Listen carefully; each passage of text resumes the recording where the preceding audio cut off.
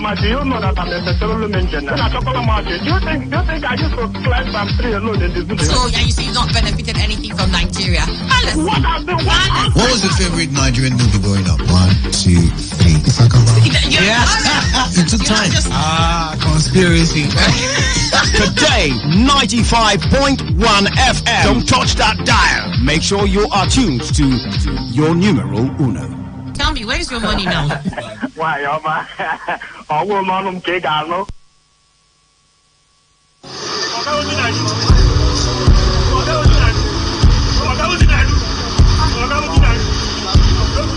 I am a proud Nigerian. I have been placed here by God for a time such as this. The degradation, challenges, and problems faced by Nigeria are the perfect backdrop for me to develop and utilize my God-given potential. I will not complain. I will not criticize. Rather, I will use my skills, gifts, relationships, and experience to find long-lasting and revolutionary solutions to the many challenges confronting Nigeria.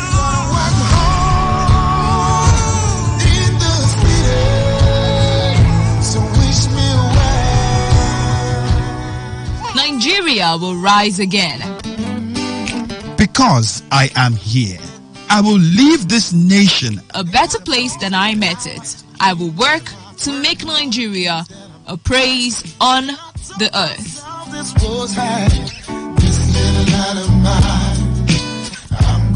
I will work to make Nigeria a praise on the earth. So help me God. Let me tell you how I got this far. This message is brought to you by Today95.1 FM, Voice of the People. Ladies and gentlemen, may I have your attention, please? This president's failed. It's about the future of this country. We're going to take it back. We're going to take it back. You asked us to vote you into that position so you can bring about that solutions. So when you vote me, then you sleep. Let me see if I can take another phone call. Hello, Today 95.1 FM. Good morning. What makes a policeman to be able to feed is the gun he's holding. They use their gun to extort money from people. Good morning. What's your name and where are you calling from? No longer news that we are truly the voice of the people. Am I not a slave in Nigeria? I refuse if you're a slave. Let's not do that now. But in Nigeria, that's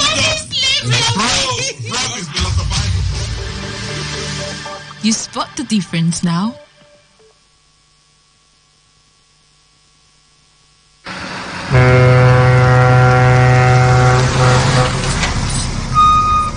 Officer, take. Officer, give me number. No time. Ma, they match am. They go. What? You driving the officer of the law? You're under arrest.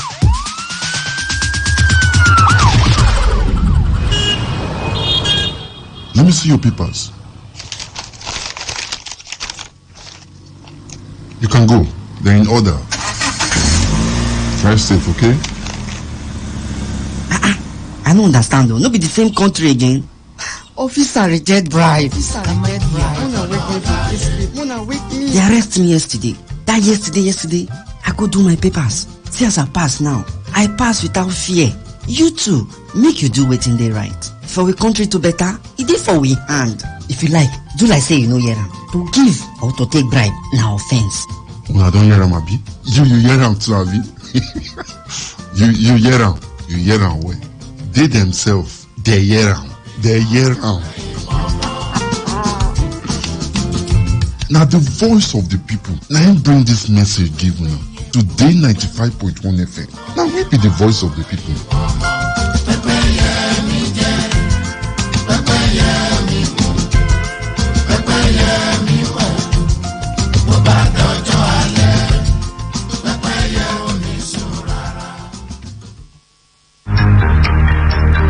Did you know that there are over 8 million listeners connected to our frequency, covering 6 states across 2 geopolitical zones? Take advantage of our reach and advertise your products, services, events, and businesses on Today95.1 FM. Get value for your money as millions of people get to know about your business. Give us a call now on 0818-389-2850. Again, 0818-389-2850. Hey, you want to speed drive? Come on, go to the racetrack. You want to smoke? Not on the steering wheel. You want to drink alcohol? Don't do it on wheels. Go to a bar and don't drive afterwards. Seat belts are not for fancy. They're there to save your life. Know your traffic rules and obey them because they are for your own good. Drive with care because life is dear.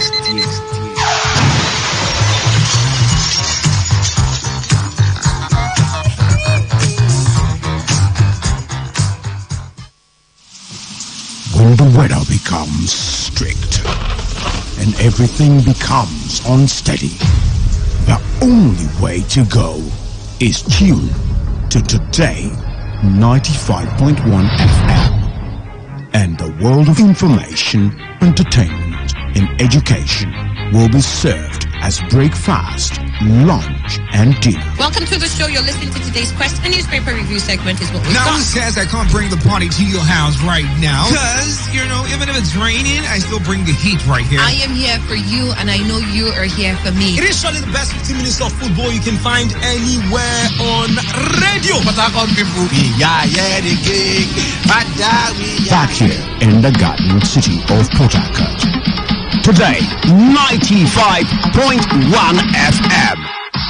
Nothing but the best. Nothing but the best.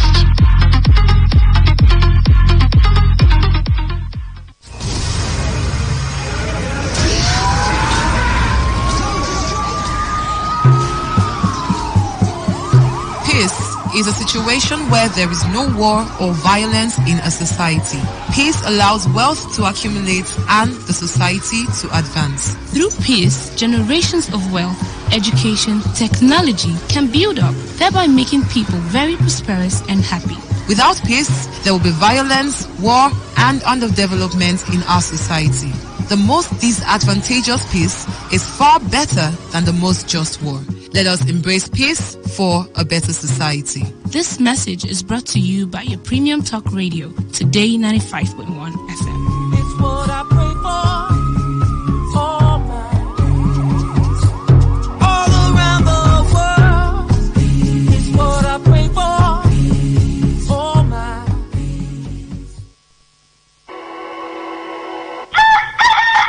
Good morning, sir. My pikin, how are you this morning? I'm fine, sir. You dey go school? Yes, sir. Make sure say you read. Madam, please, can I have one small juice and 2 biscuits there? Please be fast. Okay, customer, pay no vex. I dey come, make her bring them. No, you're late. You're late already. Plantain, buy plantain. See as this small girl dey cross this busy road anyhow. Sweet plantain. So your mama no know say you too young to dey hawk? Now one for mama, oh. I beg, come on for it, make I cross road. Maybe in China. Oh, buy your plantain.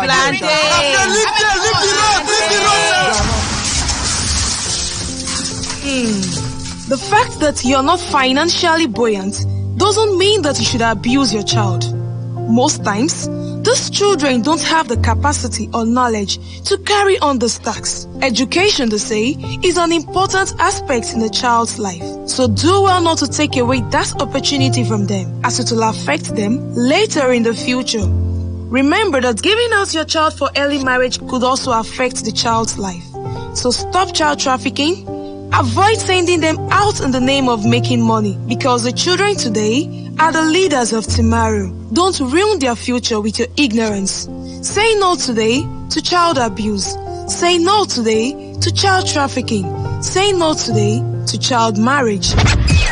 This message is brought to you by Today 95.1 FM. We are the future. We are the dream. We are the nation. We are part of this. Yes, we are so amazing. That's the least we shall be. incidents have become a regular occurrence, with thousands of lives and millions of properties lost every year in this country. Hardly a day passes without news of a fire outbreak in some part of the country, causing fear and panic among the people. Needless to say, we need to remind ourselves of the possibility of an outbreak at any time. This is what is likely to prevent us from being taken by surprise. Always put off appliances when not in use. Do not overload electrical sockets. Fuel your generator before, not when in use. Avoid fixing electrical faults personally when you apparently do not have the skill. Keep the candle on a candle stand. It takes only a minute for a fire to get out of hand. In case of a fire outbreak, please call the fire service hotline 070-315-221-99. This message is brought to you by your premium talk radio station, Today 95.1 FM, Port Harcourt, voice of the people.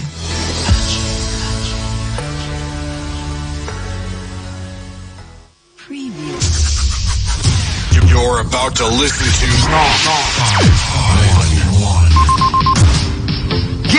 Get ready. It's the world of broadcasting as Today 95.1 FM brings you entertainment, information, education as they unfold every day. Today 95.1 FM. Do you know that I'm necessarily mentioned? When I talk about market, do you think I used to climb some tree alone in this video? So, and you say you've not benefited anything from Nigeria. What was the favorite Nigerian movie growing up? 1, 2, 3. Yeah. It took time. Conspiracy. Today 95.1 FM. Don't touch that dial. Make sure you are tuned to your numero uno. Tell me, where's your money now? Why,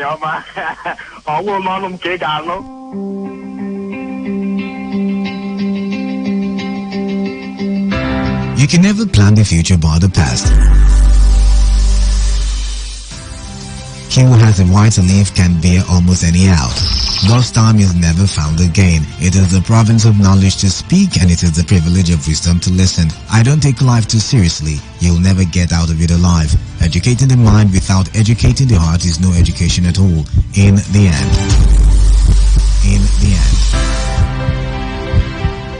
It is not the years in your life that count. It is the life in your years. Make it count with us. Make it count with us at Today 95.1 FM. 95.1 FM. Some people will carry human heads in their boots and they will not charge them because they are collecting bribe. When they go collect salary, then go say government need to pay them bribe. All these taxi drivers safe. They don't even get papers. Even driver's license safe, they don't get. Then you back there. Hold on there. Their cars are in bad shape, very, very bad shape. They have no ethics of driving. That is why they will continue to bribe so that they can have their way. I will shoot you now. I will shoot you. Headlights, you no get. Side mirror, you no get. Motorway to carry animal. Now you take put for road to carry human being. You don't even wind the motor when rain they fall. You no get conscience at all. Jake, you be number 15. You be number 5. More than enough to get a number. Let's allow them do their job.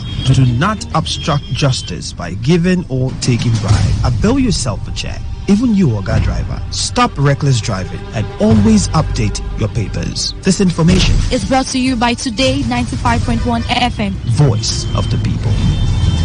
Officer, give me change. Now 1,000 I give you.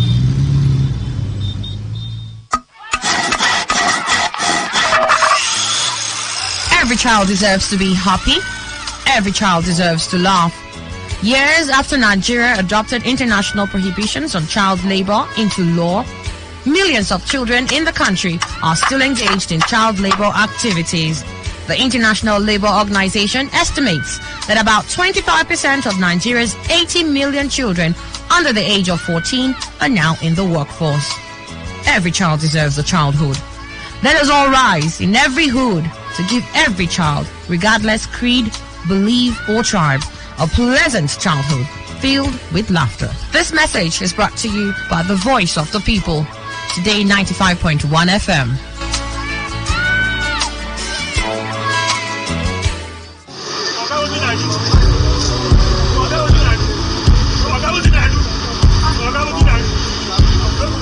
I am a proud Nigerian. I have been placed here by God for a time such as this. At my back, I ain't coming. The degradation, challenges, and problems faced by Nigeria are the perfect backdrop for me to develop and utilize my God-given potential. I will not complain. I will not criticize. Rather, I will use my skills, gifts, relationships, and experience to find long-lasting and revolutionary solutions to the many challenges confronting Nigeria.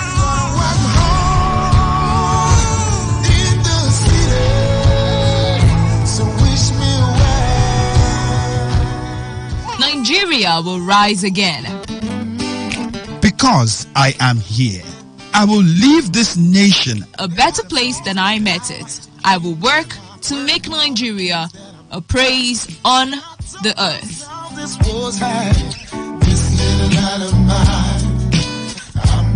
I will work to make Nigeria a praise on the earth. So help me God. Let me tell you how I got this far.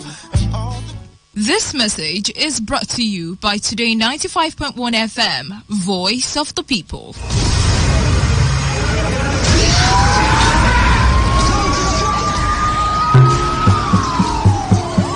Peace is a situation where there is no war or violence in a society.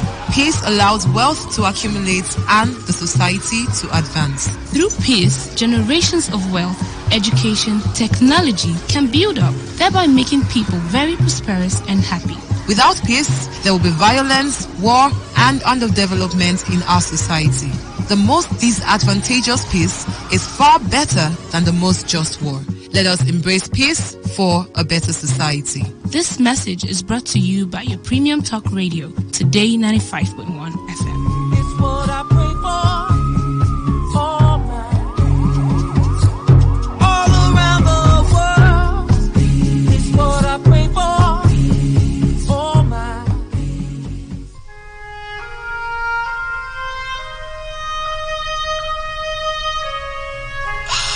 Crying out loud, why should you leave me at this point in time? Oh my God. In my life now. I couldn't do a thing like that to me. What on earth did I do to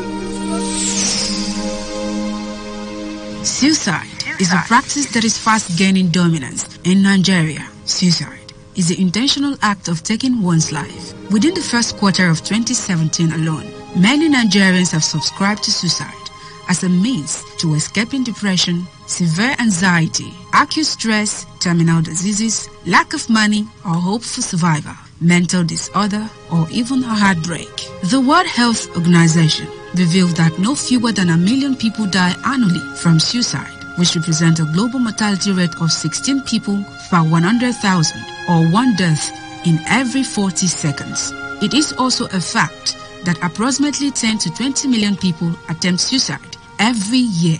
But is anything worth dying for? Oh my God. Suicide is a major public health concern, but it is preventable. Talk to someone when you feel depressed. You can also prevent others from a suicide attempt by contacting the Nigerian Suicide Prevention Initiative on 080-621-06493 or 080-921-06493. Choose to live today because life is beautiful. This message is powered by your premium talk radio, Today95.1 FM, the voice of the people. The voice of the people.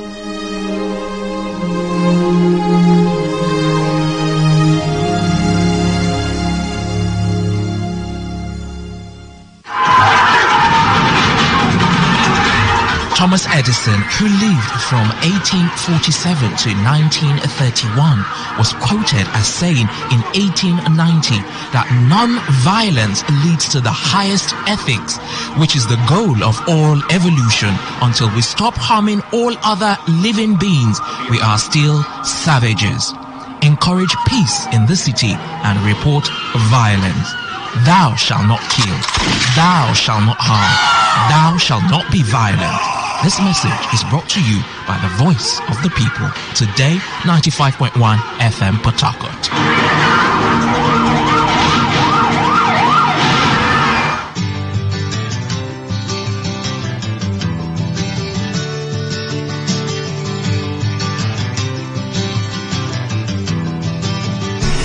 This is Today 95.1. To copy this tune, press 9. This is Today 95.1 FM. For current news and information, press 5. They are politicians, all of them. They know what they do. So they know how they attack each other. To stay connected all day, press 1. The person who raised the name is the one who made the public know about it. Good afternoon and welcome to the World News on your premium talk radio station. We are your premium talk radio station. Today 95.1 FM, the station with a unique dial.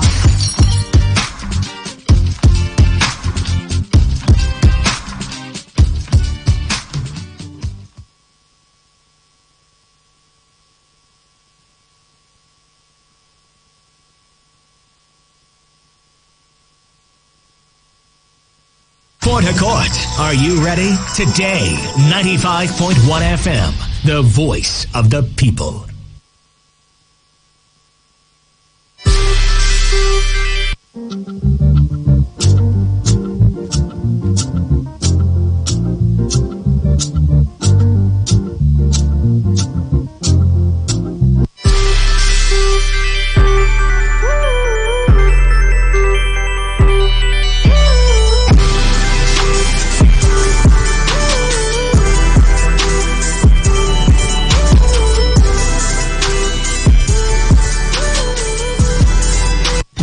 Has never been this good. Today, 95.1 FM, Port Harcourt.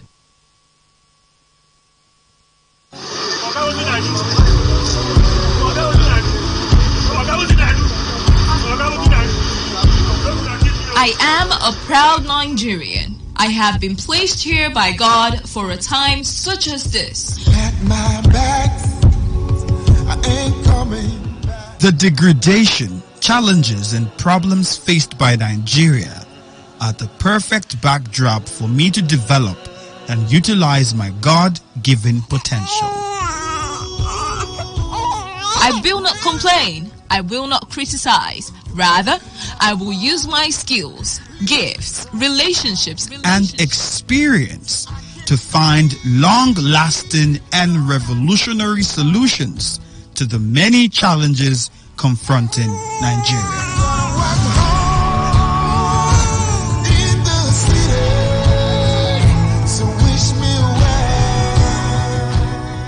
Nigeria will rise again. Because I am here, I will leave this nation a better place than I met it. I will work to make Nigeria a praise on the earth.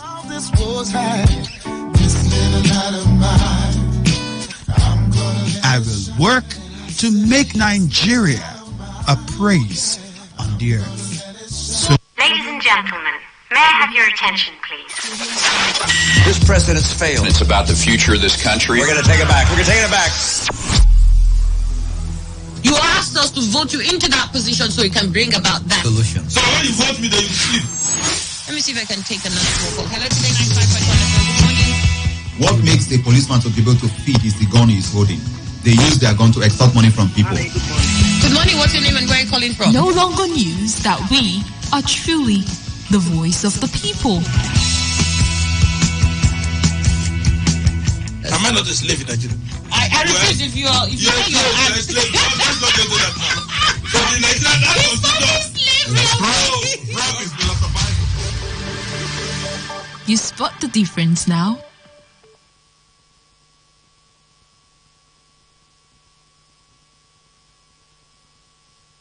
This is Today 95.1 FM, Port Harcourt, voice of the people.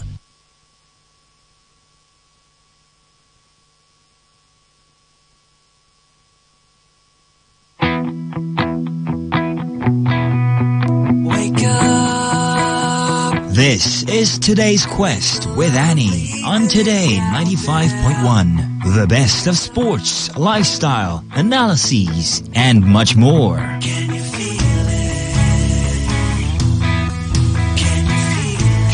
you feel it? This is Today's Quest with Annie on Today 95.1 FM.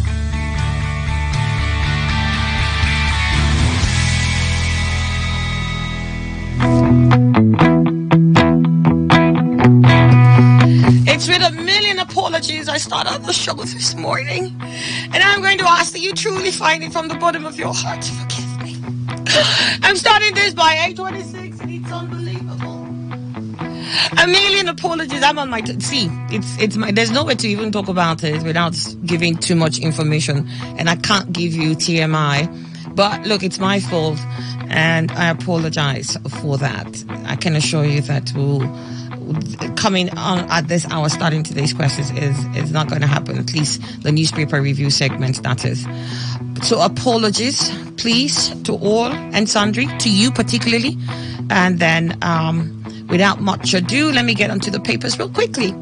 So we've got from the very first story, you can check our Facebook page, Today 95.1 FM, for all the stories that we've got today. And then top there, we've got presidential pool. We won't allow any convict to contest NBA vows. That's in the Vanguard newspaper. Presidential pool. We won't allow any convict to contest NBA vows. Elections logistics in danger with fuel scarcity. INEC there with that position. Elections logistics in danger with fuel scarcity.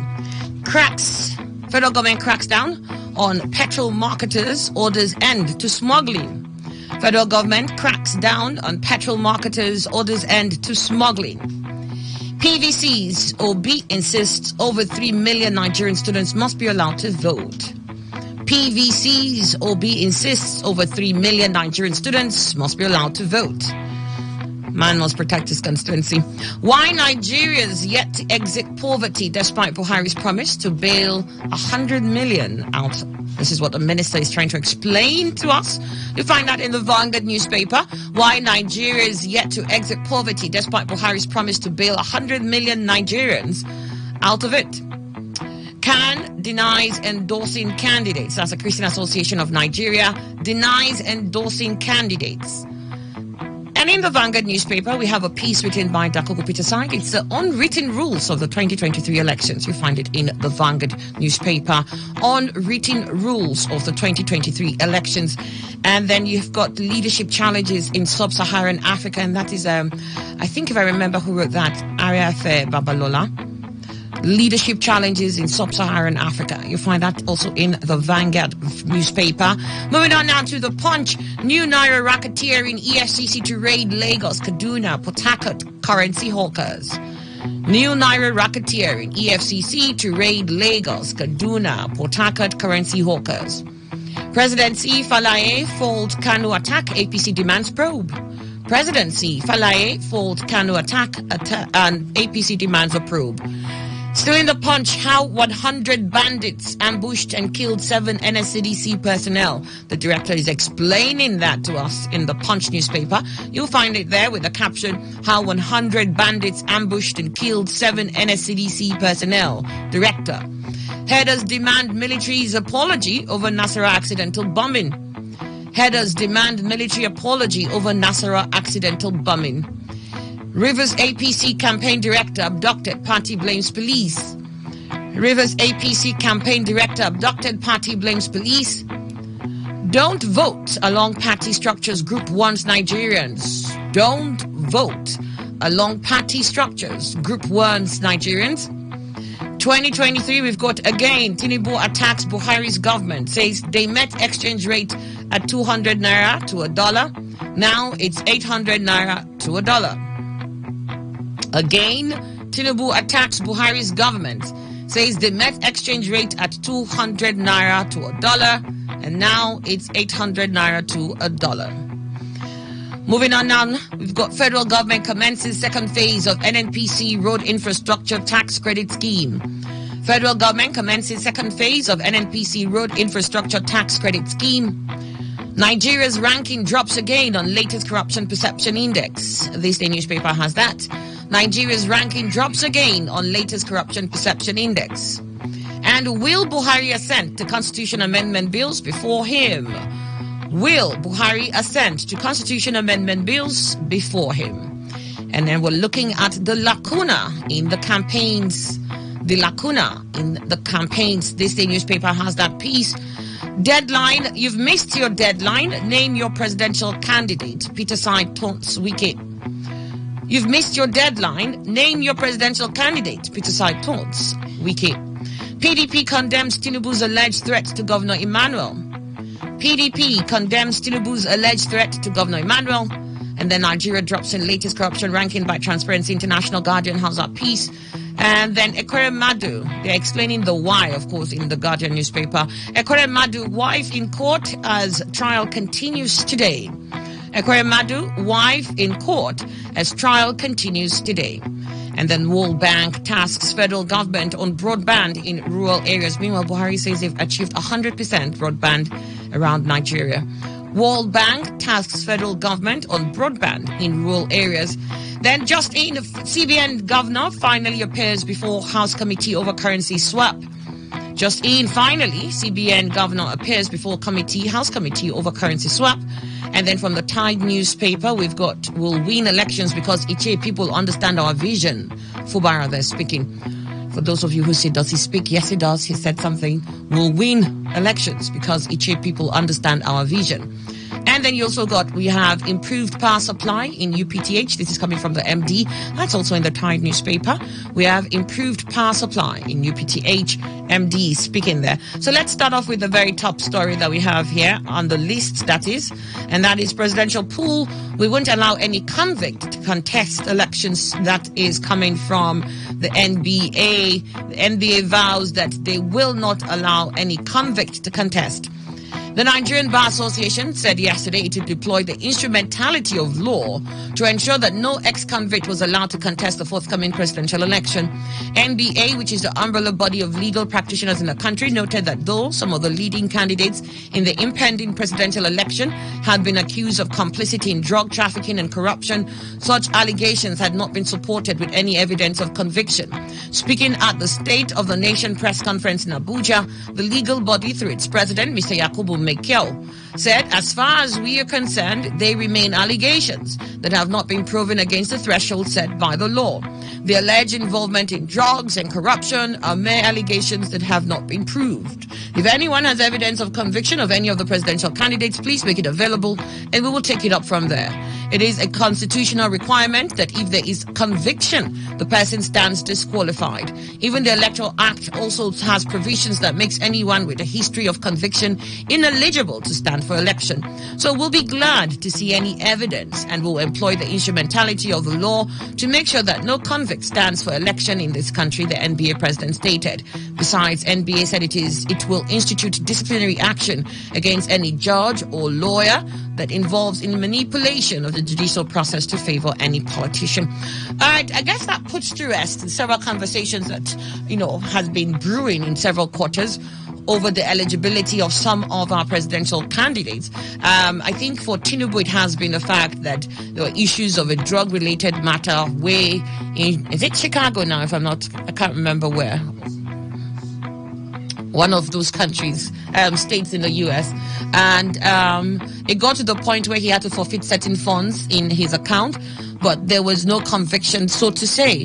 But that has been going back and forth. They believe that the fact that there was a forfeiture at any point should have shown that maybe guilt has been established. I think that's the push for that. And I guess for Atiku, it has also been the fact that in OBJ's book, he took him to the cleaners in his book and mentioned some of the things he did while he was vice president.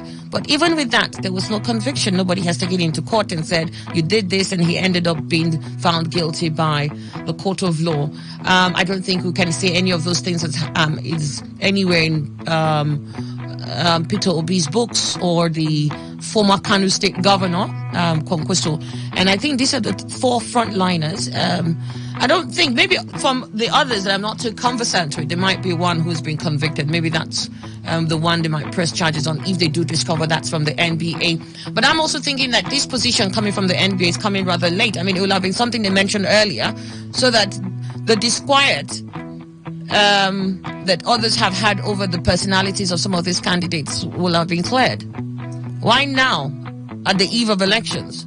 Emmanuel, good morning. Good morning, Annie. Good morning, Nigeria. Well, I want to believe, in defense of the NBA, that they were just hearing it, listening to it as a rumor and all that, until there's substantial evidence to whatever anybody is talking about. It means nothing. And now, perhaps, there have been greater push. For it to be made by the NDA to come in defense of it and all that. That's why they are coming out with this. But for me, I think it all along has been rumor, truly. Because if anybody has, even the Tinubu's version of it, they have said that this happened, that happened in America. But the issue is, do you have evidence in Nigeria and you want to take it to court and then bring the evidence? If you don't... But well, what if it was convicted in the U.S.? Is that not enough? A conviction somewhere is a conviction? It is enough if you can go and prove it that it was convicted and then you give evidence. Simple. I mean, as NBA have stated, they'll come in defense of the people. But when you are just talking, it happened in whether Chicago, Arizona, anywhere at all, but in the U.S. soil, and then you are talking... both Tinubu himself and every other person will keep quiet because you have no evidence. So the onus lies on whoever accuses to bring evidence. Okay. Manuel, we've got your thoughts on that. Thank you very much. I have joining me this morning Lord Chief Asher Frank. He is a monarch, a businessman, APC, PCC member, and leader of the Bridge Organization Global. It's great to have you this morning. Thank you very much. It's my pleasure. All right, so let's get your thoughts in. I think the NBA have done the needful.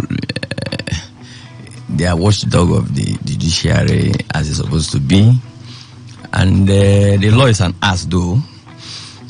And I think they are spoken very well. I will not also subscribe to any person who have any convictions which is against the Nigerian law to hold any office in Nigeria whatsoever.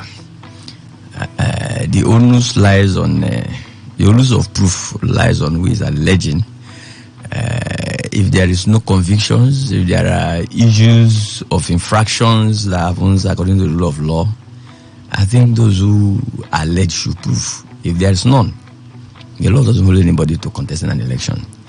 The moment there is any infraction against the law and you are not qualified to contest, whoever you are, step aside. If there's nothing like that, you go ahead. I think the law is the law. I got your thoughts on that then. Thank you. Ehiage Shepherd is also with us, process engineer and a social analyst. Good morning. Good morning, Annie. All right, let's I'm get happy your to be here. Yeah, what's your thoughts with this? Okay, it's one thing to allege, and it's another to prove. I don't know what kept NBA till now to begin to tell Nigerians stuff like this. But that notwithstanding, all the rumors we've been hearing concerning the aspirants, that yes, they'll be convicted at one time or the other, Tinubu, then Atiku and the rest of them, they are just rumors. Nobody has actually come out with a concrete evidence to actually back up all those claims. So, of course, I believe that if there are evidence, as NBA has said, they will do the needful and ensure that such a person does not come out to contest any election. So that's just it. All right then. But do you have a problem with now? Why NBA is coming up with this now? I mean, they could have said this earlier, and everybody who has been saying, "Oh, this person should leave should be cancelled from the elections." Maybe we'll have been settled by now instead of having these conversations late in the campaigns. Yes, because this is one of the issues we always have in this country. We only want to do things at odd hours. Now, I would have expected that things like this, statements like this, should have come up during primaries. We know all that are contesting elections. The NBA, in fact, the NBA should even be part of those to actually screen the aspirants to find out if there are to find out their past antecedents, to find out if there are cases hanging over their necks, if there are convictions concerning them, their past lives, before even venturing into primaries. So we should learn to always do things at the right time in this country, so that, because even if there are evidence now, election is just few days from now. So even if there are evidence now, there is no way any aspirant can be stopped from contesting for now. But if the laws say so, then you can go to court and prove that this is what the law says. But we know how long cases stays, in this country. So what I'm saying is that, yes, even if at the end of the day it's proven that such person actually has been convicted in the past, but maybe the person must have won the election already. It will not amount to now say, okay, you've won the election, then other persons start coming up. Since this person is no longer now we now find out that the person, somebody who did not contest election, will not be the one to enjoy the outcome of the election. So it would be better that things are done before the election. Okay, let's move on. We've got election crisis lingers as fuel scarcity, with the danger of fuel scarcity. This is what INEC is saying. Let's get on to the story proper. It says, following the continued scarcity of fuel across the country, the Independent National Electoral Commission, INEC, yesterday raised the alarm that the development could hamper election day logistics. While the Nigerian National Petroleum Company, NNPC Limited, assured the Electoral Commission of an adequate supply of fuel during the election, the three major presidential candidates also expressed hope that the scarcity will be resolved before the polls. Speaking at a consultative meeting with officials of the National Union of Road Transport Workers, Chairman Professor Mahmoud Yakubu said the meeting, and INEC Chairman Professor Mahmoud Yakubu said the meeting was to put finishing touches to the implementation of the Memorandum of Understanding signed between the Commission and the Union on 20th of December 2022. He noted that the issues of logistics had been a perennial problem in election administration in Nigeria. His words, the Commission shares your concern about the fuel situation in the country and its impact on transportation on election day. The truth is that our arrangements may be negatively affected by the non-availability of products. For this reason, the Commission will this afternoon, that was yesterday, meet with the Nigerian National Petroleum Company Limited to look into ways to ameliorate the situation. I wish to assure Nigerians that we'll continue to engage every national institution for the success of the 2023 general elections. I mean, Emmanuel, at some point, I actually felt we were finally pulling out of the scarcity. I saw queues were getting less. I saw that more filling stations were beginning to have the product. And then all of a sudden, it went back again. It was like it was just for a moment. And we have the rise of the fuel price skyrocketed. I hear 480, 450 in some places, and then you can't even find the product. So where are we here? I mean, the 14-man committee, I don't know that inauguration has been done, but are we not caught in danger with the processes that we've engaged? Well, if it ended at caught in danger, it would have been fine. But we are in danger already. You see, Annie, I think we are where government wants us to be. That's the way I look at that issue, because it is government that is in charge of all these petroleum matters.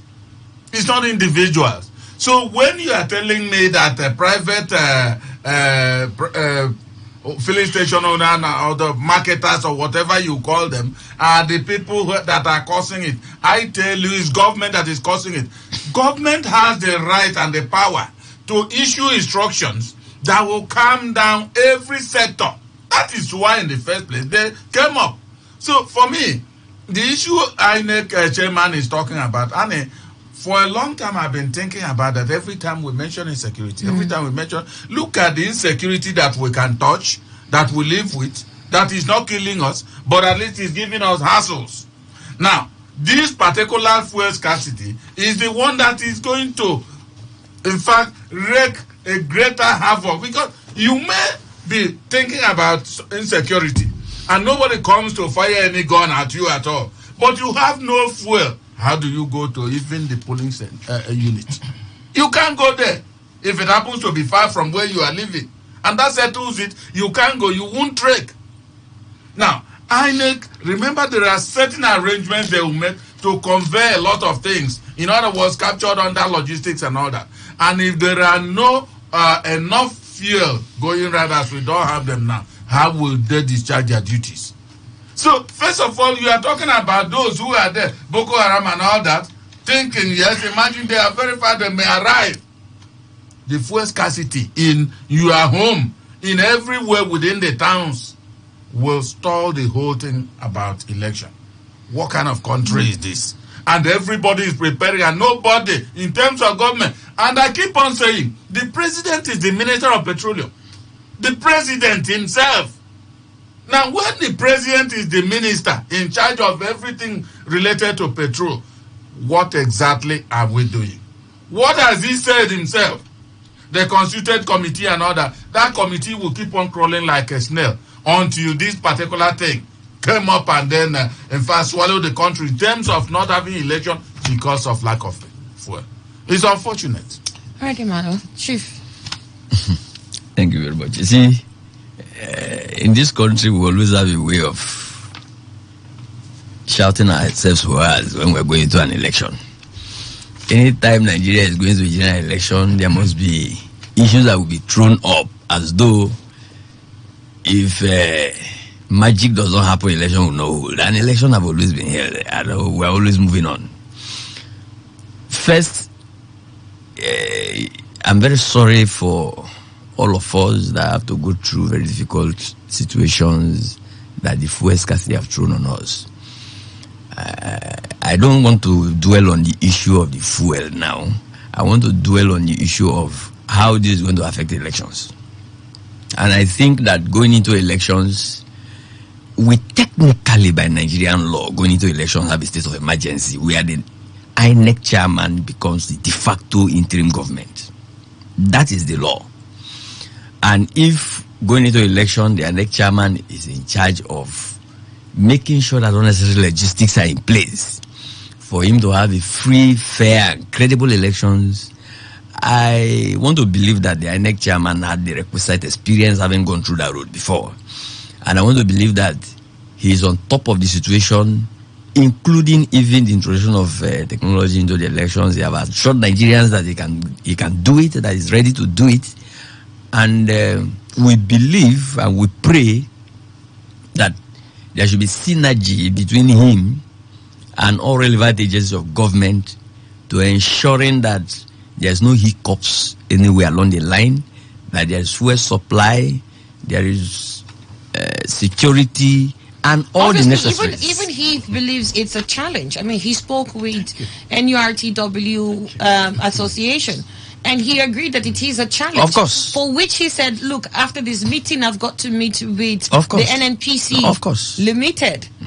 I don't think for him it was the regular elections as he's carried on where he has all the wherewithal to deliver as is demanded of him. No, every election comes with its own challenges. That's what I'm saying. I said in this case, this challenge now is the fuel scarcity. Of course, and he has to deal with it. That's why he's the INEC chairman. If he can't deal with it, if NNPC can't provide what he needs, how will he deal with it? No, there is no can't. Because the capacity of government to meet its needs to it's do the election. Capacity of government before election. It is the capacity of government to ensure that you and I have this product available. Yes. It is their duty. Yes. It's not only during election that it is their duty. Of They are course. duty bound right now to make sure that we have that product. I agree with you. That is why I said I don't want to lump the two together. No, you have to. That is why we say we're in danger. No, we are dealing with fuel in respect of prosecuting a general election. So I don't want to go into the economics of West scarcity. That will take me a very long time here, and I'm not alone in the studio. In respect of the elections, whether insecurity, whether fuel, whether any of them, the law have empowered the INEC boss to synergize with every agency of government, including the Commander-in-Chief of the Armed Forces, to ensuring that he has a good and credible election. The law has given him that impetus to doing so. Going into election, therefore, I expect that any challenge that comes his way, he should synergize with the relevant agencies, and Nigerians should have the faith that he can do so, and we should cooperate with him to doing so that we'll have easy transition of government. That's my position about that. All right, okay, your thoughts on that. Let me get to Ehiagi. Okay. I want to say, in the first place, Chief is trying to be careful or economical with some truth here this morning. All right. Now, for me, for Yakubu to cry out at this time, there is something he is saying or he knows which we don't know. Now, when I heard this, when I saw this news yesterday, I was like afraid. If INEC chairman could cry out at this time for an election, we still have few days to the election. 24. So for him to cry out at this time that this scarcity of fuel is likely to be a hindrance, it means there is something that is going on which we don't know. And also, as Ima said earlier, the Minister of Petroleum is the President of the Federal Republic of Nigeria, General Muhammadu Buhari. And we are having fuel scarcity at a time like this. There is something happening which Nigerians are not aware of. And it is the right of the President to come out at this time to tell us what is actually happening. For me, I see this as the government terrorizing her own people. It is, for me, I see it as a very big terrorism. If you go to the street now, you see the suffering, the stress people are going through.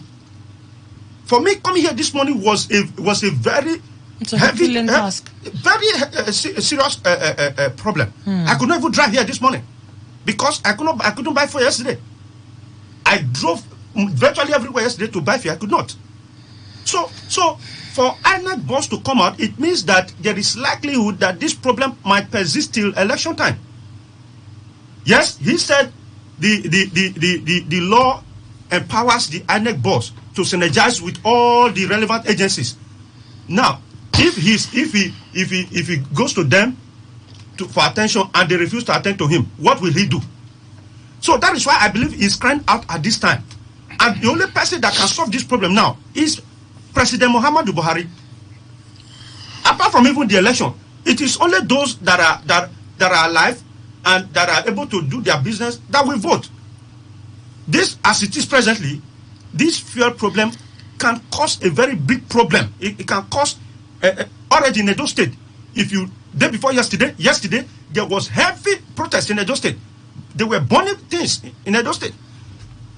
The fact that it has not come to River State doesn't mean, if care is not taken, if it persists, what happened in Edo State might spread through other states, and the election we're talking about will be in heavy jeopardy. All right. Got your thoughts on that, Ehiagi Shepherd. Henry Akine joins us. He's the National Legal Advisor Committee for the Defense of Human Rights. It's good to have you in the studio. Good morning. I was going to ask you, was our right to have fuel? It is our right to all economic resources, really. Thank you for having me. Good morning, everyone. The Independent National Electoral Commission has one core responsibility, pursuant to law. The Constitution establishing the Independent National Electoral Commission vests it with power to coordinate, organize, and conduct elections. That's the core responsibility of INEC. So whatever challenge INEC would have would be an ancillary, maybe challenges from other sectors or other agencies, but having direct or indirect relationship with INEC in the conduct of elections. So whether it's insecurity, which is not the primary responsibility of INEC, but it becomes a challenge to INEC in conducting free, fair, credible election for seamless election. Whether it is political or electoral violence, which is also another enormous challenge to conduct of free elections, not by INEC, but usually by electorates, political parties, and maybe citizens. Then this now, a commodity that is very essential to Nigerians in many ways, fuel. Fuel scarcity. It's not the responsibility of INEC to provide. It's not one of the areas of INEC to even control the deployment or distribution, or in any way they have no link to all. So, but it has some effects in the process and activities of INEC in conducting free and fair election. So like Frank said, it's one of those areas, therefore, that INEC would have to work very closely and synergize with agencies of government and officials of government in this regard. And so that the chairman of INEC has identified this as one of the challenges. Over the weeks and months, he's been identifying different challenges. I'm aware that at times they were seriously complaining about insecurity, and then, of course, complaining about the conduct of political parties and insecurity, political violence and all that. So now, very close to elections and fair. So what is the relationship between this? It's about logistics. So basically for INEC, they don't use fuel in any way to do the cast and voting. But one critical aspect of the entire process is logistics. Yeah. And I agree that is very paramount and very important for INEC to be able to deploy materials to places of election. And that's critical. Even when the people are converged somewhere at their polling units, peacefully, no violence, no insecurity, if the materials don't come, there won't be elections. Thank you. Exactly. So it's very critical, very important. And that's why the commission is beginning to feel threatened. So how they could very conveniently, and that is very huge. If INEC could tell us the amount of petroleum product, whether it's diesel or PMS, that they may require for all of their logistics to go around this country, you will be amazed. But I do know that there were times when we had these two political parties, when the government was funding political parties and elections. There were vehicles that that actually were owned. The NEC used to own vehicles. So distribution of materials were with INEC buses, vehicles marked clearly. But these days INEC doesn't have those vehicles so they work with the National Union of Road Transport Workers and then the other unions in that sector. Now, directly, these are the people that may cry about availability of fuel and all of that. But indirectly, because INEC is going to work with them, if they do not have, if they go to them to contract them to convey these materials and they say they don't have fuel, they're not moving, INEC will be stuck. So there is no mincing word that is a serious challenge to the elections coming in just about 2-3 weeks. So everybody has got to do something, and then something really has got to be done to ensure that we have this commodity. Now, beyond INEC, elections are not just being conducted by INEC. If INEC also deploy these materials, you mean they find a roundabout way and then they get these materials to the units and people are not there to vote, we won't have an election. So another aspect of this challenge of fuel scarcity is even the electorates, the people. We need the people to vote for who have elections. And then we all know that during the election or about election eve, people will have to commute from one point to another. It's seriously going to be a challenge for people to be leaving their places of work and then go to their localities or places of voting where they have registered to vote.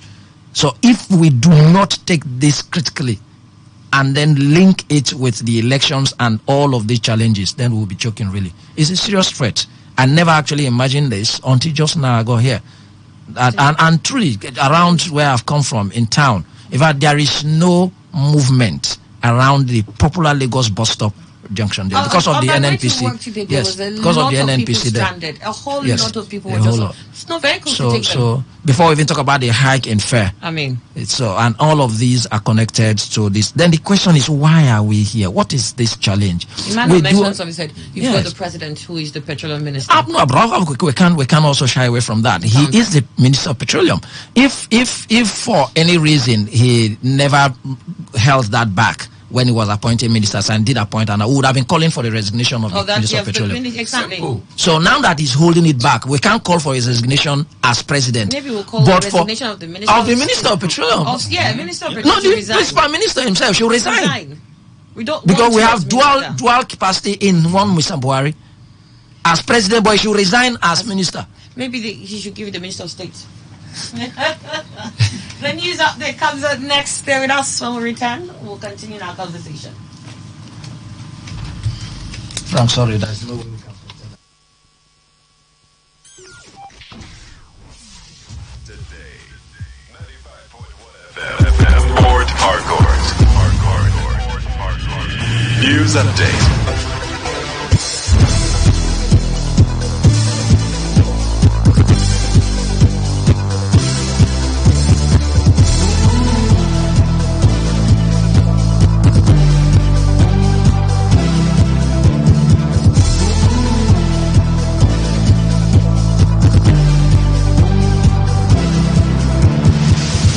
Hello and good morning. Here's the news update on Today 95.1 FM. I'm Annie Abdul Salam. President Muhammadu Buhari has returned to the presidential villa in Abuja from his working visits to Lagos, Katsina, Kano and Jigawa states. The Leonardo AW139 helicopter conveying President Buhari from the Nnamdi Azikiwe airport arrived at Aso Rock Villa a few minutes after 7 p.m. yesterday. Exactly 1 week ago, the president departed Lagos, where he inaugurated the Blue Rail project, and for Dakar, Senegal, to attend the second edition of the Dakar International Conference on Agriculture. Although he returned to the country on Wednesday, the president proceeded to Katsina for a 2-day working visit, where he inaugurated at least 7 infrastructural projects executed by the state government. On Monday, he proceeded to Kano State for a 1-day working visit, where he commissioned the Dala Inland Dry Port and a 10-megawatt solar facility. Earlier on Tuesday, Buhari visited Jigawa State, where he inaugurated the 5,700 hectares Hadeja Valley irrigation scheme in Ayuo local government area, among other projects. The president is expected to preside over today's Federal Executive Council meeting after being absent for 2 weeks in a row. The governor of the Central Bank of Nigeria, Godwin Emefiele, says banks will continue to accept the old Naira notes even after the deadline for swapping with the newly designed currency notes. Emefiele said the decision is hinged on Section 20, Subsection 3 of the CBN Act 2007, which says even after the old currencies have lost legal tender status, the CBN will continue to accept the old notes. The CBN chief, who had earlier failed to honor the House of Representatives' invitations, explained to the lawmakers that he was out of the country. Speaking about the redesign of the Naira, he said the CBN's actions were in line with international best practices and the Apex Bank has to be in control of the currency in circulation. The All Progressive Congress in Rivers State has sent a Save Our Soul message to the Inspector General of Police, Usman Al-Khali Baba, and other relevant security agencies over the attack on its members and supporters in Omuma local government area of the state. The Publicity Secretary of APC, Darlington Nwoju, said the call became necessary following the persistent insecurity recorded in Omuma since 2015 till date. Addressing newsmen at the APC State Secretariat, Onyekachi Ojeigbe, who is the lead of the APC in Omuma, and Charles Chubuzo Nweke narrated how their members and supporters were attacked during a word-to-word campaign in the area. And on to the foreign scene, a campaign group has launched a courtroom battle against the United Kingdom's arms sales to Saudi Arabia, warning that weapons are worsening a major humanitarian disaster in war-torn Yemen. The United Kingdom's High Court has commenced hearing in the case brought forward by the Campaign Against Arms Trade, which says arms exports have contributed to the deaths of thousands of civilians. The UK-based group is challenging the lawfulness of a decision taken by the British government in 2020 to continue supplying weapons to a Saudi-led coalition involved in the 9-year-old conflict in Yemen. It marks the latest development in the long-running battle over the legality of the exports, which CAAT says has made the UK more than £23 billion since the war began. Yemen is facing one of the world's worst pressing humanitarian crises, with more than 23 million people estimated by the UN to be in need of humanitarian assistance. And that was a news update on Today 95.1 FM. Ensure you collect your PVC and take advantage of this coming election to elect the leaders of your choice. I am Annie Abdul Salam. Thank you for listening. Good morning. Court, are you ready? Today, 95.1 FM, the voice of the people. Talk radio. I listen to a lot of talk radio. 95.1 FM. Welcome to this live transforming online business education program on radio, where we have the latest information on the benefits of e-business. As we go into this new year, I'm sure most of us are looking at the correct and specific action steps to take to secure our finances. If you have these questions in mind and you need answers, then you're at the right place. Raleigh Academy on Radio is a program with an ultimate goal to equip anyone in search of a genuine opportunity to create a new stream of income or add to their current stream or streams of income. Raleigh Academy is a reputable organization that offers educational services in online businesses and financial education. Well, in the studio with me today to answer all the questions you have about making your finances better in 2023 is an e-trader and an online entrepreneur with Raleigh Academy. He was trained at the London Business School, the London School of Business and Finance, as well as the London Academy of Trading. He has certification in technical analysis from Cyprus. He has gathered over 13 years of experience in financial trading and technical analysis. He is a man who understands this trade. It's my pleasure to introduce my guest. He's no other than Michael Akinwale. Michael, thanks for joining us today. Thank you so much, Lekon. Beautiful day to be in the studio, and I can tell you it's going to be a beautiful time. Now let's get to the matter. In this episode, we'll be looking at why has it become extremely critical to be online. Before we get into that, we had a conversation before we got into the studio, and you said something like the location of a business, which used to be very critical to the success of a business, has changed. What exactly do you mean by that? Okay, you see, when you're starting a business in those days, one of the first things they look at is location. Why? Because the location of a business sometimes determines the success of the business. Now, even though the location is still critical, the problem right now is that location is no longer a physical space. You know, the location of a business right now is on the online space. If the business is not in the online space, that business will soon be out of business, which is why several years ago, Bill Gates wrote it that if a business is not on the internet, it's out of business. So the location right now that's critical for business is that the business must be online. If it's not online, it's a dead business on arrival. Wow. So why has it become critical to be online? Yes, so I can tell you it has become not just critical, extremely critical to be online. Take some of the criteria I just expanded. For instance, the global economy is not looking great. Take from Nigeria to several countries in the world, the economy is not looking great. I was in Istanbul 2 months ago, and people were complaining that there is a lot of inflation in Istanbul, in Turkey. So it's not just a Nigerian problem, it's a global problem. And because of that economic problem, you need to be online because that's where the future of our business is. And number two is the fact that money itself has moved online. Now, when you say money has moved online, how do you make such decision? It's the fact that the biggest companies in the world now are online. For instance, the biggest company in the world is Apple, Microsoft, Google, Amazon, Facebook. These are all 100% internet-based businesses, which lets you know that money itself has moved online. All right, interesting. You've laid out reasons why it's critical for everyone to be online. How can one start? That's the key question now. To start online is not a big deal. It's a very simple process. There are two ways that I think people should go about it. Number one is that, but whatever you're doing right now, find a way to create an online path for it. And secondly is the fact that there are several online businesses you can do. And I always recommend to start with the simple ones. For instance, you can start with e-commerce and e-trading. Okay, e-commerce, e-trading. You mentioned those two and I picked them. Explain more about this, e-commerce and e-trading. How do they work? Okay, if you check these two businesses, you notice they both have E. That word E means electronic or internet. So we have e-commerce and then we have e-trading. Now, the beauty of these two businesses is that they're both about buying and selling. Buying and selling. And you see, buying and selling is one of the oldest businesses on this planet. You buy a product at this price, sell it at a higher price, and you make a profit. So let me break them down into what they are. The e-commerce simply means buying and selling of tangible products. You see, tangible products. And you won't believe what people sell online now. You can even sell gari, you can sell palm oil, you can sell ewedu, all these things, they are online now. Then when it comes to e-trading is the online buying and selling of electronic or financial products. These products, you can't see them physically. They are not tangible. They are electronic, or we call them digital assets. You know what I'm saying? Okay. They call digital assets. So for instance now, even Nigeria has what they call e-naira.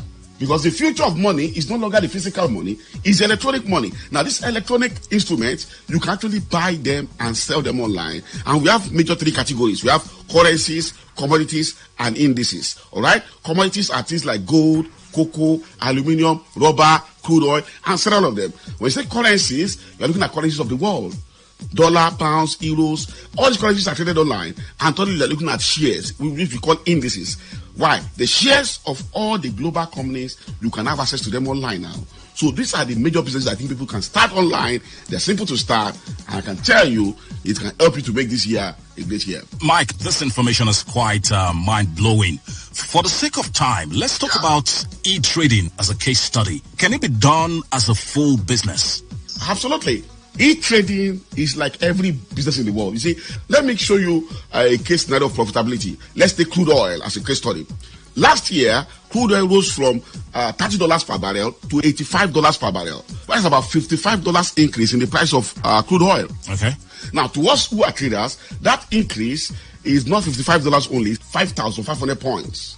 It's 5,500 points increase in the price of crude oil.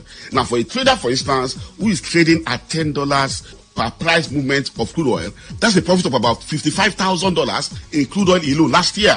Okay. Now, as a trader, you're not trading crude oil only. You are trading crude oil, you are trading gold, you are trading other commodities, you are trading currencies, you are trading indices. Just assume you are trading four things. Imagine what last year could be like for you. So basically, that's how e-trading works. Anybody can do it. It's something that gives your life high level of flexibility. And I can tell you, you need to start it right now. Oh, you're a professional in this business. You've been in the business for a very long time. Absolutely. All right, great. The year just starting. I mean, people will want to take advantage of the opportunities in these businesses you have just explained. How can they start? Well, it's quite simple. You see, if you want to learn to drive a car, for instance, the first thing you do is to go to driving school. If you want to do a business, you start by going for a training on how that business works. And that's why Rally Academy is here. Rally Academy is here to educate people about several online businesses, all right? And that's why we have a training which is called the Executive E-Business Foundation Training. The Executive E-Business Foundation Training. Just a 3-hour training on how you can start these businesses and start using them to change your financial status, all right?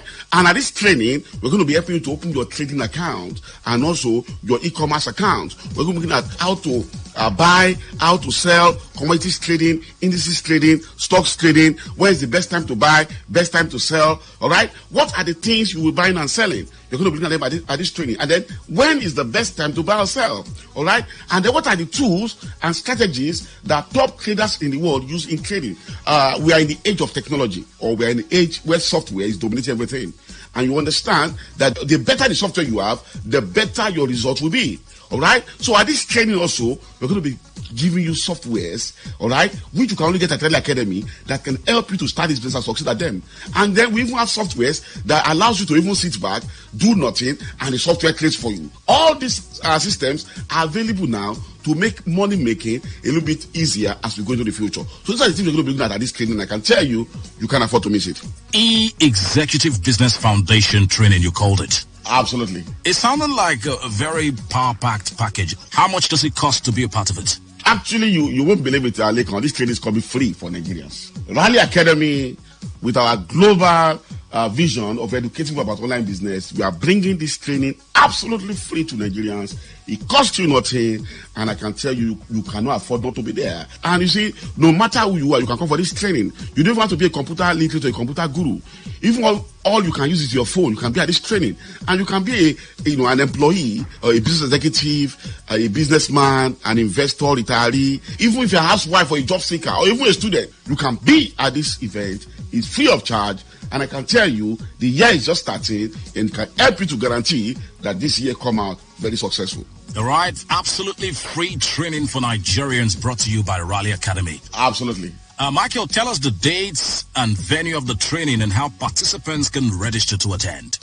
The training will be taking place for 2 days right here in the city of Port Harcourt. And the dates this training will be taking place is Thursday 2nd and Friday, the 3rd of February 2023. The time again is Thursday 2nd and Friday, the 3rd of February 2023. The time will be from 10 a.m. to 1 p.m. From 10 a.m. to 1 p.m. So 3 hours of very, very life-changing time. The venue of the event on those 2 days will be at Landmark Hotel, number 4, Wolu Street, off Olebasinjo Way, D-Line, right here in the city of Port Harcourt. Let me tell that again, Landmark Hotel, number 4, Wolu Street, off Olebasinjo Road, D-Line, right here in Port Harcourt. Very popular place, I can tell you, you cannot miss it. It's very important that you register to be at this event so we know you are coming and we can prepare for you. And to register is simple. Send an SMS to your phone number, then your seat will be reserved to be at this event. So take your phone right now. Let me show you how to register. If you want to register for on the first day, which is Thursday, the 2nd of February 2023, send an SMS to the word PH1. PH is short for Port Harcourt, and the number to this phone number 091 6466 0000. Let me take that phone number again, 091 6466 0000. And you want to register for on the second day, which is Friday, the 3rd of February 2023. Send an SMS to the word PH2. PH is short for Port Harcourt, and the number 2 to the same phone number 091 6466 0000. Let me take that phone number again, 091 6466 0000. Thank you. What else would participants benefit at this training? Well, like our culture in Rally Academy, we believe education is powered by a law of long and lasting impression, which means after you come for our 3 hours training, you also need to get home to keep learning, which is why this training, we're going to be putting in your hand an educational DVD that contains trainings on e-trading and softwares that you can actually use to begin the business to succeed. So the first 100 people to register to attend this training, you're going to be going on with this educational DVD. So begin to register now to pick up your DVD at this training. Secondly is that this is year 2023 is a new year, and so Rally Academy is going to be giving out our 100% bonus. This 100% bonus is equal to at least 100,000 naira extra money added to people's capital for them to start this business of e-trading in this year 2023. So begin to register now, be at this training, pick up your DVD, come pick up your bonus, which is equals to at least 100,000 naira, and I can tell you we can make this year 2023 a very great year. Loads of freebies going out this year by Rally Academy. All right, interested? Tell us again the dates, the venue, and the time of the training, and how participants can register to attend. The training will be taking place for 2 days right here in the city of Port Harcourt. And the dates this training will be taking place is Thursday 2nd and Friday, the 3rd of February 2023. And then again, is Thursday 2nd and Friday, the 3rd of February 2023. The time will be from 10 a.m. to 1 p.m. From 10 a.m. to 1 p.m. So 3 hours of very, very life-changing time. The venue of the event on those 2 days will be at Landmark Hotel, number 4, Wolu Street, off Olebasinjo Way, D-Line, right here in the city of Port Harcourt. Let me tell that again, Landmark Hotel, number 4, Wolu Street, off Olebasinjo Road, D-Line, right here in Port Harcourt. Very popular place, I can tell you, you cannot miss it. It's very important that you register to be at this event so we know you are coming and we can prepare for you. And to register is simple. Send an SMS to your phone number, then your seat will be reserved to be at this event. So take your phone right now. Let me show you how to register. If you want to register for on the first day, which is Thursday, the 2nd of February 2023, send an SMS to the word PH1. PH is short for Port Harcourt, and the number to this phone number 091 6466 0000. Let me take that phone number again, 091 6466 0000. And you want to register for on the second day, which is Friday, the 3rd of February 2023. Send an SMS to the word PH2. PH is short for Port Harcourt, and the number 2 to the same phone number 091 6466 0000. Let me take that phone number again, 091 6466 0000. Let me take that phone number again, 091 6466 0000. Thank you. All right, thank you very much, Michael Akinwale, for coming on the program today. Thank you so much. But remember, you have to take a decision. This might be the ultimate decision for that financial freedom you've been searching for. Take it and be a part of this. Bye for now.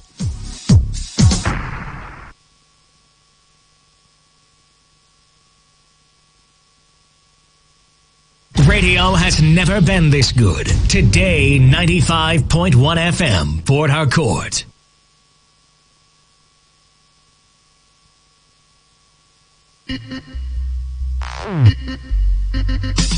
They're saying that the explanation given by the military was not enough to say that he saved up to buy those houses or to buy. Let me just quickly get your thoughts here so that we throw that into the opinion program. I think I have a picture of what Fayose looked like on that day and what he was saying from that caption. It's not just giving him a certificate. We must see the consequential order must be obeyed first, as to even those who have not attended law class. Now you want that place is that place. This is where it comes. So why don't we start that first? You have that angle open now. Nothing is holding you from doing that now. You look at it and make sure and understand that restructuring is what Nigeria needs.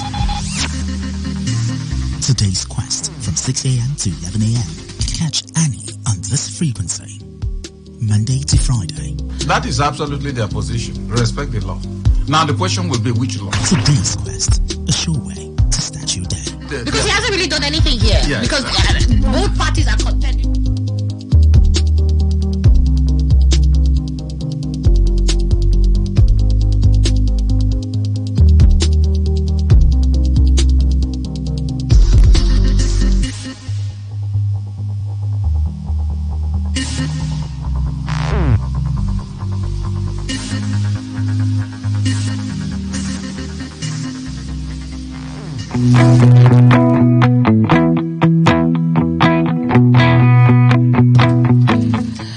Minutes it's gone past 9 and you are listening to Today 95.1 FM.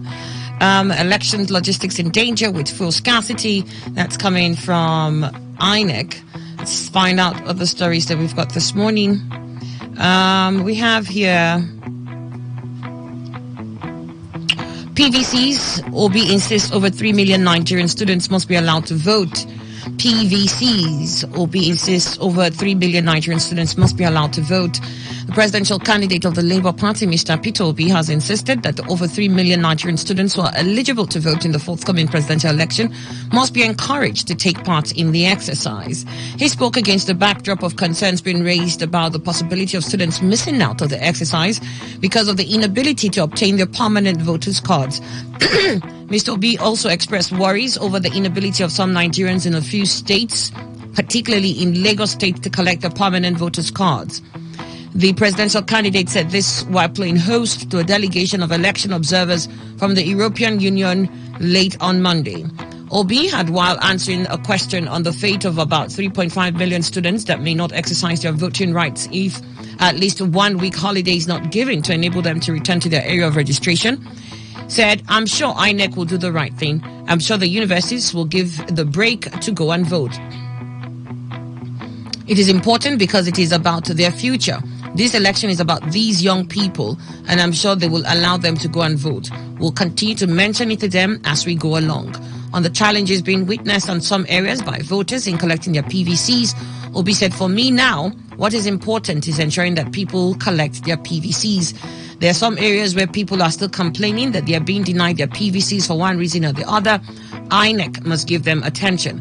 But I must give INEC credit for extending the date for the collection of PVC. But again, I urge them to ensure that people collect their PVCs. This election is very important to Nigerians." I think largely for me, the question has been on whether the students, the ones who have picked up their PVCs and intend to vote, will be able to go to their primary areas of registration to carry on with the voting exercise while school is on.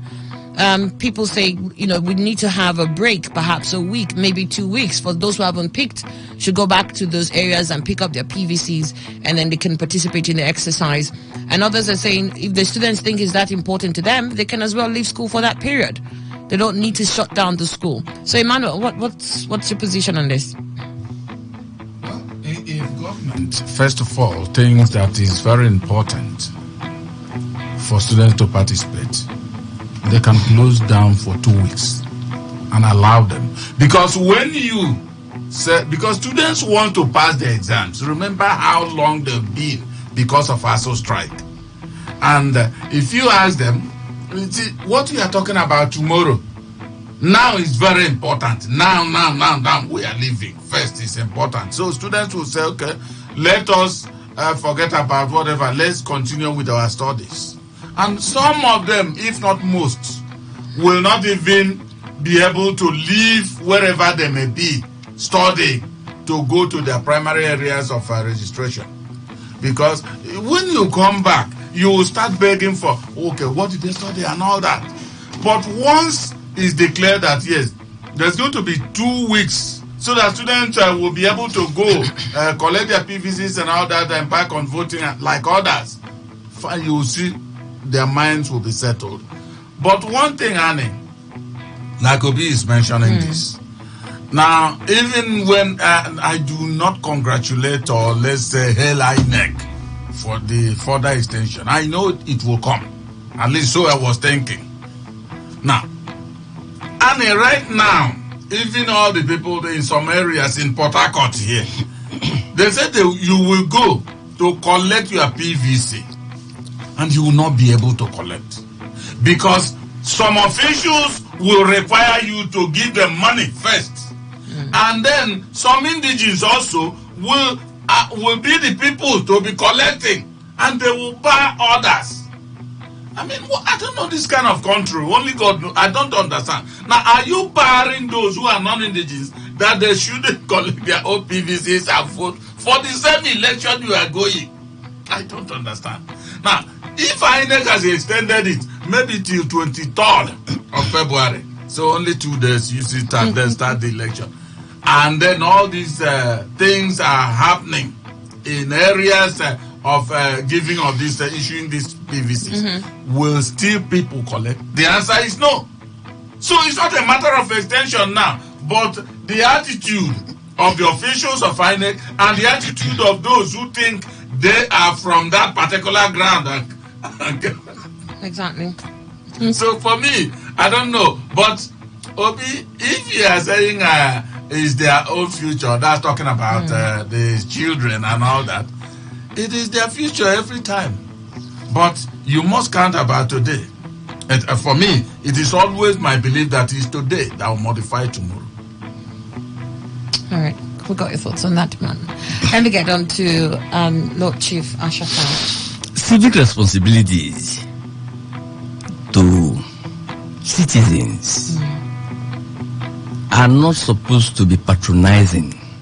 They're supposed to be things that should be taken as responsibility. And by my understanding, by the time you get to a higher educational level, I feel you have come to the age of maturity for you to know what you want and what you don't want.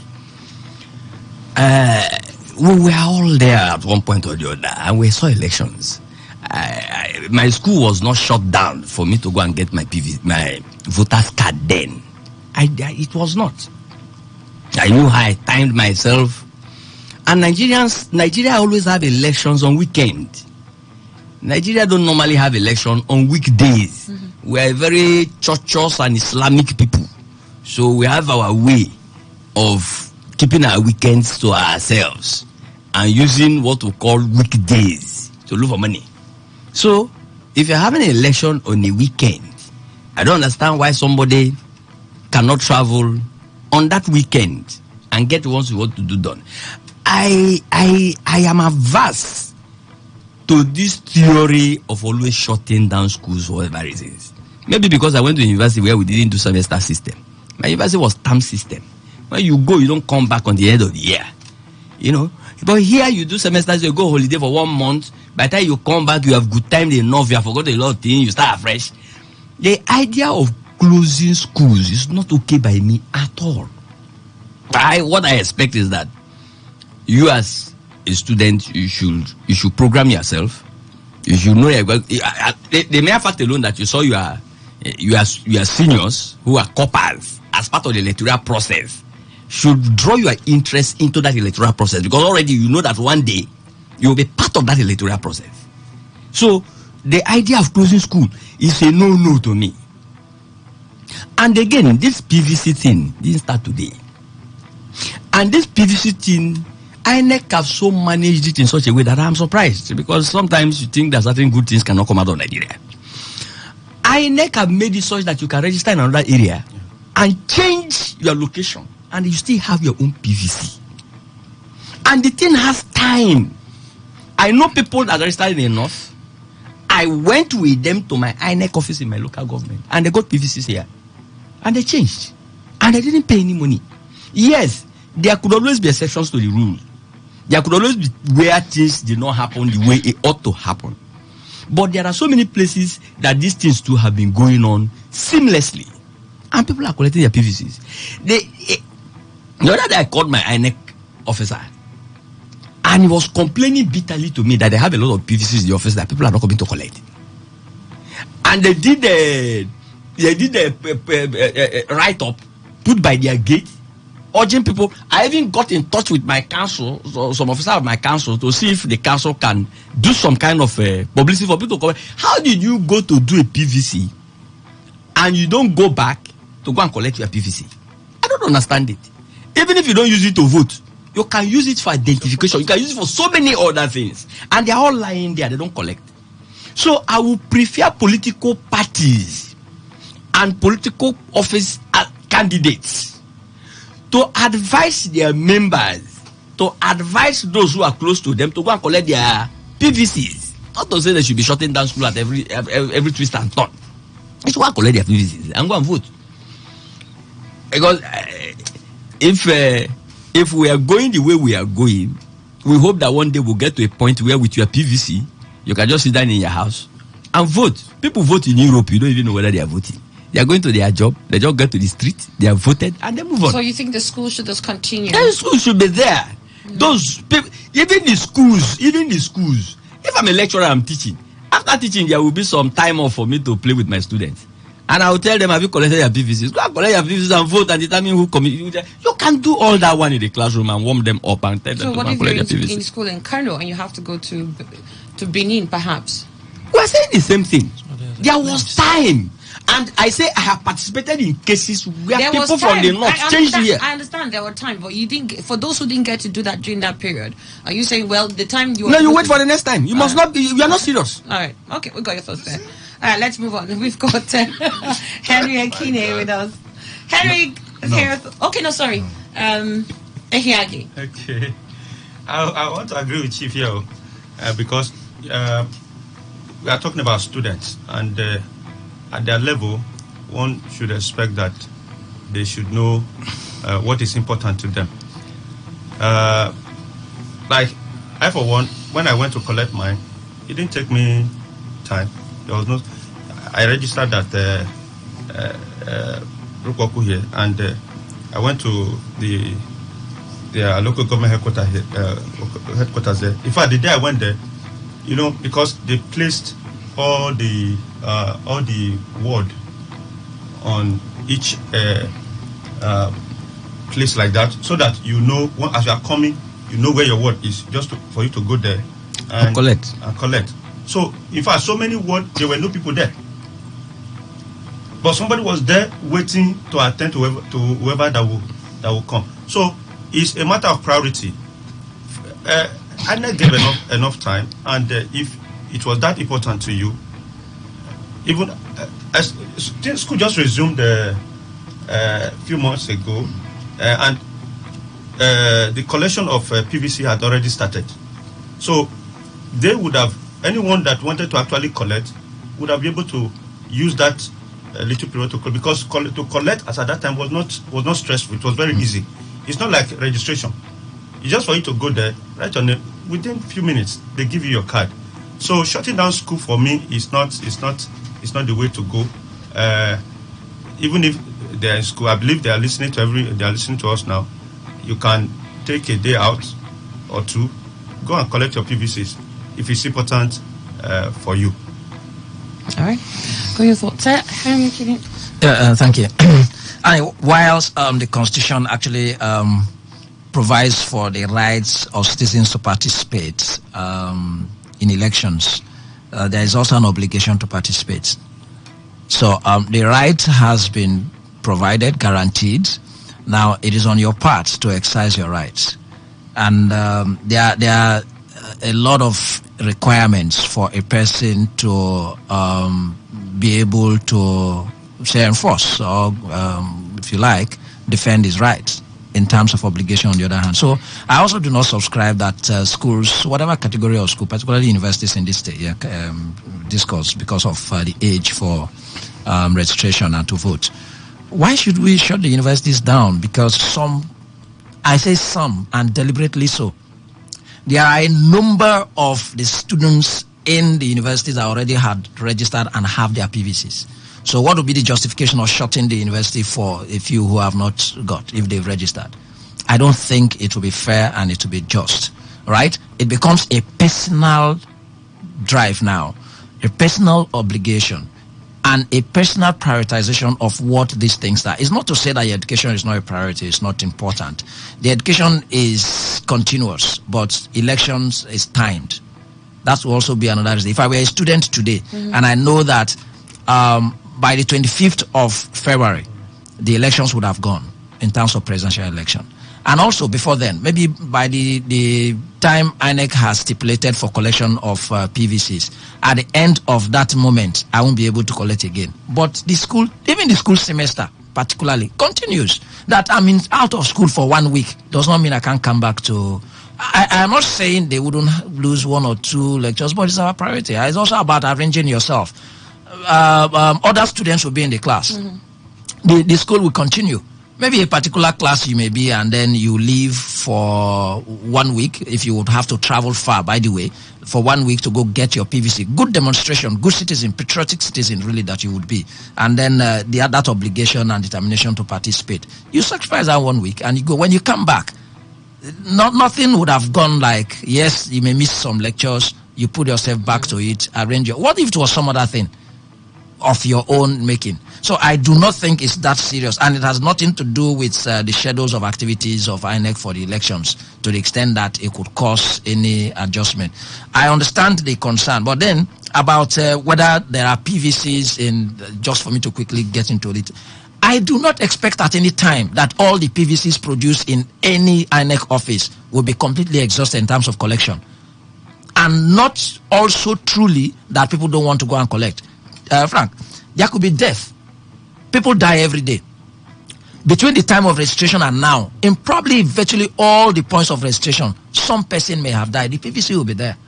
That's one. Another could be, do you know what? Before now, I had said somewhere, the card reader could read a card of a person who is not even present. Now, the advancement in the beavers is such that you'll be there. Have to be there. Now, the card reader was simply made then to identify the authenticity of the PVC card. So it means that even if you're not there, and in any way one general somewhere had 50 of it, mopped up cards from a particular area, or not even general by force, but giving people money, and then you come to a polling, you can actually accredit all those cards before now. So at that time, the politicians were registering people impersonating. The politicians could actually go hire. These are things we have actually investigated. They could go hire people from other places. Some would just come with passports, and then they get them registered. So whoever was coordinating that as a politician in that area gets those PVCs and uses that to do accreditation during voting.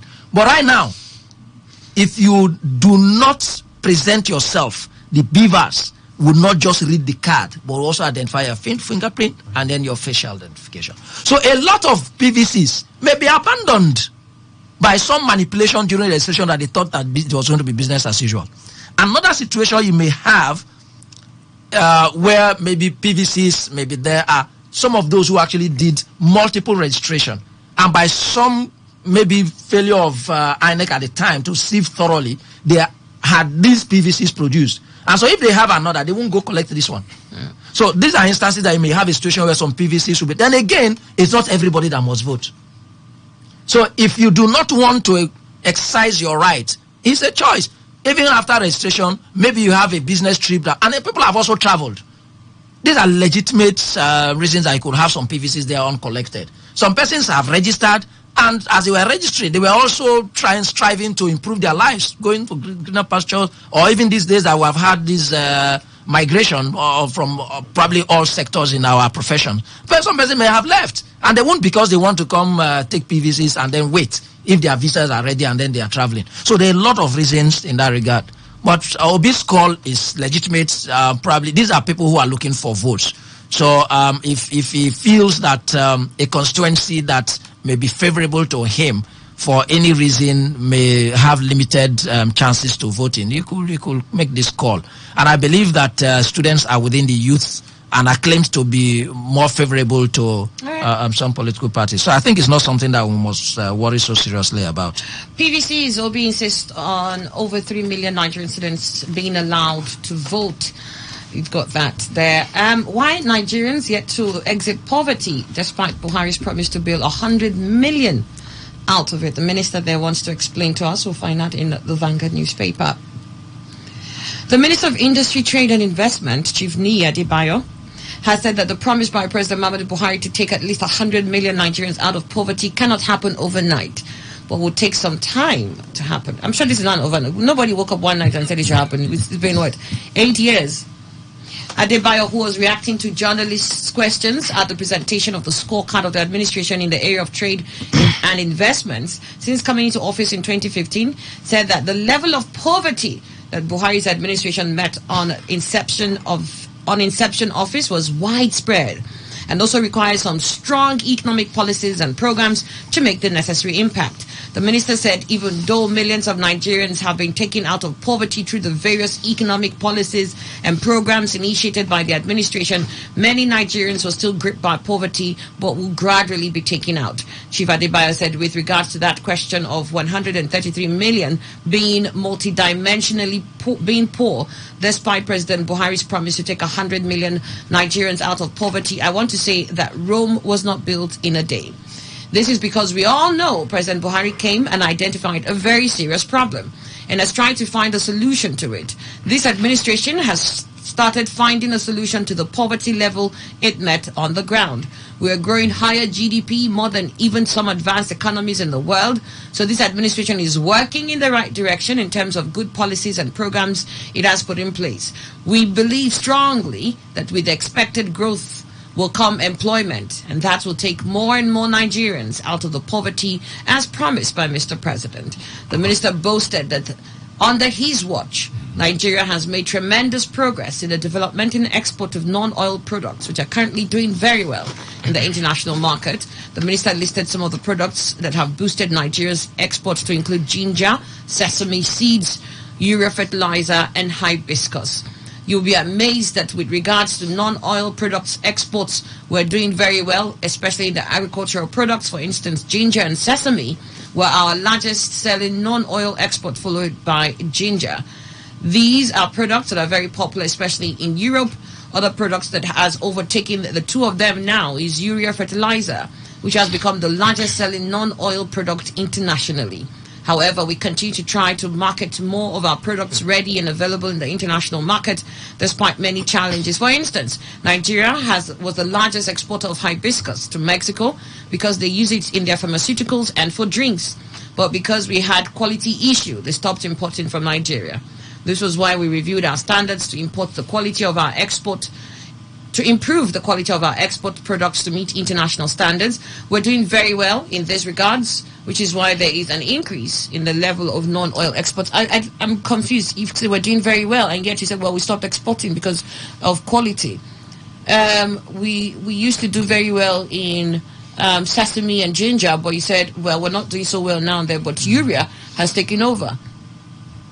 I guess the markets will fluctuate in that manner. Yeah. But what do you think generally, Manuel? That these are the projects that the government has put in place.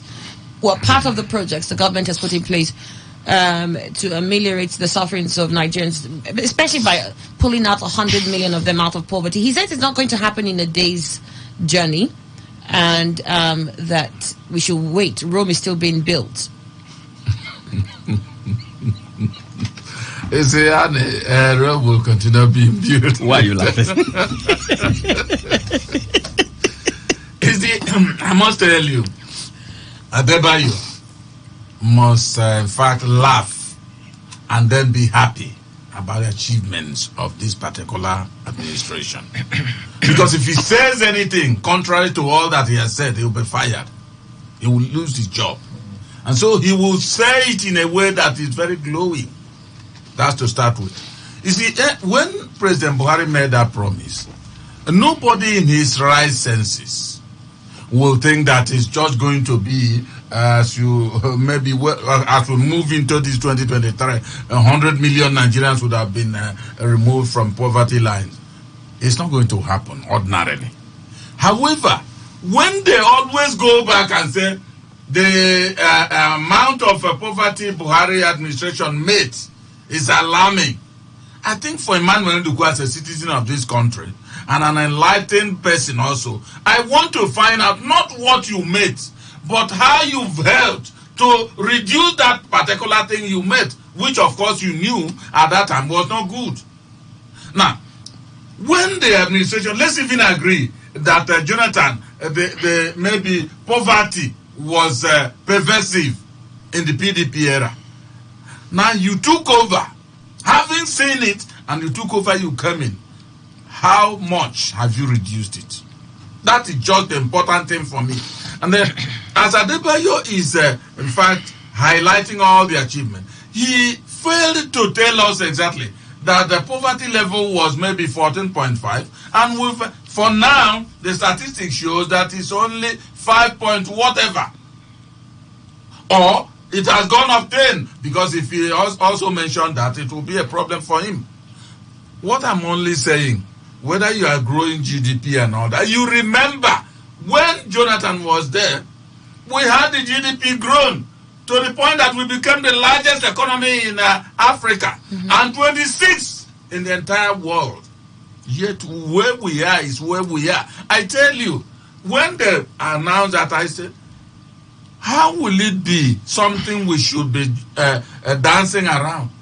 Talk about how it trickled to Emmanuel Nduku here and some other humans.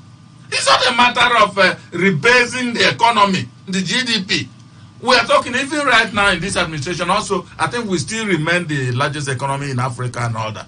But I don't know the number in the world now. Maybe things have got back. So, Chief Adebayo or whatever as the minister, I'm asking a simple question. You met poverty, alarming poverty rates at the PDP time. Now, have you been able to reduce it? Forget about the promise of Buhari, which will take a number of years. Maybe, I think they said 10 years or so. Good. Let's keep on waiting for the 10 years. But I'm asking, have you been able to reduce it, even with the diversification that has become a sing-song, but you're only mentioning ginger, whatever, and all that? If the administration has been able to diversify fully, at least, or let's say 3/4, we would have gotten out of all these problems we're having in terms of economy being processed. Got your thoughts on that, Emmanuel? Lord Chief Asha Frank? What I would have wanted to deal with if I am sitting down here with Adebayo would have been to ask him just one simple question, and I would have wanted just one simple answer. Can you give me in one sentence your indices of defining poverty? That's just what I would have wanted. It's not tell me story. We know a lot of things that is going on and the one that is not going on. And if you ask me here that question, I will tell you two things. Nigerians are not comfortable with the inflation in the marketplace, and Nigerians are not comfortable with the exchange rate regime. I think these are the two indices of poverty that we have now. Because if let's even assuming that the federal government pays every Nigerian over 1 million naira every month, and we go to the market, each of us with over 1 million naira every month, free money from the federal government, and we meet the kind of inflation we are meeting there, I don't think that 1 million naira will be of any much value to anybody that will remove any person from poverty. It won't. Because if we are dealing with the issue of inflation, it's a basket. We are talking of petroleum and petroleum products. We are talking of foodstuff. We are talking of clothes. We don't talk about housing again. Because I don't know how many people now can still afford a 1-bedroom flat. It's something else now. So, I would have wanted Adebayo to have dealt with the issue of spiraling inflation in the marketplace and the exchange rate regime. I'm not comfortable with an exchange rate that is going towards 1,000 naira to $1. I'm not also comfortable with an inflation regime where I cannot say that this is how much I'm going to the market with. Because when I went yesterday, I bought at a different price. In fact, when I went yesterday morning, it's different. By the time I went yesterday afternoon, it was a different price. By yesterday evening, the same product is a different price. Something is not. There's something that's not connecting here. And so, if you are doing all this production, okay. If you are reducing infrastructural deficit, beautiful. If your international relations are fantastic, very good. When you finish all that story, we come back to basics. The basics is, what does the Nigerian naira afford in a marketplace? Because that's what removes people from poverty. It's not how much you have, but how much you can possess with the little you have. That removes people from poverty. And until those two fundamental issues are dealt with, which, of course, he can convince me that all those other things they are doing will lead towards that. But there are things that there should be a quick fix to. There are things. I know when Chuokongo brought Dutch auction and the price of the naira went to 42, Babangida made a national broadcast. He said that this is not what they told him. That the entire economic team have failed him. That what they told him was a different thing. That they should remove the Dutch auction. It was a national broadcast. And they removed the Dutch auction. And the naira went back to immediately 22 in one broadcast. It went back to 22. He said he won't do this. He won't accept this. So if my president is sitting very comfortably and the naira is going towards 1,000 to $1, I will not be too comfortable with that. Whether they buy from the same market with us or whether government buys for them, the fact remains that somebody budgets for the money. Exactly. So if you budgeted 50 million for kitchen expenses in Asorok, and for those same products, you are now budgeting 100 million, I think somebody should also ask question, why is it rising? Exactly. Somebody should ask question. So somebody should take responsibility here. It's not enough for us to say everything is okay when everything is not okay. Somebody should take responsibility here. Somebody should tell us what is going on in a marketplace. If you like, when Godswill Akpabio was governor of his state, and we had one meeting in Port Harcourt, 3 governors were there. This one spoke, this one spoke. When it was his turn, the whole place shake. He only made one statement. Say, I'm happy with what my colleagues have done. Say, if you like, air condition all the roads. Say, if people don't have food in their pocket to enter transport, so they will not use those roads. Say, his own is to make sure that his people have cash in their pocket. The whole place shake. Akpabio had the day. So, when we are building this, we are building that, yes, we are clapping hands, but we should not be too frugal with resources. Money is created for people's use. Yes, it has to be scarce for you to have value.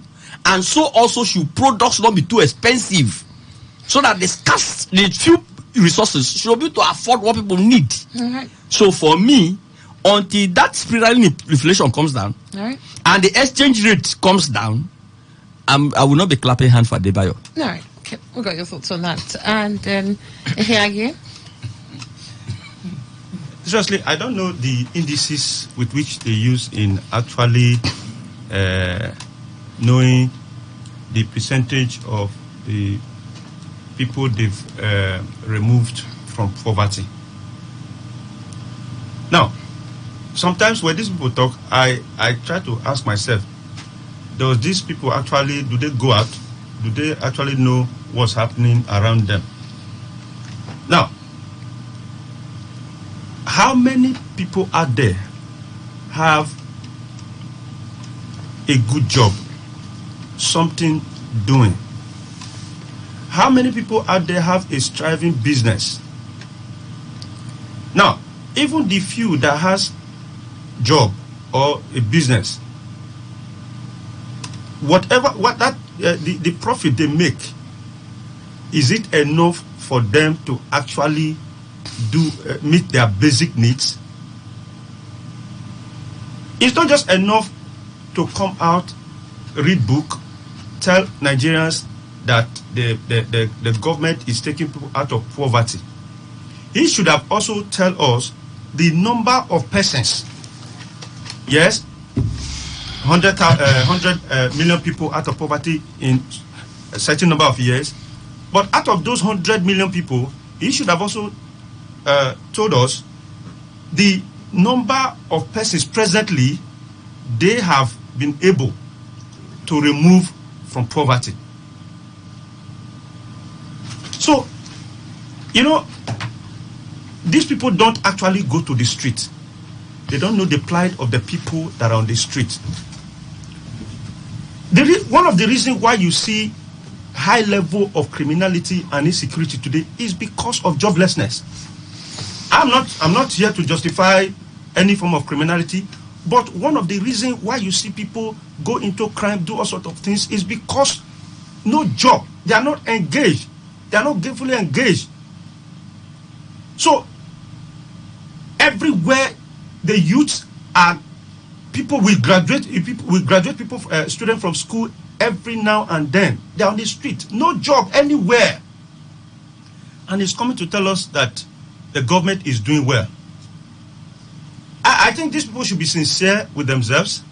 They should be able to always tell themselves the truth.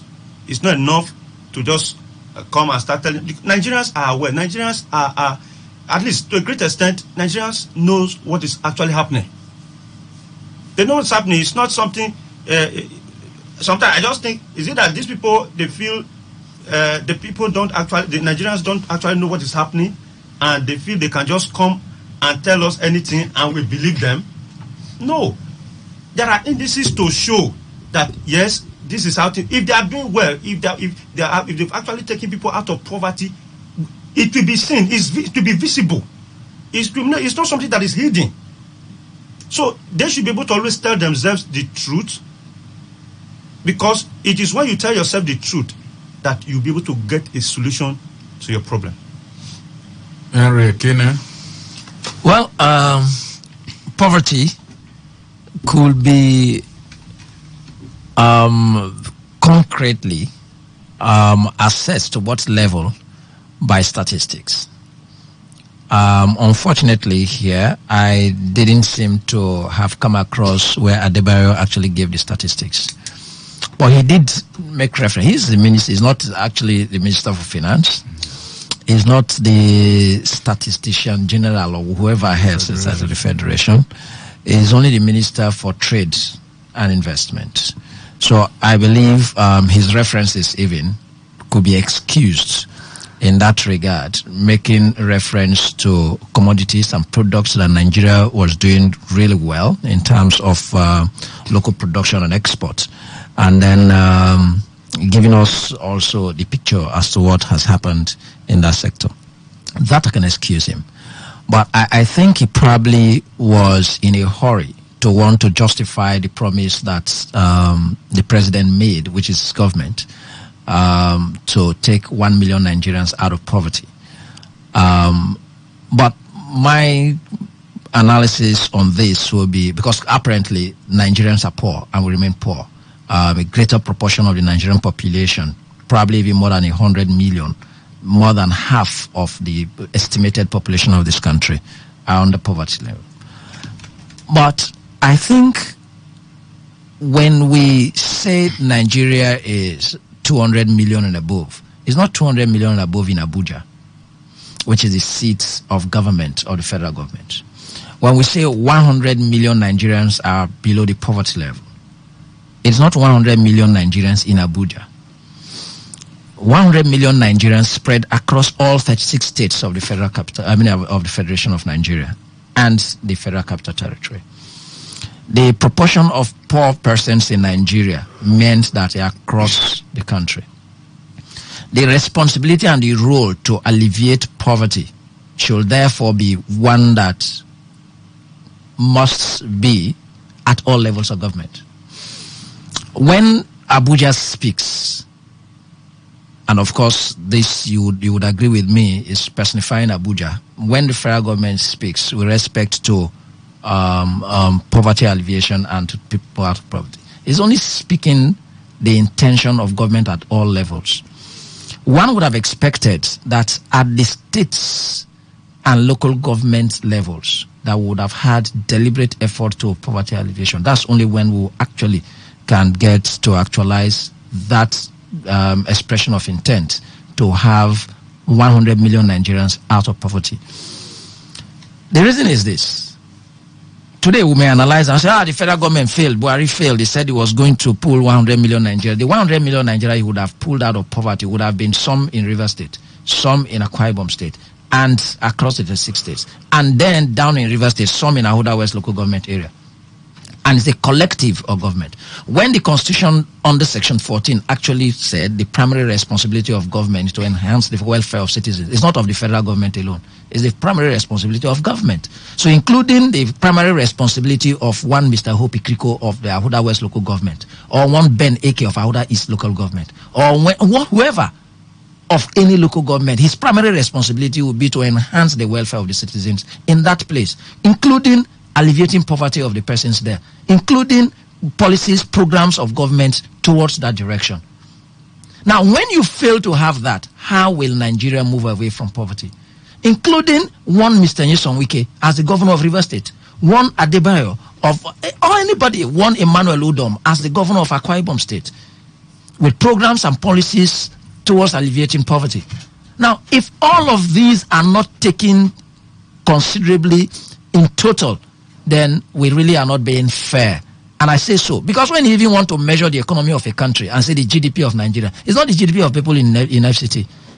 It's about the contribution of every single person and the proportion of the contribution, or rather, if you like it, say the production of every single person sharing to the population of the country. That's how you examine that. If it were net, then of course all Nigerians, both those abroad and those within the country.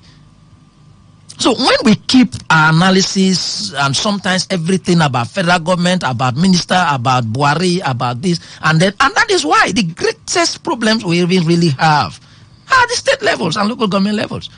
Some of these assertions we make are being now justified. Well, I mean, if the president knew that he will be unable to provide that or able to provide that promise, why did he make it if he knew that it was going to be dependent on the governors?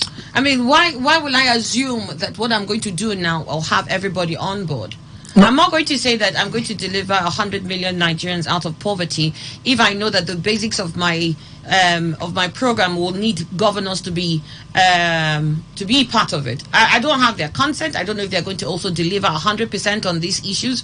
So why make such a broad statement? No, and at the end, now that you failed, we want to say, well, look, we can't blame federal government for so many of these things. No. The point is this, right? Even when a president speaks with this expression of intent, it is speaking on the basis of the structure of the country as it is, the economy of Nigeria. There are committees that the entire state governors and the president sit together. There are other structures of government that the state governors. So if the president is speaking on behalf of the Nigerian economy, is he speaking with the expectation that everybody will do what he's supposed to do? Everybody's not doing it. Then it's collective. It's not one. That's what I'm saying. If everybody's not, it's collective responsibility. You're the president, and the people that you're supposed to have on board who are not doing, what will be your responsibility now as president? I'll take that question from you when we return. The news update comes up next. Are you ready? Today, 95.1 FM, the voice of the people. Today, 95.1 FM, Port Harcourt. News update.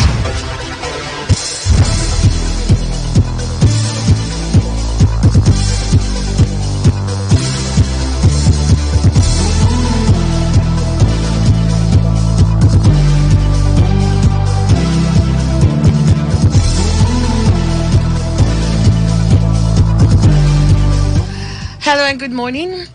Here's the news update on Today 95.1 FM. I am Annie Abdul Salam. The Independent National Electoral Commission says the current fuel scarcity in the country might affect logistic arrangements for the February 25th and March 11th general elections. INEC Chairman Mahmoud Yakubu raised the concern in Abuja at a consultative meeting with the transport unions such as the Nigerian Association of Road Transport Owners and the National Union of Road Transport Workers, amongst others.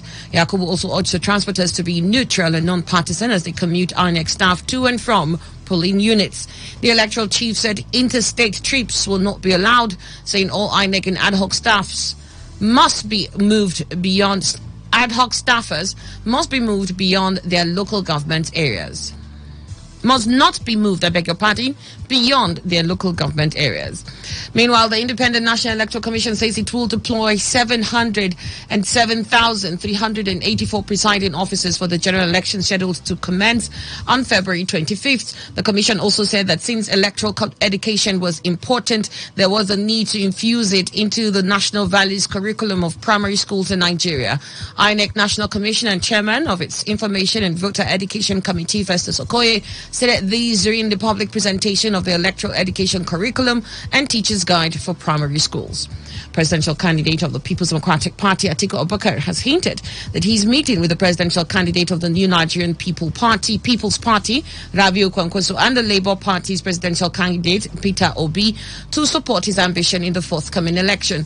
Atiku made this known in a 15-minute interview with BBC Hausa service. Speaking with the interviewer in the Hausa language, Atiku said both Obi and Kwankwaso are not a threat to his chances of winning at the February 25th poll. While fielding questions on the lingering PDP crisis, Atiku said each party has its internal crisis and theirs will not be an exception, but noted that they are looking to solve every difference in no distant time. And now to the foreign scene. Authorities in Australia say they have found a tiny radioactive capsule that went missing last week. Authorities in Western Australia said emergency services had literally found the needle in the haystack. A huge search was triggered when the object was lost while being transported along a 1,400-kilometer route across the state. The capsule contains a small quantity of caesium-137, which could cause skin damage, burns, or radiation sickness. Emergency services use specialized equipment, including radiation detectors, during their hunt. And that was a news update on Today 95.1 FM. Ensure you collect your PVC and please take advantage of the coming election to elect the leaders of your choice. I am Annie Abdusalam. Thank you for listening. Good morning. Radio has never been this good. Today 95.1 FM, Port Harcourt. Port Harcourt, are you ready? Today 95.1 FM, the voice of the people. Thank you very much for that. Pips Global Trading Company is a first-class indigenous company that equips people with the skill set to navigate the world money markets. You know, when you hear Pips Global, we're talking about finances, we're talking about financial emancipation. And when you talk about the financial market, we talk about things like Forex. Forex does a whooping of $6.3 trillion every day as a daily turnover. Every day. Every day. A lot of people need to know about this, that this market has opportunity, you know, to helping people build a substantial income for themselves. But in Nigeria, we lack information. And that's why we are here, you know, on air talking about not just Pips Global, but also the market that can actually help you build, you know, financial stability. You know, if you have a market that does a whooping of $6.3 trillion, you will agree with me that is a market with a whole lot of potentials. This should already change a lot of lives in Nigeria. But, you know, the way you get things done matters a lot. Because you can do the right thing in a wrong way. I can repeat that. You can do the right thing in a wrong way. I need to let people in Port Harcourt know this morning that if you are here, maybe you have been participating in the Forex market, or maybe you've been on digital currencies like the cryptos, or you've been doing stocks and all that. Now, you need to understand this. When you are getting into the market or involving yourself in the market based on ROI, which is return on investment, then there is going to be a little fracas. What I mean by a little fracas is that you cannot really earn, you know, consistently from a system you don't know nothing of. You know, for example, we have several industries, just like the way we have the financial industry or the Forex industry. Now, we have industries like the entertainment industry. If I want to invest my money into entertainment, I am going to do better if I learn about entertainment. But in Nigeria, we don't have a system of learning. And it's affecting us. It's making us shooting ourselves at the leg. Because you are so naive and you give people your money and then you know nothing what they use the money for. And that's why you see, Pips Global says, no, what about if we show you a system of mentorship, a system of training, a system where you see this business as a skill. You know, a skill you can earn through a skill in any part of the world. For example, if you are a carpenter, You get to the US, you are still a carpenter. That's why you see people need to learn a skill set added to their job or added to their planned dreams. That is where Peace Global comes in. We mentor you, we train you, and we empower you to become a first-class forex trader. Okay. That is what Peace Global is all about. All right, so you sound great, and all the things you said are amazing. But to be very honest, we've seen a lot of people do this. What are your tools? What makes Peace Global different and unique? Okay, thank you. Now, you just said one of the unique part of Peace Global is our strategies. I tell you, countries don't conquer because of might alone or economic might. They also conquer based on strategies. In Peace Global, we have a tested, well-proven strategies that work for us and also for people that are learning in our platform. I want to use that word again, that are learning in our platform. So we don't have an investment system whereby you come put your money and go sleep and you fold your hands. We don't encourage that. We said learn it. So people who learn in our system have the tendency to also use our strategy to make money daily for themselves if they learn it. So that's where we are unique. We don't bamboozle people with sweet words. That is also a unique part of us. And also, like we have a trading hub. The trading hub assists us that every day you get signals. We call it the leverage system. That the masters, like the people who have been there before you, who are, pros in this thing, or analyze the market every day from 1 a.m. and they post the trades to all the platform. You see, so you can make money even while you are in the process of learning. Automatically, you are not waiting until you are done learning before you make some stipends or before you make some amount of money for yourself. You can actually make money daily, but we don't entice people with huge promises. We said it's a process. And for yourself, that is how it ought to be. You can make money while you are learning in Peace Global. It's another unique part of us. So we have a whole lot that we are going to be showing people, exposing people to by tomorrow. So I wouldn't do all that here this morning. Thank you. Okay, so what kind of people are expected to come for this program tomorrow? Okay, now let's talk about they expect. Yes, let's talk about what they should expect. Right. First is they should expect a level of exposure to some certain information that can set them free financially. We tell people, I says, top men are men of top secrets. For example, there are some websites that I can link you to, and with the facts or the trending economic news you're going to get there can actually help you build wealth for your children. No, a lot of people don't know about this website. A lot of people don't know it even exists. A lot of people don't know what's happening in the internet. They just use it to either Facebook or Instagram and all that. So tomorrow is going to be expository one for everyone that is going to come our workshop for that day. So I tell people, I encourage people, I says, if you are listening to me and you are in the confines of Port Harcourt, you are in the confines of River State, you need to make it. It's not I want you to make it. You need to make it through that workshop tomorrow. We're also going to be discussing about lives and businesses of people, and also help you, give you tips on how you can succeed in your own personal businesses. So a lot is going to go on tomorrow. We are also going to be trading live. So if you've been a trader and you've not been profiting, why not come tomorrow and also trade live with us and see the differences? Then you know that it is actually because of the lack of knowledge. That's why you've been losing. So tomorrow is 10 a.m. for you to be at that meeting in the morning. Is 10 a.m. for the time. Then the location here is Port Harcourt, yes. Then the venue is plot 181 Dr. Peter Audley Road, opposite Chicken Republic. Peter Audley Road is a popular place in Port Harcourt. You find your way there 10 a.m. or before 10 a.m. tomorrow. You are already, at the right place that 10 a.m. So, and also you need to go through a process before you can be able to participate in that meeting. Okay. Yes, which is the code I'm about to give. We want to give people free access, but we would not do that without a process. Right. Which says, if you can SMS the word mentorship. Mentorship is a short word that you can SMS to this number immediately. You are going to get a free reservation seat also immediately. The SMS for the confirmation of your reservation seat will be sent to you. Okay. So the number is 0812-116-6440. I call that number again, 0812-116-8440. down the number immediately and SMS mentorship. Don't call the number, just SMS mentorship to that line 0812 116 8440.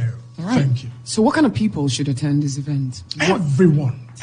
The reason is because everyone that can earn a living for themselves need the right information. And that's why you see the doctors, the medical doctors, even lecturers, professors, students, everyone should be there tomorrow. If you are listening to me, you work in the read, you are a business person, you should be there tomorrow. I call that number again, 0812 116 8440. All right. Thank you. Okay, so my question is, Mr. Godwin, yes. Now, Forex business has changed a lot of people's lives. At least that's what we hear people say all the time, right? What are the benefits from this company? I'm a testimony to that. Thank God for Pips Global. I didn't know some informations like this exist. Thank God for the level of information I've been exposed to through Pips Global. And as I'm talking to you right now, I'm comfortably making money every day. And the beautiful thing, when I attend the classes of Pips Global, I make money while I'm in the classes. Because what they do, they show you practical. Everything is life. The information I've been exposed to is amazing. And I urge everyone, wherever you are, please come and be making money for yourself, no matter how little it is. The beautiful thing is making money consistently for yourself. And you can be able to do well in the financial market. Pips Global has all it takes to brush you up when it comes to the financial market. Okay. Yes, thank you very much. All right, thank you so much. So let's do a quick recap. Okay. Information needed for tomorrow's workshop. Tomorrow's workshop, the code is mentorship. The number is 0812 116 8440. I call that number again. Yes, please. 0812 116 8440. And the time is 10 a.m. The venue is plot 181 Dr. Peter Odili Road, opposite Chicken Republic. That is our head office in Port Harcourt. Be there before 10 a.m., for your free registration. All right. Yes, thank you. Thank you so much, Mr. Dan and Mr. Godwin. Thank you very much.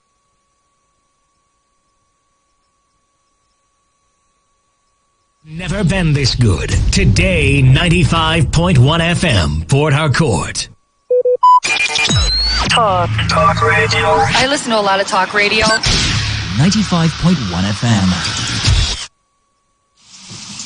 When the weather becomes strict and everything becomes unsteady, the only way to go is tune to Today 95.1 FM. And the world of information, entertainment, and education will be served as breakfast, lunch, and dinner. Welcome to the show. You're listening to today's Quest. The newspaper review segment is what we've Now got. who says I can't bring the party to your house right now? Because, even if it's raining, I still bring the heat right here. I am here for you, and I know you are here for me. It is surely the best 15 minutes of football you can find anywhere on radio. People. Back here in the Garden City of Port Harcourt. Today, 95.1 FM. Nothing but the best. Nothing but the best.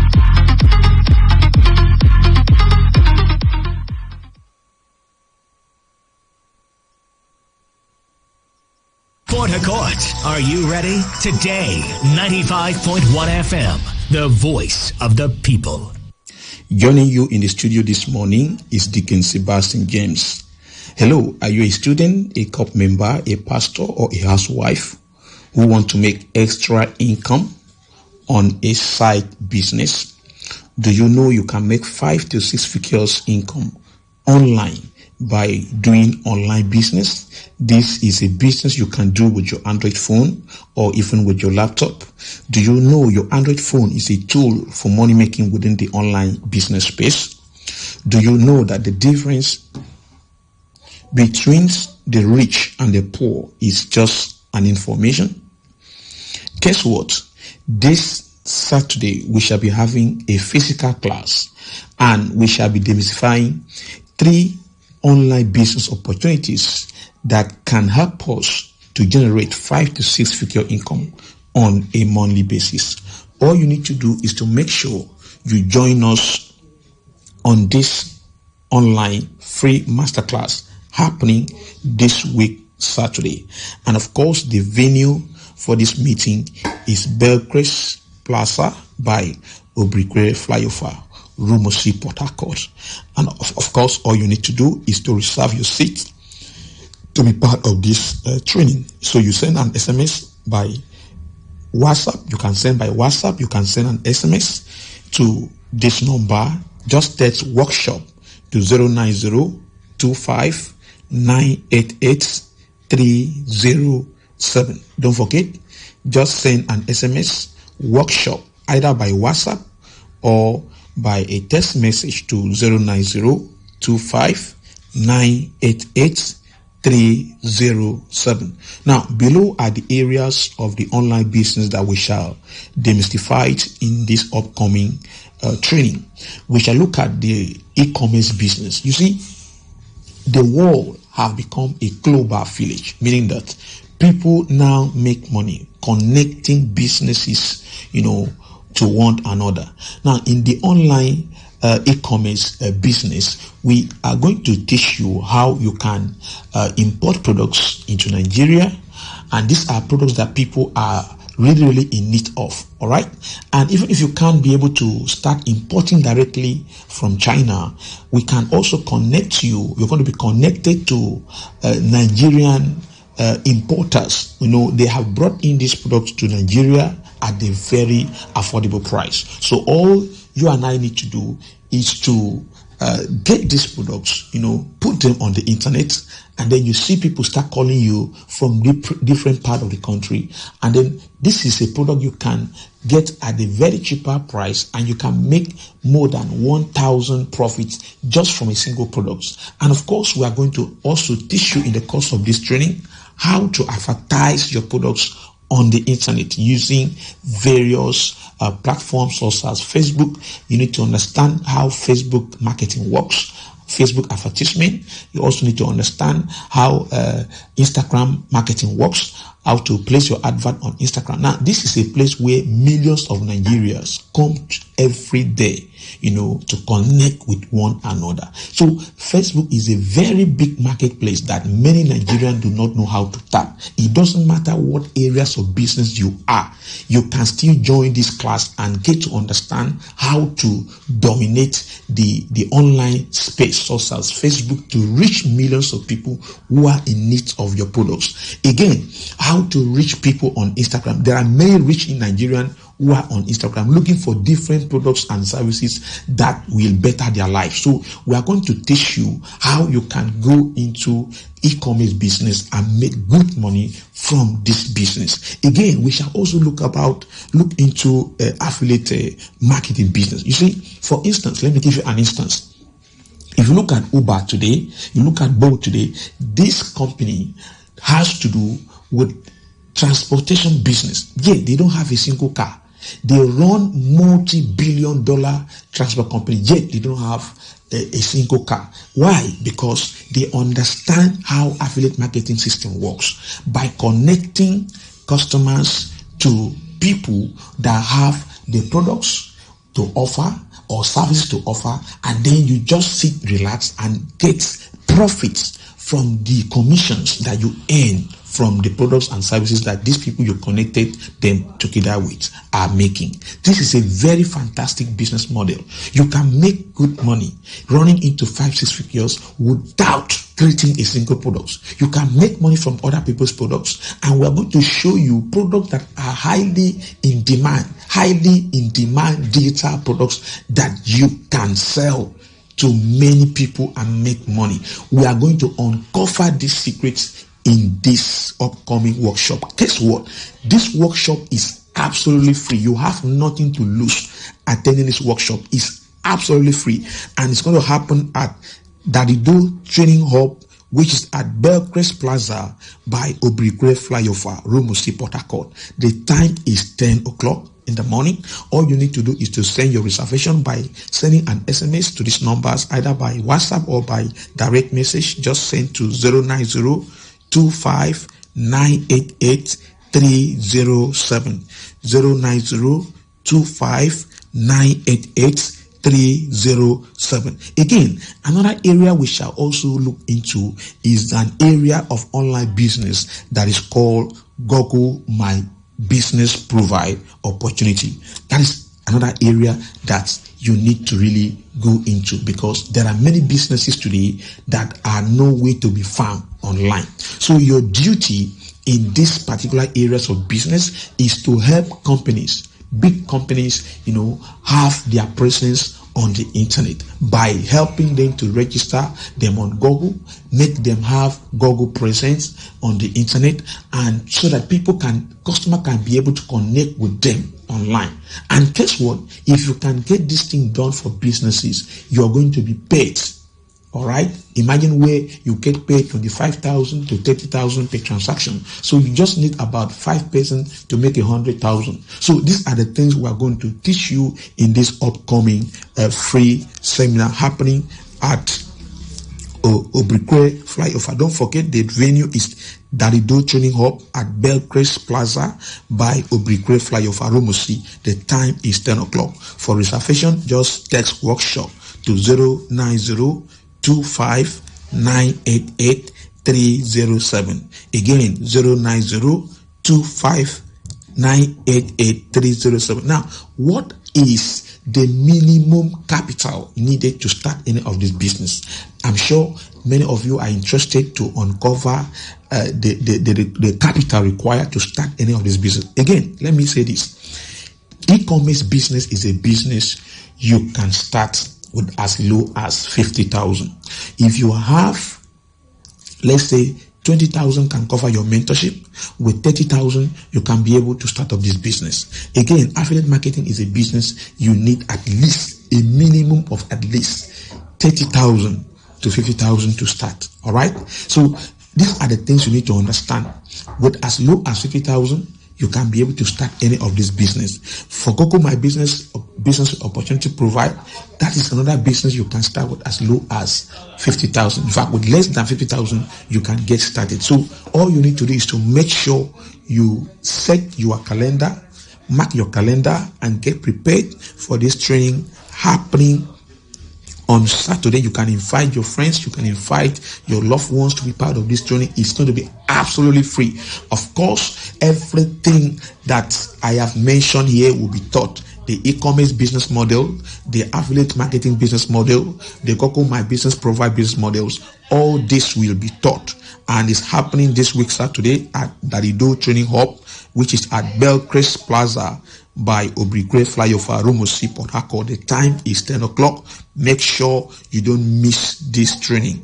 Make sure you don't miss this training. Remember, the people are destroyed. Why? They lack knowledge. In fact, the difference between the rich and the poor is just information. What separates the rich from the poor is information. The rich have high value information than the poor.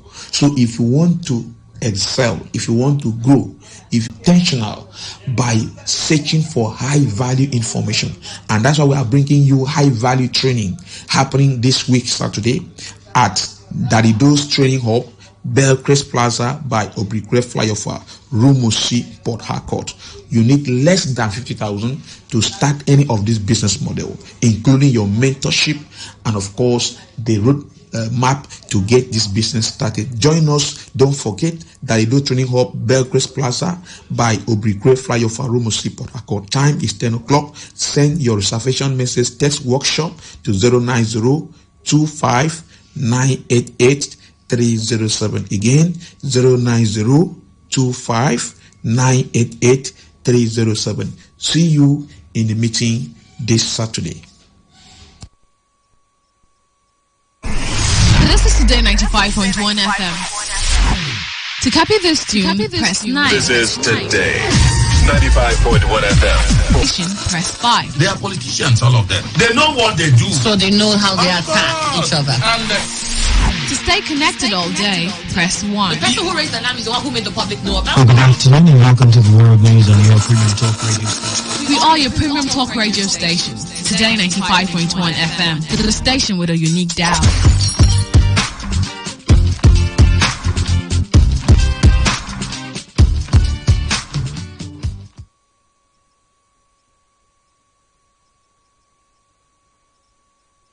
gentlemen, may I have your attention, please? This president's failed. It's about the future of this country. We're going to take it back. We're going to take it back. You asked us to vote you into that position so you can bring about that solution. So when you vote me, then you sleep. Let me see if I can take another phone call. Hello, Today 95.1 FM. Good morning. What makes a policeman to be able to feed is the gun he's holding. They use their gun to extort money from people. Good morning. What's your name and where are you calling from? No longer news that we are truly the voice of the people. Am I not a slave in Nigeria? I refuse if you are. If you are a slave. Let's not do that now. But in Nigeria, that You spot the difference now? 95.1 FM, voice of the people. And we're back.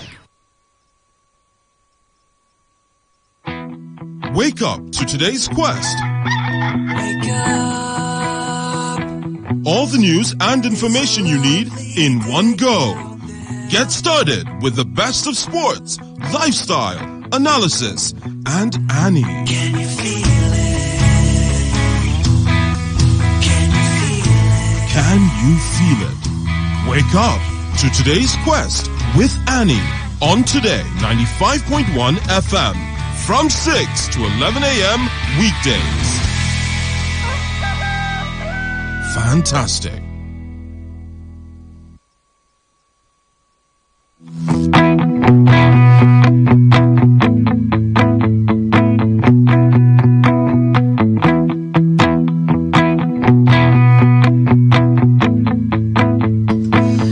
Why Nigeria has yet to exit poverty, despite Buhari's promise to bail 100 million Nigerians out of it. The minister there was explaining, and just before we left, I was asking, yes, I think it was Henry Akini, where I said if the president had made that promise and he knew that he needed to have governors to be on board with him, why make the promise in the first place? Right? I think that's where we stopped. Yes. All right, maybe you want to tell me something? Well, I was saying promises or assertions such as this are made with intent and with the expectation that everybody will play his part. And that I was saying that there are structures and institutions under the constitution that the president and the state governors are members, even for designing or making policies, economic policies for the country. And so if a president made that kind of assertion with the anticipation that it was going to work, and then the governors or other critical stakeholders in that regard fail to do what they are supposed to do, like you asked the question, then what would the president do to those governors or to those persons? I think there's really little or nothing the president can do to any governor in terms of sanction or any punishment. We run the federation, and then the component states are they're more like autonomous to some level, really, in a federal state, in a true federal state. And that's sometimes where we'll cry on the one hand that we're not, there's no true federalism. It's relative. It's in some regard, but in other regard, the governors, when it benefits them, they say it's the federation. I run my state. I dictate what happens. However, whatever. But then we cannot expect what is supposed to be in whole in terms of a true federal state. Okay. And then, but it's unfortunate when the president has an intention, and like now they are making the promises. And much of the promises they are making, even now that we are running the campaigns, no president can run Nigeria solo as unto himself.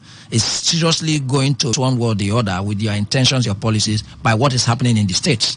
Okay, all right, we're going to thoughts on that. Let me just take some of the messages that we have from our listeners.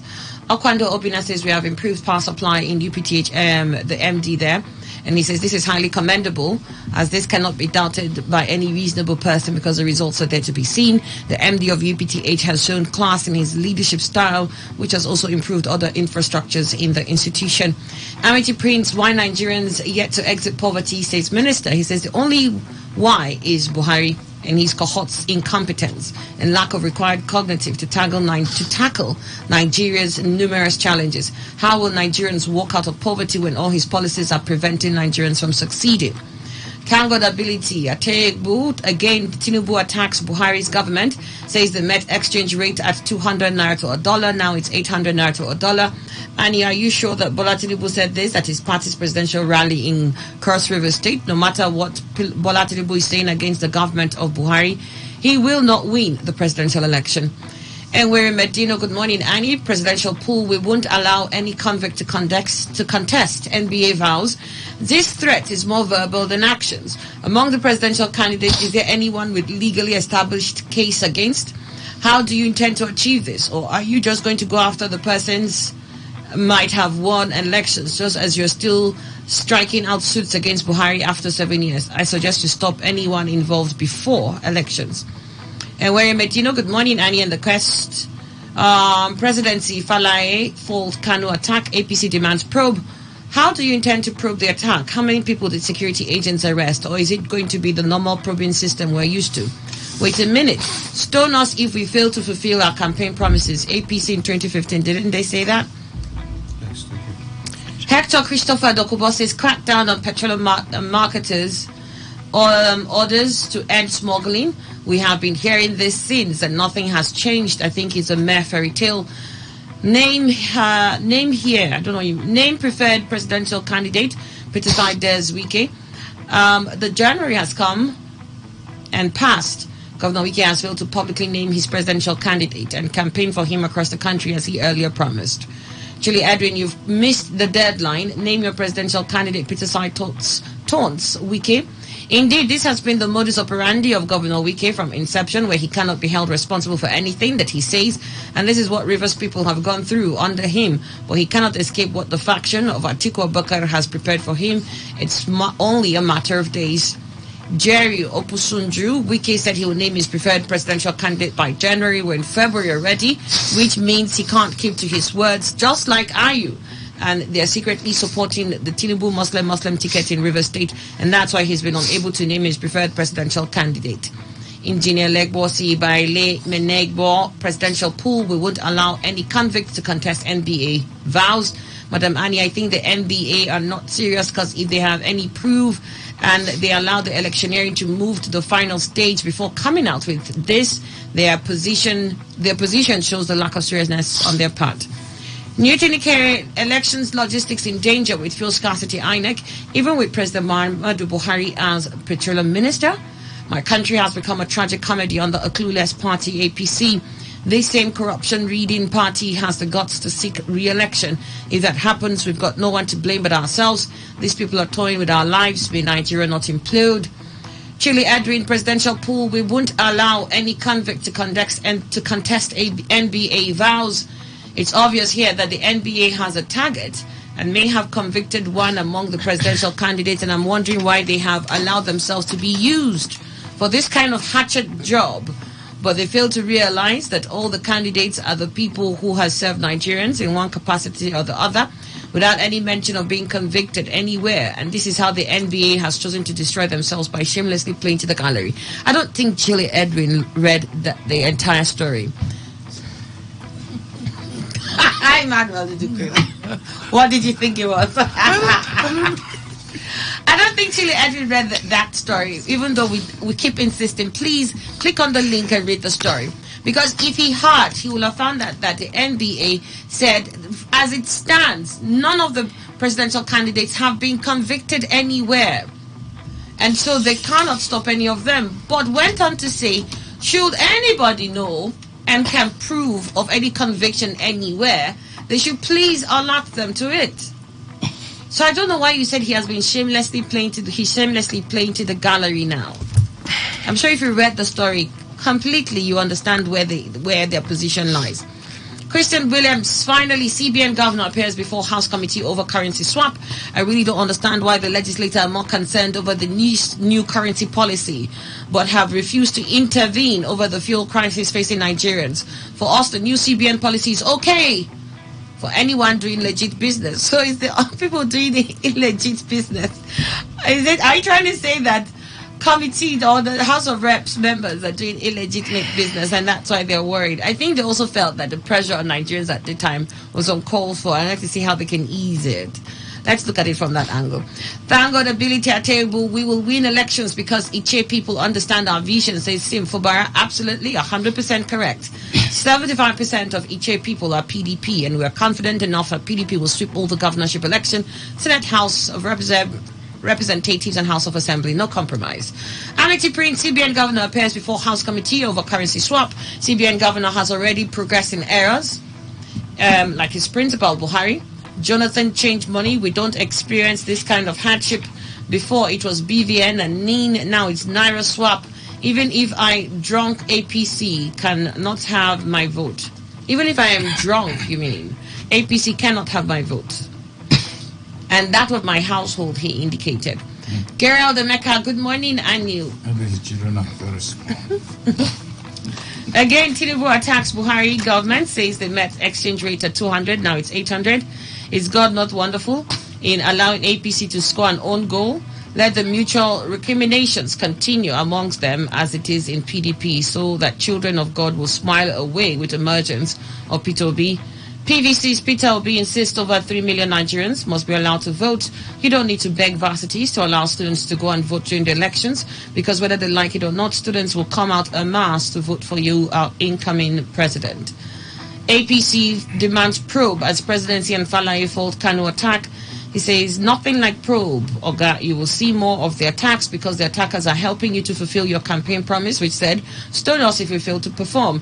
So go home and nurse your well-deserved attacks. But my annoyance is that the attackers missed their main targets during the attacks. Okwando Obina, Rivers APC campaign director. This abducted party, APC blames police. This is very barbaric and highly condemnable in a state where draconian despotic executive orders and needless court cases has failed. Those who are responsible for this should know that this methodology of trying to stop the opposition from pushing Governor Wike and his anointed son out of government house is non-negotiable, as it has failed on arrival. Newton Ikere again, Tinubu attacks Buhari's government, says the met exchange rate at 200 naira to $1, and now it's 800 naira to $1. God is working his purpose out. May they continue to shoot themselves, I beg your pardon, in the foot. Good to know Tinubu is campaigning against himself, no be God. On a more serious note, Tinubu may actually be thinking it's another party other than APC that's holding sway now. I'm not sure he knows it's APC that's responsible for all that is befalling us. Hashtag mental health awareness. New to the care, PVC's Obi insists over 3 million Nigerian students must be allowed to vote. They're Nigerian students, you know what to do if they refuse to allow you to cast your vote. Freedom of movement before that day is yours. New to the Kerry presidential pool, we won't allow any convicts to contest NBA vows. I'm not always at ease with people who are economical with the truth. Those who tag themselves voice of the people lack the will and the boldness to call a spade and not a digging material. Just tell us why you won't allow Tinubu to contest. He's the only one having a myriad of criminal cases on his head, including drug cases, cried the beloved country. And finally, Chili Edwin, Rivers APC campaign director, abducted party blame the police. It's a pity that the people of Rivers State are going through this path again after what happened during the past election that brought Governor Wike to power, where the Supreme Court declared that the state was a theater of war, and the governor is trying to adopt the same method again without recourse to the many lives that were lost during that time by imposing a deadly, draconian, obnoxious, antagonistic executive order, which is propelling these youths to engage in violence by attacking opposition political parties. And I'm wondering what the governor intends to achieve from spilling the blood of the innocent Rivers people who are dying in penury and abject poverty in the midst of plenty. Okay, we got all your thoughts on that so far. Let me get on to this story here.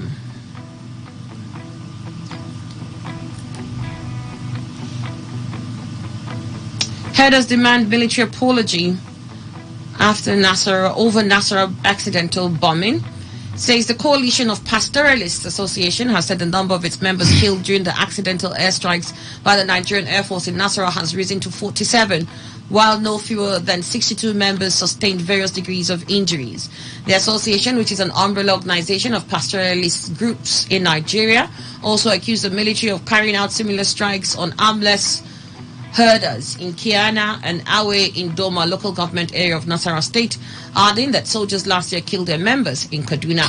Addressing journalists on Tuesday in Abuja on behalf of the coalition, National President of Mieti Allah Cattle Breeders Association of Nigeria, Baba Ingilzama, Vice President Tabita Pulaku, International Nigeria Chapter Awal Goga, Secretary Farmers and Hunters Initiative for Peace and Development, Musa Usman, among others, slammed the military, federal and Benue state governments for their failure to commiserate with the family of the deceased a week after the ill-fated incident.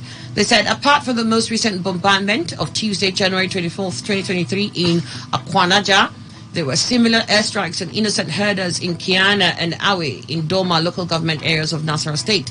The recent airstrikes at Akwanaja village in Rukubi Ward, Doma local government area of Nasarawa have killed at least 32 Fulani herders, 15 Hausa boys and truck boys while offloading cattle.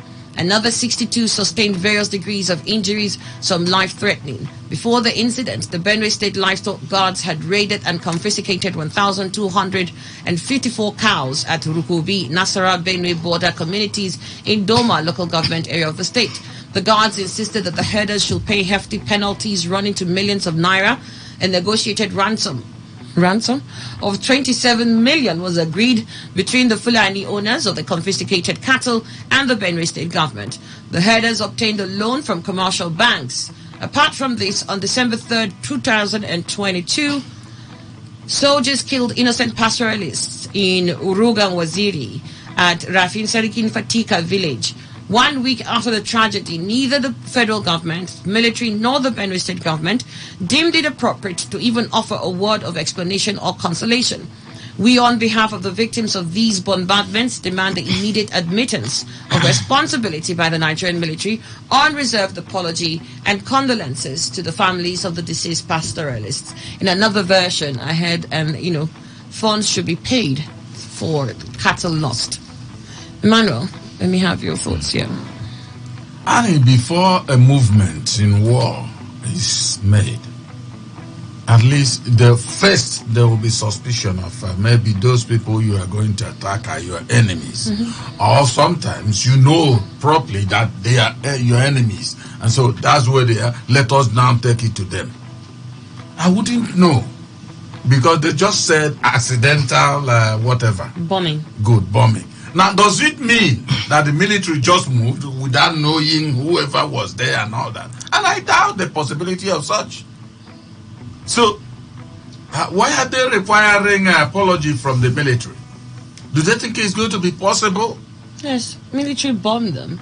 They're innocent citizens. Good. We're not terrorists. Good. But and what I'm saying... They killed about 37, how many of them now? 40-something? Yes. When they moved, were they saying... Because I'm not sure the military... They said they had just gone to Benue to take their cattle that the Benue authorities had confiscated. Okay. And they were in this village in Doma where they were just offloading their cattle that had arrived from Benue. Okay. And it was while they were doing that the airstrikes happened. Hey.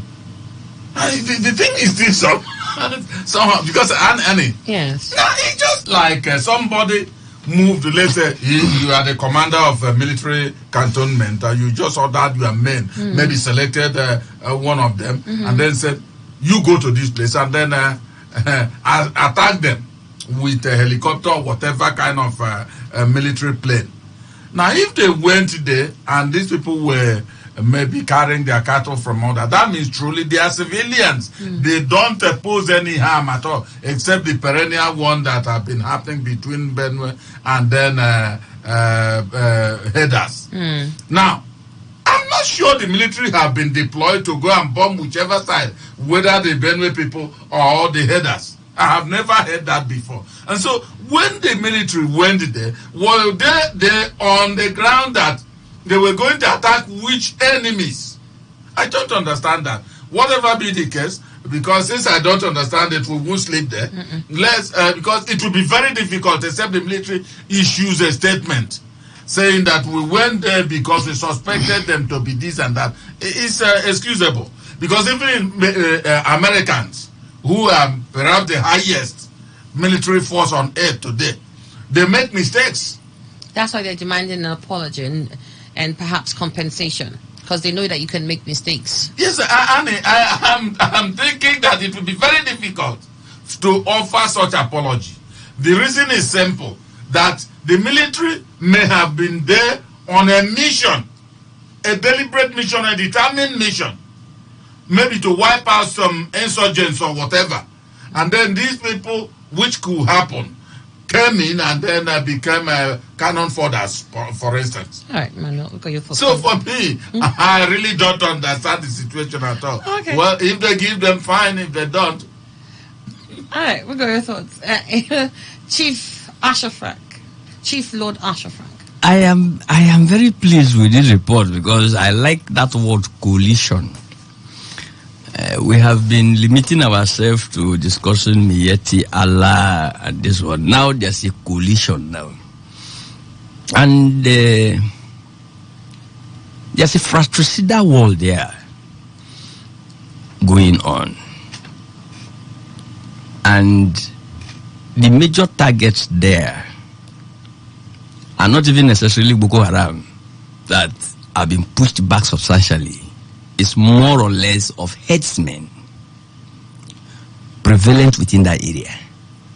And if these headsmen have now come into a coalition, it is easier to deal with now.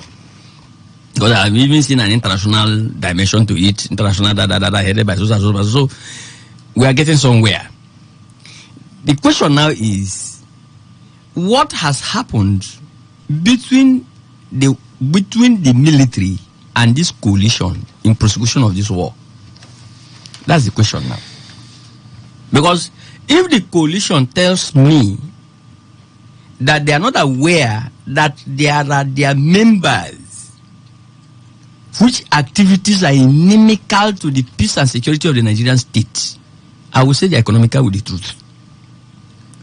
If the military also tells me that they can take a military fighter jet from any direction whatsoever and go and hit innocent people transloading their cattle, I will also find it very difficult to swallow. So there's a disconnect here. There's something missing here. Are these people headsmen that the military are looking for? If yes, they have the right to hit them. Whether they are transloading cattle, or they are rustling cattle, or they are moving cattle, because that is their modus operandi anyway.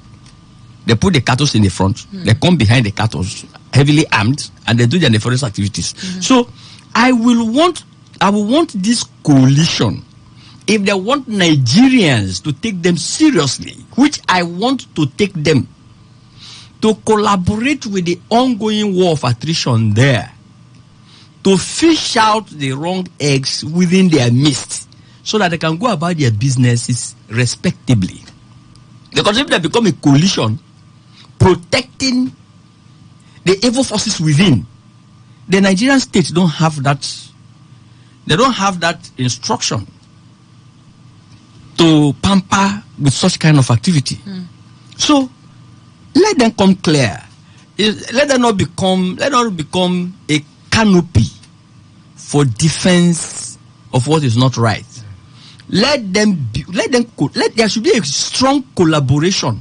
If in this very instance, this very case, within the context of the prosecution of the war against terror in the north, if the military have committed any infraction within that process, it is their right to be compensated. It is also their right for the military through their spokes agency to say, we are sorry that we did that. Because even the America that Chief Imam mentioned, when such things happen, they easily, through their very active information departments in the military, issue statements to calm down frayed nerves. So if something have gone wrong, the military owe it a duty to its citizens, whether this coalition or whoever, to say, we are sorry that we did this. And then the appropriate agencies should be able to compensate them. But most importantly, this coalition should synergize with the war going on there to ensure that Nigerians give them the respect that they deserve as a critical sector in the socio-economic development of the country. Yeah, okay. What are your thoughts there? Shepherd? Yes. These are human beings that we're talking about. Definitely. And I don't know if the military has actually owned up that the strike that happened there was a mistake.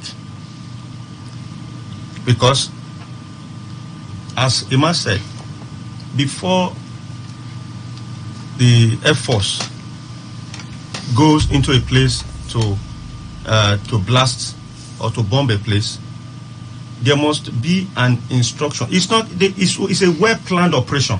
Of course. It's not something you just wake up one morning, you go into a place and begin to bomb the whole area. No. So, for us to actually be able to say, okay, what the headers are saying is true, we must also find out if the military has owned up to say, okay, what happened there was actually a mistake. Then if it's a mistake, then they should be able to apologize, not just apologize, compensate the appropriate, compensate those that should be compensated. And also, military operations, I find it difficult to believe that military operations will make mistake, because any operations they get involved in is something that is well calculated. If not, we will even be seeing military going through the city of Port Harcourt and blasting people. So, of course, we must first of all know that, okay, the military actually owned up that this operation, this bombing that took place was actually a mistake. And if it's actually a mistake, then they should, try to look at the way they carry out their operations. It will be for me, it will be a very big slap on the defense architecture of Nigeria if what happened there was actually a mistake. Because such should not, in the first place, be a mistake at all. Before we even talk about compensating anybody or trying to, it should not be a mistake. Because it's a serious matter for for even a single soul to be killed by the military. By the military. Innocent soul. Yes, innocent people. No, it's not. It should not be. Then, if actually such happened, and they said it's a mistake, then something is not right with our military. All right, okay. I got your thoughts. Well, Akina, what do you think? Well, by the souls of those who fell to the bombardment, I'll say rest in peace. But this gives credence to, I think it's J.P. Clark or who, casualties. Well, casualties, one way or the other. Those who have fallen, and then those whose relatives have fallen. And again, we are all eaters of dust in a war situation as this. Apparently, we have that kind of scenario that will invite the military one way or the other at some point for actions. They are humans. Even the gadgets, the bazookas are also mechanical and then could fail sometimes. Yes. So the incidences of mistaken bombardment have actually been reported in Nigeria in the course of this fight against insurgency and then elsewhere. But what for me appears to be instructive here about the last paragraph is that they are even demanding immediate admittance of responsibility. So it does appear that in this particular one, we have not heard any of the sections of the armed forces, military, admitting, in fact, to ever even say there was such alleged bombardment, as a matter of fact. So we have got this report and this call by the coalition. So moving forward, I think that we listen the days to come, whether the military will even admit that there was that kind of incident, whether they even knew themselves. Who knows whether they were enemy fighters that actually also did this. And so we exactly, yes, because I mean, if they have not agreed to apologize or even said yes, we did that, then how can we say and then that gives credence. Even the coalition is saying they are demanding admittance first. So I think they are almost kind of coercing the armed forces to admit that if they are taking responsibility in some of the instances earlier, they've taken responsibility of what happened. Sometimes they could say, okay, I know that in humanitarian law, we did some that there's actually the rules as to war situation, how you shouldn't attack certain places, civilians and all of that. But even the war going on in Ukraine, Russia and all that, we have had also reported cases of bringing down places that maybe civilians were saying. Sometimes they take responsibility and justify, that the civilians were used as shields and all of that. So if we get the first admittance by the Nigerian armed forces to say, oh yes, we are responsible, we admit that this happened, then we also will hear them say whether it was accidental or intentional. It could actually be intentional. It could also be a cover, maybe while they were, after they got this head from the Benue State government, perhaps they were doing something else, who knows. So at the moment, even their press release really here now, I think one can't quite say more, but to before the military does would I say expressing condolence, we have expressed condolence. And then I do express my condolence, and then some. What if it's intentional? Somebody's life is involved, so we express our condolence. Intentional, and those people were actually, like you said, they were just a cover, and they were actually indeed terrorists. Unfortunately, it justifies. I did humanitarian law, really, with the intention to whatever the situation, even during war, to attack civilian population. Is against it's against. I know, but then now, yes, that's what I'm saying. It would be unfortunate. For mine, in any case, whether it was accidental or intentional, whether they are criminals, They are not saying, well, my condolences, these criminals died. Is that what you're saying? The truth of that, Rob, I said, hold on first with your condolence. Be sure that these people. So be it. All right, thank you. But I do agree that we haven't had the military say, indeed, we carried out this attack, and then have now tried not or are hiding or shying away from apologizing or giving any explanation on why they even attacked that group, those group of people. Let me put it that way. But we'll find out eventually. I mean, like Ekini said, we'll continue to monitor the news and see what comes up with that. This last story here I'm going to take.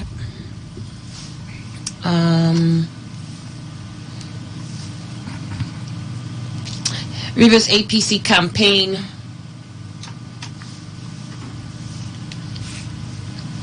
Just one moment.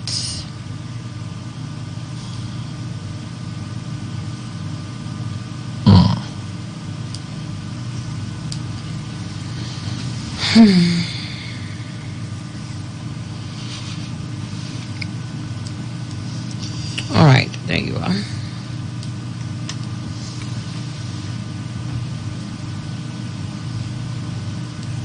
Rivers APC campaign director abducted, and then you have the party blames police. The All Progressives Congress chapter in Rivers State has said its campaign director in Opobo local government area, Boma Brown, was abducted by suspected political thugs at the venue of a scheduled rally in the area on Tuesday. The APC, in reaction, accused the police of compromise as it claimed policemen were on ground when the attack happened. Governorship candidate of the party, Tonya Cole, who disclosed this to newsmen, said the thugs invaded the party's campaign venue, shot indiscriminately, and whisked the party chieftain away. Cole had called for the declaration of a state of emergency in the state due to the spate of political violence. Also, the APC Policy Secretary in the state, Darlington Nwauju, described the incident as another barbaric attack on democracy. Nwauju disclosed that security operatives attached to the governorship candidate Cole and the former Director General, Nigerian Maritime Administration and Safety Agency, Dr. Dakoko Peterside, however, assisted in the rescue of Mr. Brown. This is another barbaric attack on our democracy. Parties should be allowed to campaign freely, and the electorate should be allowed to vote for the candidates of their choice. That is what democracy is all about. All right. It's just funny, but it's something that is happening, and I just think it's necessary that we spotlight that. The SDP recently, while campaigns, Abe had his vehicle attacked and his convoy had to stop in the tracks. What I even heard, at some point they had to scamper to safety because of the attacks they were getting from these unidentified hoodlums who were attacking them. We've heard of Accord Party. We've heard of, I think Labour Party at one point still had one incident like that when they went to campaign. And then we've heard of PDP, APC. Recently, APC2 in Opobo was attacked when they were doing their campaigns there. We continue to hear attacks from these different parties, and it seems that you've got them blaming the police, either of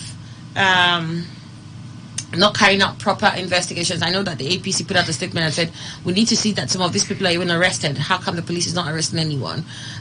So you have the police being accused of either incomplete investigations or being biased. And then you also have the PDP in the state accused. Are they accusing the PDP because, well, the PDP is a power to be here in River State, or because the PDP is actually actively sponsoring these attacks? Let's also put it out there that the PDP campaigns have not been attacked by any of these hoodlums they've been carrying out since the campaign started. Is it that the hoodlums don't mind the PDP campaigning, or the hoodlums just recognize that this is a no-go area? What's going on? You see, Annie, when I always say that politics, Nigerian brand, is a dirty game, people will always say, no, it's not. In fact, we can also get such a response from within here that it's not dirty. Annie, you have maybe up to 3 or 4 political parties. Anyone that steps out his toes to go to any event of his own will be attacked by who they call unknown gunmen or hoodlums. Another one comes out, those unknown gunmen and hoodlums will also track them and attack them. Another one comes the same thing. But once one particular one comes out, no attack. Will you blame those people that have been attacked to collectively say that it may be the handiwork of that particular one that is always walking his own field of rallies and whatever freely without any molestation from unknown gunmen?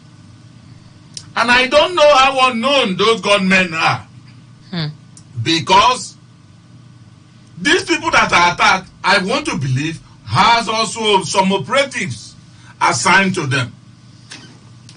Take, for instance, the APC own in Opobo. They are talking about accusing the police, if you like, of inefficiency because they were on ground, according to them. And these people came. But my worry in the whole thing is that they didn't give us details, Annie. Okay. How did it happen? What could be the reason? Because I always love cause of any action. Did they enter where they told not to enter? Or were they particular about the venue they should use? And as a result, there are barriers to using that particular venue. And as they moved into it, now the attack happened.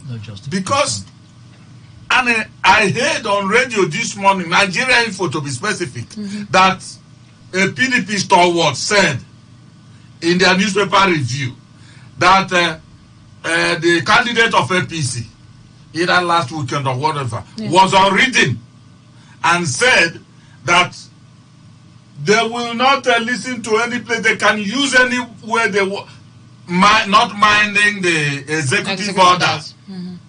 And if that is true, are they encouraging lawlessness or order? whether it comes from any party at all, saying that. Because I remember God Almighty in his wisdom says that obey superior authorities, except otherwise the order will be against you. Now, doing anything which God himself wants you to do before you resist. Now, taking a cue from there, if government came up with perhaps some executive orders that are illegal, that are inhuman, what options are left for you? It's only to go to the court and challenge that.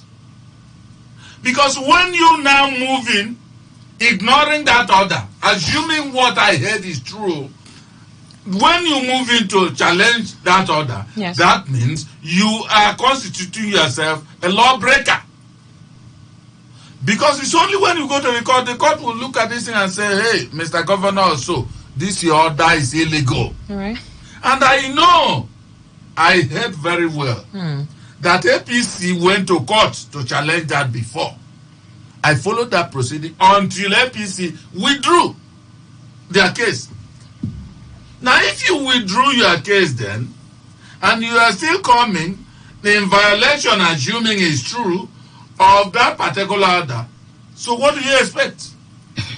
But if it is predicated on that executive order, are we to believe that the Opobo PDP individuals, as alleged, are the police officers that should have stopped that particular people breaking that executive order? So what is going on? All these things I am saying, it will look very much hazy for people to know exactly what is happening. But don't blame anybody that is accusing the ruling party, because it is the ruling party that has the paraphernalia of coercion, using the police and all that. But what I'm saying is that they are now accusing the Opobo people from that place, who I know are not police officers. What is going on? Are they now police officers if it is true that they attack the APC people not to use them? All right, I'll get your thoughts on that. Chief Lord Asher Frank. Thank you very much. First, let me start by saying that these are very serious times. It's election time. The All Progressives Congress is a very serious party, pursuing very serious programs. The kind of things that are going on in Rivers State, nobody should try and drag the National APC into it, because we are more interested in the elections of February before talk of election of March. We must not put the cart before the horse. This is a division. What has that got to do with anything here now? Let me just ask, what has national got to do with what's going on here? Yeah, we're having national APC. We're having a lot of crisis here based on campaigns. Is it not so? Without campaigns, we will have crisis here.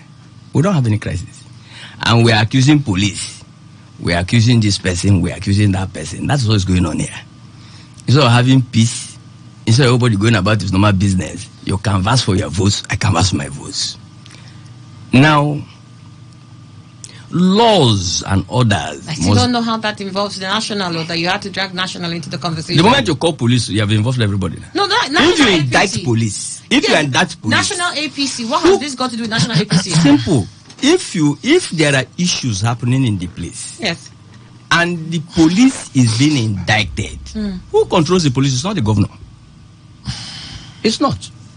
Is it national APC that controls police? National APC has a government. No. Yeah, no. It's not a national APC it's that controls APC police. Government. It's not national APC that controls it's police. It's not national APC that controls now, police. Let's get one thing very clear here. Whether a lot of people will not agree with what you're saying. No. It doesn't matter how they agree or not. It's the law. One thing is clear here. And what is clear here is that there's an executive order in the state that is not vacated, as far as I know. Yeah. And that executive order covers public places, to the best of my knowledge. Yeah. Facilities. And as far as politics is concerned, you can do your politics without those public places. There are there are private places. Now, if you must do your politics in those public places, like Emma said, you have to find a way to vacate the executive order. If you don't, you obey the order. It does not stop you from going about your business. We know what happened in this state. We know where we are coming from in this state. I will be very pleased going into the elections to see the security agencies in the state be allowed by politicians and political parties to do their job. Because Rivers State is notorious for very wrong reasons when it comes to election matters. Ordinarily, Rivers is also a very disciplined place. But when it comes to election time, we don't keep tab on the number of people we lose senselessly for no reasons. So, as far as I'm concerned, the security agencies in the state should be as independent as possible to do their job. Politicians and political parties should go about their duty and should prosecute their responsibilities, understanding the fact that they are accountable to the people of the state. It's not a private business you are doing. I will not gather 20 people, for instance, 10 people, 5 people in an environment that I know is against the law, because anything is possible. But let me say one thing here. Whether it is against the law to gather in a place or not against the law to gather in a place, I have not seen it in any law book anywhere. I have not even heard. I've not even had a pronouncement of any judicial pronouncement that says that you can self-help yourself in such a situation. If there's an executive order that is breached, what I expect is that the appropriate authority should get to the law enforcement agencies to do their job. Thank you. That's the question I asked last If you bring thugs and touts, it will be like two wrongs that won't make a right. The fact that you made a law does not also give you the impetus to be the one to enforcing that law. Rivers State had a law against open grazing. I don't know if they have revoked it, because I don't have any record that it has been revoked. But people are grazing here, and they have not taken away the cattle by thugs. You expect those who is their duty to do the needful to do that. So if people are gathering in a place, and you use the excuse that you gave an executive order, and again, nobody should insult our senses. If there are 20 political parties and they are attacking 19 and they are not attacking one, who did? Let's insult our senses now. Who did? Because if the fact that we decide to be lawful does not mean that any person has a monopoly of anything now. Nobody does. So, if there is some attack that is going on in the place, it should be, if there are 30 political parties, it should be the 30 political parties. Then we know how to sit down together to solve the problem. If there are 30 and they are attacking 29, and one is moving about, it's all right. I want to question like that. It's all right. All right, we know your thoughts then. Let me get to Ehige. Now, there is no justifiable reason for anybody to use talks to harass political campaigns. Now, if you feel that anybody is breaching the law, there are ways to go about it. For crying out loud, politics is all about convincing people. If you're able to convince me that you will do the right thing, and I'm convinced with the reasons you've given me, then I'll vote for you. It's not by forcing people, using talks, coercing people. No. We should grow above this myopic way of actually doing things. Trying to, shut everyone up just because you feel only you want to dominate the whole atmosphere. No, it should not be so. Why attacking people when there are law enforcement agencies you can approach to help you actually to help you what do we call it now? Enforce the law that you have made. That is not, see, it's just unfortunate that, you know, we do things the way we like in this country, thinking that there is nothing, like, okay, nothing they happen. No repercussions. No repercussions. It should not be so. But are there really any repercussions? Yeah, of course. Well, are there really repercussions? There are no repercussions, but it should not have been so. So, for political parties doing rallies to be attacked every now and then, I think the state government should actually wake up and do the right thing. See, the thing is, if you want people to vote for you, it's not by harassing people. It's not by coercing people. It's not by shooting everywhere. It's not by shutting people down. Convince them that, yes, I am better than this. I can give you this. I can make your life better. Then if they feel okay, they can vote for you, then they will. If they will not vote for you, whatever you do, if anybody don't want to vote for you, they will not vote for you. So please, this idea of harassing political parties here and there should stop. You must not kill because you want to win election. No, it should not be so. And also, these political parties that are craving for public space, there is an executive order that is on ground. Mm-hmm. They should go about it the right way. Those executive orders can be vacated. It's not cast on stones. Follow the right channel. Do the right thing. So that those spaces you want to use, before you can use them.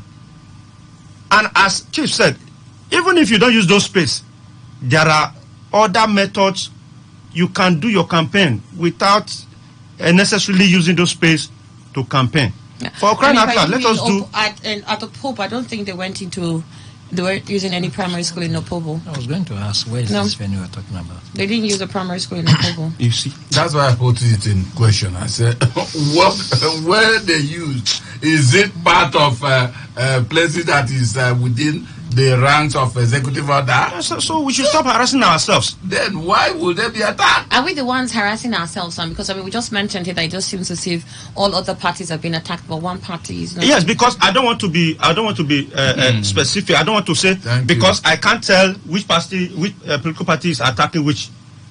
You get it now. But which political party is not been attacked? It's the PDP. Okay. But that notwithstanding, it doesn't justify the fact that they might actually be the one attacking other political parties. Mm-hmm. Because, see, even PDP can also arrange to attack themselves. Whoever that is attacking can also can also arrange to attack themselves. Let it be that everybody is being attacked. So the fact that they are not being attacked doesn't mean that they might actually be the one sponsoring these attacks. All right. Okay. Politicians can't go extra. They can't do anything. All right. We got your thoughts there. Harry Akine. Yes, Annie, thank you. I align greatly with what the three other analysts have said. But I would add that there is no doubt that these assailants are sponsors or agents or members or supporters of a political party. Which political party it is may just be what I can be sure of now. Yes. The reason I say this is these are clearly political violence, really. They are targeted at, that's actually what electoral or political violence is, targeted at political parties. Mm-hmm. They were not talking about just crisis as maybe some other, it is deliberate. The objective is clear, the goal is clear, to disrupt the political activity of a political party. To silence them. to prevent them from carrying out a legitimate legal statutory function or activity in the electoral process. INEC had declared political campaigns for this period, and they do have the right, all 18 political parties have the right to campaign. The people have the right to hear these parties, come talk to them. In fact, it's a violation of the rights of Nigerians, of citizens, to even disrupt political campaigns, because we have the right, we're entitled to hear every one of them in a very conducive, convenient environment. We interact. Let's listen to what each of you. Nobody has the exclusive right to go talk to the people. Okay. It's not the exclusive right of one political party alone to go talk to the people. It is of all. And it is our right that all of them must. In fact, we shouldn't even be satisfied if only one political party comes to talk to us. Because the essence is for us to be able to examine what they are saying with respect to the challenges we have and the solutions they are proffering. So we'll make a choice. Anything outside that anybody is doing is in itself unlawful by any political party. So it has to be stated clearly that this thing that is happening in Rivers State, that the APC, the PDP, the APC, the SDP, and the Accord Party, by the reports gotten so far, have been attacked serially at different places, at Mbiama, at Eche, at Mile 1, and at now Opobo, and perhaps other places have not been reported. It's condemnable, is unfortunate, is pre-election violence. Again, Rivers State is demonstrating what negatively we've been attributed. Pre-election, during election, and post-election violence. And then now, back for me, not just to just say this. Who should we hold primarily responsible? The governor of Rivers State, Mr. Nyesom Ezenwonwike, is number one person to be held responsible to account and to make sure that this stops. And you ask me how and why. He is the governor of Rivers State. I am not referring to Nyesom Wike as a PDP member. Okay. As the governor of Rivers State, he has a responsibility to ensure at all times that Rivers State is peaceful and that everybody goes around to carry out his legitimate and lawful activity, whether political, economic, social, or cultural. He has a responsibility to address anytime anybody is conducting himself or herself in a manner that would disrupt the peace of the state. So it's enough that I would have expected. I watch other places. Someone was just probably, some policemen beat up someone in the US, and where was that? But you come out and address the people of Rivers State to even say, look, I want this state to be peaceful. It doesn't matter the political party. I want this election period to be peaceful. I want everybody to have the right to campaign. I have every citizen to have the right to hear these political parties. It should come from the governor. Then the second person is the commissioner for police. And what's that his name? Mr. Okon Efyong, whatever the other name is. He has a responsibility, and for him, he has failed of that expectation to guarantee peace, order, and safety of people who are participating in electoral activities. You know why? The Electoral Act has actually put on him and the police command in Rivers State the statutory responsibility to ensure peaceful campaigns, if for any reason, to resolve whatever dispute that would have threatened that peace. Then the question is, where have they always been, the police? At Mbiama, at Eche, at Mile 1, and then all the places. No statement, no comment by the Commissioner of Police, no address, no condemnation, no arrest, no investigation, no prosecution of anybody. Of all of these is a threat to the election. You know why this particular I'm concerned? Yes, we had actually we had a press conference in September. Now, the Committee for the Defense of Human Rights, right? And that was preparatory to the opening of the campaigns. And we invited the media. You were here, you were in the station. And then we gave the early warning, the signals of pre-election violence. And at that time, it was based on comments, utterances by political leaders, including the governor of Rivers State. And we also warned about certain declarations that were made at the time. And look at it now. Elections haven't really come. We are 3 weeks away. They have manifested. We are talking about executive orders here and there. Of course, they have also spoken. We had actually even argued that those executive orders were baseless, and they remain baseless. They were not drawn from any law. The law purported, okay, no, not purported, because it was actually legitimately made. The law made by the River State House of Assembly was an afterthought because it came after the executive orders had been declared, had been made. Yeah, but the House has legislated. No, it does not ratify it. And you don't make law retrospectively. Yeah. You don't make law. If that thing was void, let me tell you what Lord Denny has said. It's void from the beginning. Absolutely void. It wasn't voidable. It was not to be repaired by a law to be made later. It's a voidable disposition that is inchoate. It's not complete, that you can ratify and make it complete later. But that kind of disposition that was no basis at all was a void one, and is void from the beginning. It is like placing something on nothing and expecting it to stay, to collapse. And Lord Denny said that was not just bad, but incurably bad. It's not curable, bad. Now, whatever that is, those who have gone to court to challenge whatever it is, assuming without conceding that there is even a legitimate executive order like they have asked, who is to enforce that? Should there be a method of enforcing it? Yeah. Is it different from any other law in terms of enforcement? It's not. If it were a law, okay, let's take the River State House of Assembly law that has actually legitimately been passed and enacted. If anybody is violating, not even a local government chairman has the power to mobilize anybody. But that's what they've been doing. Mobilize anybody to go disrupt any peace. You are committing an offense in that regard. But this is what we're seeing. So apparently it's all political violence. It's not about an enforcement of any law. That should be completely cancelled. It's not enforcement, purported enforcement of any executive order. So again, you look at all of this and you ask, what is this going to portend in the elections? We laid the sequence. We said pre-election violence, if not prevented, snowballs into during election violence. Exactly. There are 3 stages to electoral violence. And then during election violence, we definitely have an outcome of post-election violence. And we have always had a history of election violence, during election violence in River State. And apparently that's what it is. And unfortunately, we have the utterances going. And we had also warned when the governor made some utterance at Onelga, this is fight to finish. Yes. We did the analysis here. And we're like, some were like, it could be positive. And I particularly even spoke that it could be a determination as to how determined you are to a feat, right, to win. But we also warned that people may misinterpret this. The fight to finish should be. And again, when you use that utterance in a democratic electoral process, for me, I suspected that even whoever made that utterance, which is the governor himself, intended the other one, which is what he's playing out. I'm not sure he intended they would let's deploy all of our strength to be able to win the election. So where are we? The governor of River State has a response. You know why? I have said this.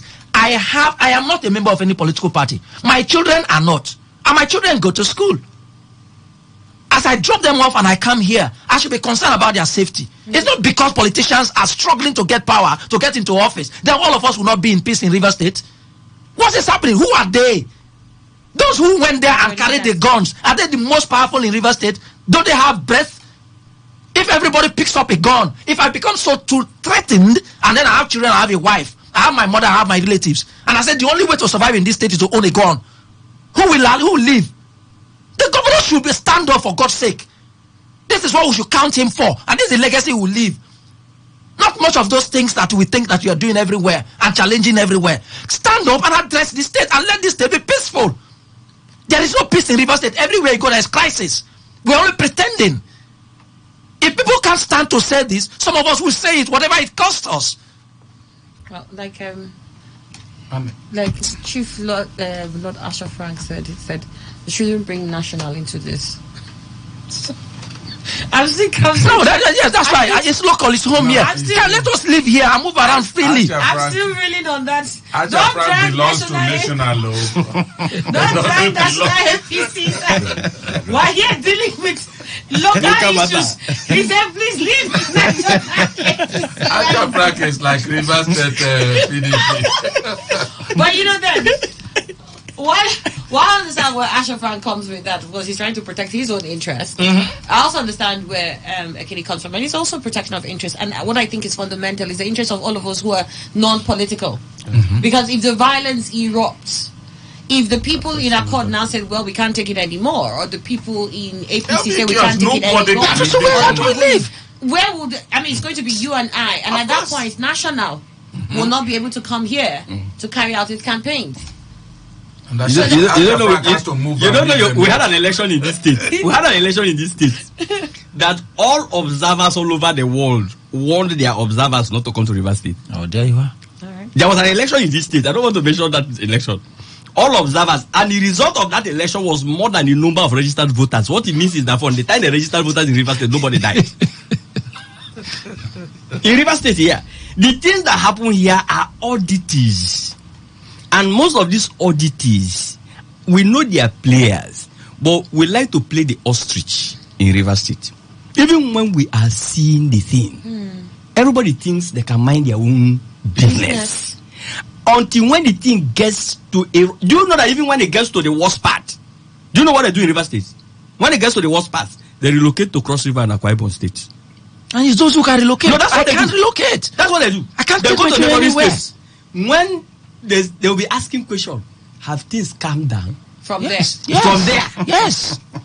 So that is the kind of state we are.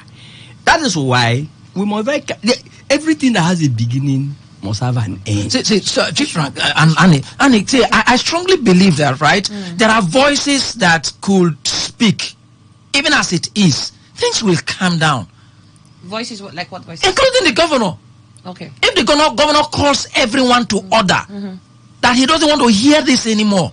Let everybody who wants to go for any campaign go. For God's sake, even if you think that a particular locality is your stronghold, and then the other political party, it won't make a difference if it really truly are having the stronghold there. Let him just come and talk and go. My friend Harry, let me just come in briefly before And then if the Commissioner of Police also is firm and really objective to this, not the kind of press conferences we have had, I really seriously dare the Commissioner of Police that he hasn't acted properly. All right. He's a human being. He's a public officer. Let me just see. You define the capacity of a man to be violent from his utterances. In the Nuremberg trial, the lead judge said that he respects the German spirit, but that he does not understand how the violent utterances of Adolf Hitler could sway the German intelligence to his side. When you see a man or a woman who is not diplomatic, is very forceful, he thinks he can get everything by power, he doesn't feel that he can lobby people, he can caress people, and they will come and help you to get what you want, and you think that is where the source of peace is going to come from, I wish you the best of luck. I'm mistaken. When Henry Kine was talking, he mentioned that the executive order from day one is baseless. Now, if the baselessness started from day one, that automatically means now it has some basis, because I'm coming. That's why I'm asking. Now the State House of Assembly has come up with legitimacy. But I'm asking, since you say that you cannot retroactively maybe bring up a law, does it mean that if the governor still cancels it, now it becomes legitimate? Yes, I said so. In a way that at some point it's still here, that I made some fun. I said, but he could consult me on this, even would I pay. I think that the right thing that would have been done, which of course they did, just that they would not, out of arrogance at the position they occupy, they won't come even when they accept some of the things we discuss here, right? The reason the House of Assembly even made that law and took it to stage, because we had actually been condemning it in the media everywhere. So they now thought that by enacting the law, it could then ratify the executive order. But when they did so, we came out again by some God will. It's only God that directs, that it's not quite right that way, because laws are not made retrospectively. So what the governor could have done, there are simple ways to revoking executive orders. Is it that the person who proclaimed it revokes it, or by a resolution of a legislature, you revoke an executive order? Those are simple ways. So the executive order that was proclaimed by whoever that proclaimed it could just be revoked, and then you now make another declaration pursuant to this law now. Because the one you did earlier was not pursuant to any law, was not seeking to enforce any law. Even however they struggled to link it. When Chris Fibon spoke at that time, wanting to struggle to link it to the signage law. We monitor what is happening in these states, for God's sake. And it didn't work. That was why the House of Assembly now made the law, thinking that they can now just link it to the law. But unfortunately, you can't be retrospective in legislating. It's simple, it's elementary. It's not as elementary then in that case. So revoke it, and then you can make another. It is. It's not that elementary in that case, because we won't be talking about it if it was. All right, but here we are now. APC publicity desk secretary has described the incident as another barbaric attack on democracy.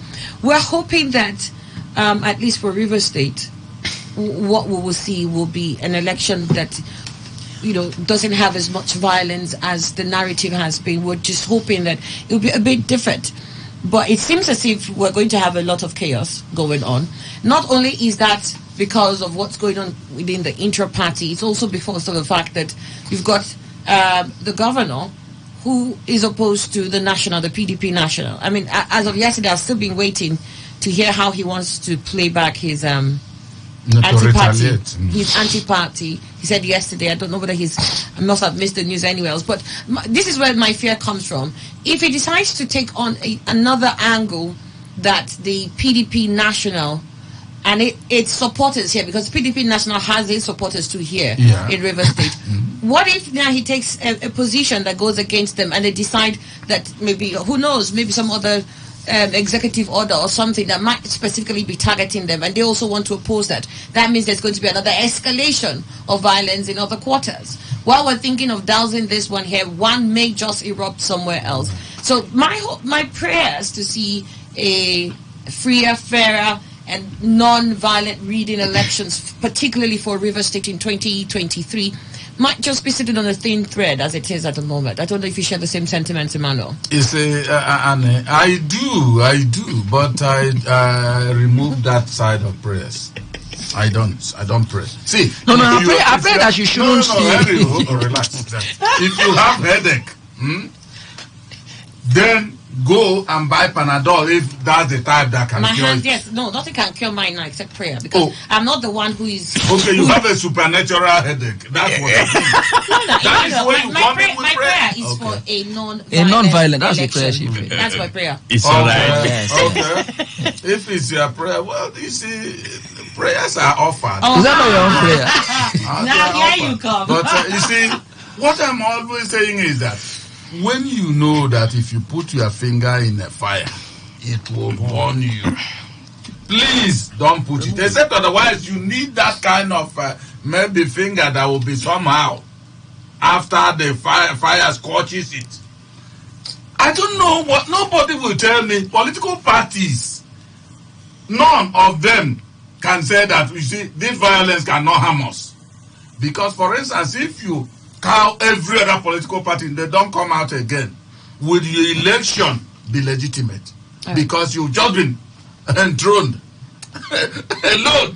So for me, I think I share the sentiment of what will bring peace. Nigerian politicians are about let's win first. Anything after, but let's win first. We can approach the court. We'll approach the courts later, but let's win first. Which always does not change, it rarely changes. Alright, it's 11:43. Let me take up some calls now.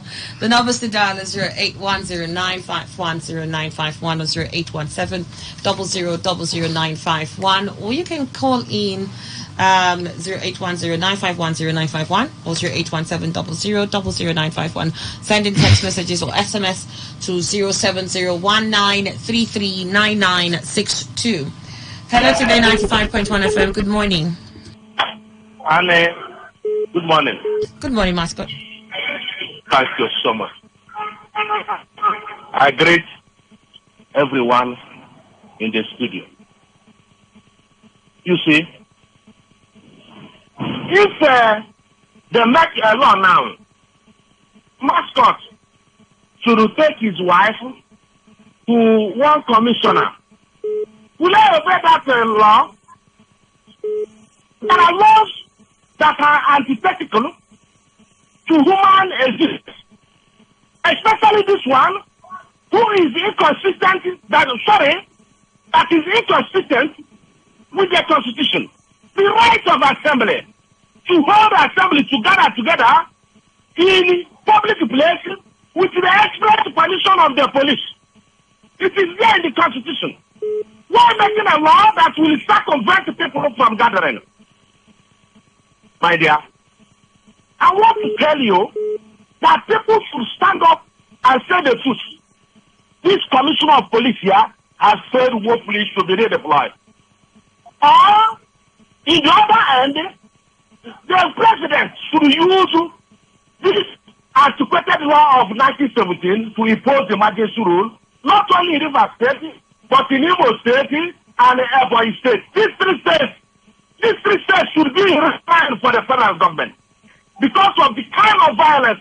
I was in the company of the Labour Party candidate last weekend in a place called Esudo in Imbisha, the House of Rep candidate and the senatorial candidate. What we saw were escaped by the whiskers. That is in Imo State. The federal government should impose the emergency rule in these three states and appoint an administrator to oversee this election. Otherwise, there will be massive bloodbath, massive bloodletting, and I don't know how history will record it. That is where I stop now. Thank you, and God bless all of you there. Thank you very much, Mascot. We got your thoughts on the issues. Today, 95.1 FM, good morning. Hello, good morning, Annie. Hello, good morning. Yeah. Good morning, great to have you on the show. Yeah, a blessed morning to you, Chief Ndukwe, and the guests in the studio. Yeah. Annie, you see, this lunch and dinner that is full of water, Nigerian pepper and Cameroon pepper that are sharing to small political parties here in the state. According to the governor, he said there are small political parties. It's very worrisome. The bad effect of it is that the people who are sharing it is what is worrying me or troubling my heart. Because these people, they are no law enforcement agency.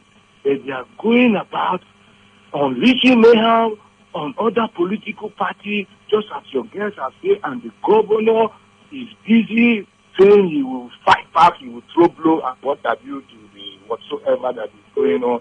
But you see, to me, looking at this whole scenario, that order don't exist. Because, Annie, for you to know that order exists, it is when you violate that order, the people who will come after you will tell whether that order exists. Because if there is an armed robbery somewhere now, and that armed robber rob that place and sit down and relax and begin to enjoy, we will know whether that law, he has violated the law against criminality or robbery or whatever. By seeing the president of police coming after them, they say somebody violates order. Even before the people will even arrive to that place, say they want to go and do something. You see talks and what have you, shooting guns. Can we use criminality to solve crime? Can we use a robber to implement or enforce a law against armed robbery? So when you see boys who are carrying arms, even if as a licensed armed man, I can't come out in my compound and shoot without the knowledge of the police coming to ask what went wrong before that gunshot went on the air or went out. They will investigate. The years since this thing has been happening, those boys will shoot freely at 3 weeks, carry somebody at 3 weeks. Police will be there. Okon Abang, or what is this name, this commissioner here? He has been making fingers with the governor, and he has not been doing anything about it. Whether he will come out to give report before carrying out investigation and condemn that nothing happened and say they want to carry out investigation. This Orengi Kiki or Orengi Kuku, the woman, the police spokeswoman, should not come and allow this policeman to make her become worse than a Omoni. All right, thank you. We got your thoughts there. Thank you very much. 08109510951 or 0817000951. Hello. Madam Annie, good morning. How are you? Good morning, Nelda. Great to have you. I greet your guest in the studio. You see, people should learn to call a spade a spade. We are in this state, and a law was actually signed a law was passed and signed by the government, anti-grazing law. As I'm talking to you now, Annie, if possible, I would have to visit the place I am now. Just come and see what these bodies are doing. Nobody challenges them. But why, since you have hit men, you have people that you can use to enforce under 21 or whatever.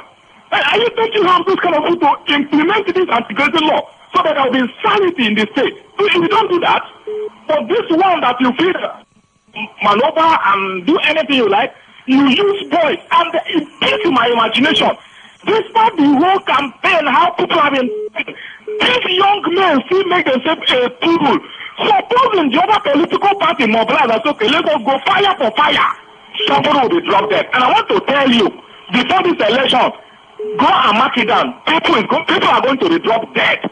Because of this under 21. Since police are watching, they don't want to do the needful. They are dancing to the tune of the governor, allowing folks to enforce the law. Then they say supposed to enforce. Let us wait and see how it goes. Since the IGP doesn't want to call this a correctional to order, let us see what will be the end. Thank you. Okay, we got your thoughts there too. I think that, like you've all said here earlier, and we just want to reiterate, in enforcing the laws, whether we call them draconian or not, whether we think they're standing on nothing or not, in enforcing the law, since we agree that that law is there, whether we appreciate it or not, enforcing it, we don't need to have thugs do that. We don't need to have local government chairmen do that. We don't need to have ward chairmen do that. They're not the ones in charge of enforcing the law. You have the commissioner of police who is you have the commissioner of police who is supposed to enforce the laws if there are laws that are being violated. I mean, it's a simple thing. If the local government chairman notices that a public place is being used, funds have not been paid, then direct the police to come over and get the organizers. It's a simple thing. It's not going to be the people who are standing there that will pay. It's the organizers. The organizers who brought people there should pay the amount. It's as simple. You know what I even think is a simple way for them to make the money? Use the space that you have and then bill them the 5,000. How much is it? It's supposed to be 5,000 pounds. 5 million, I beg your pardon. And bill them the 5 million. As simple as today, you go issue them organizers. We heard you are here. See 5 million that you need to pay. We can now drag that in court. Is that not a more civil way to go about it? Well, let me take some messages from our WhatsApp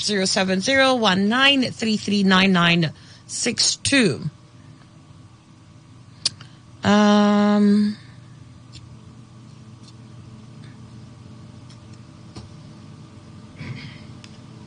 Okay, I don't think that's for me. Any top of the morning. These mushroom parties in River State. You know, I just saw these mushroom parties in River State. I just knew the person who sent this in. And I know the person who sent this will be tangled at table. Let me scroll down and see.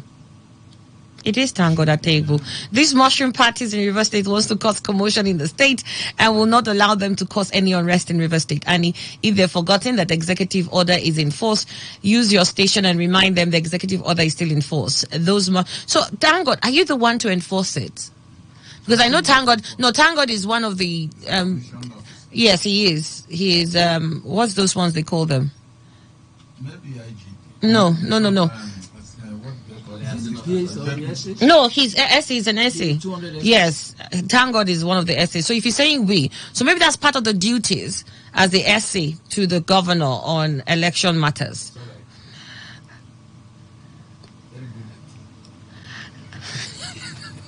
Annie, good morning.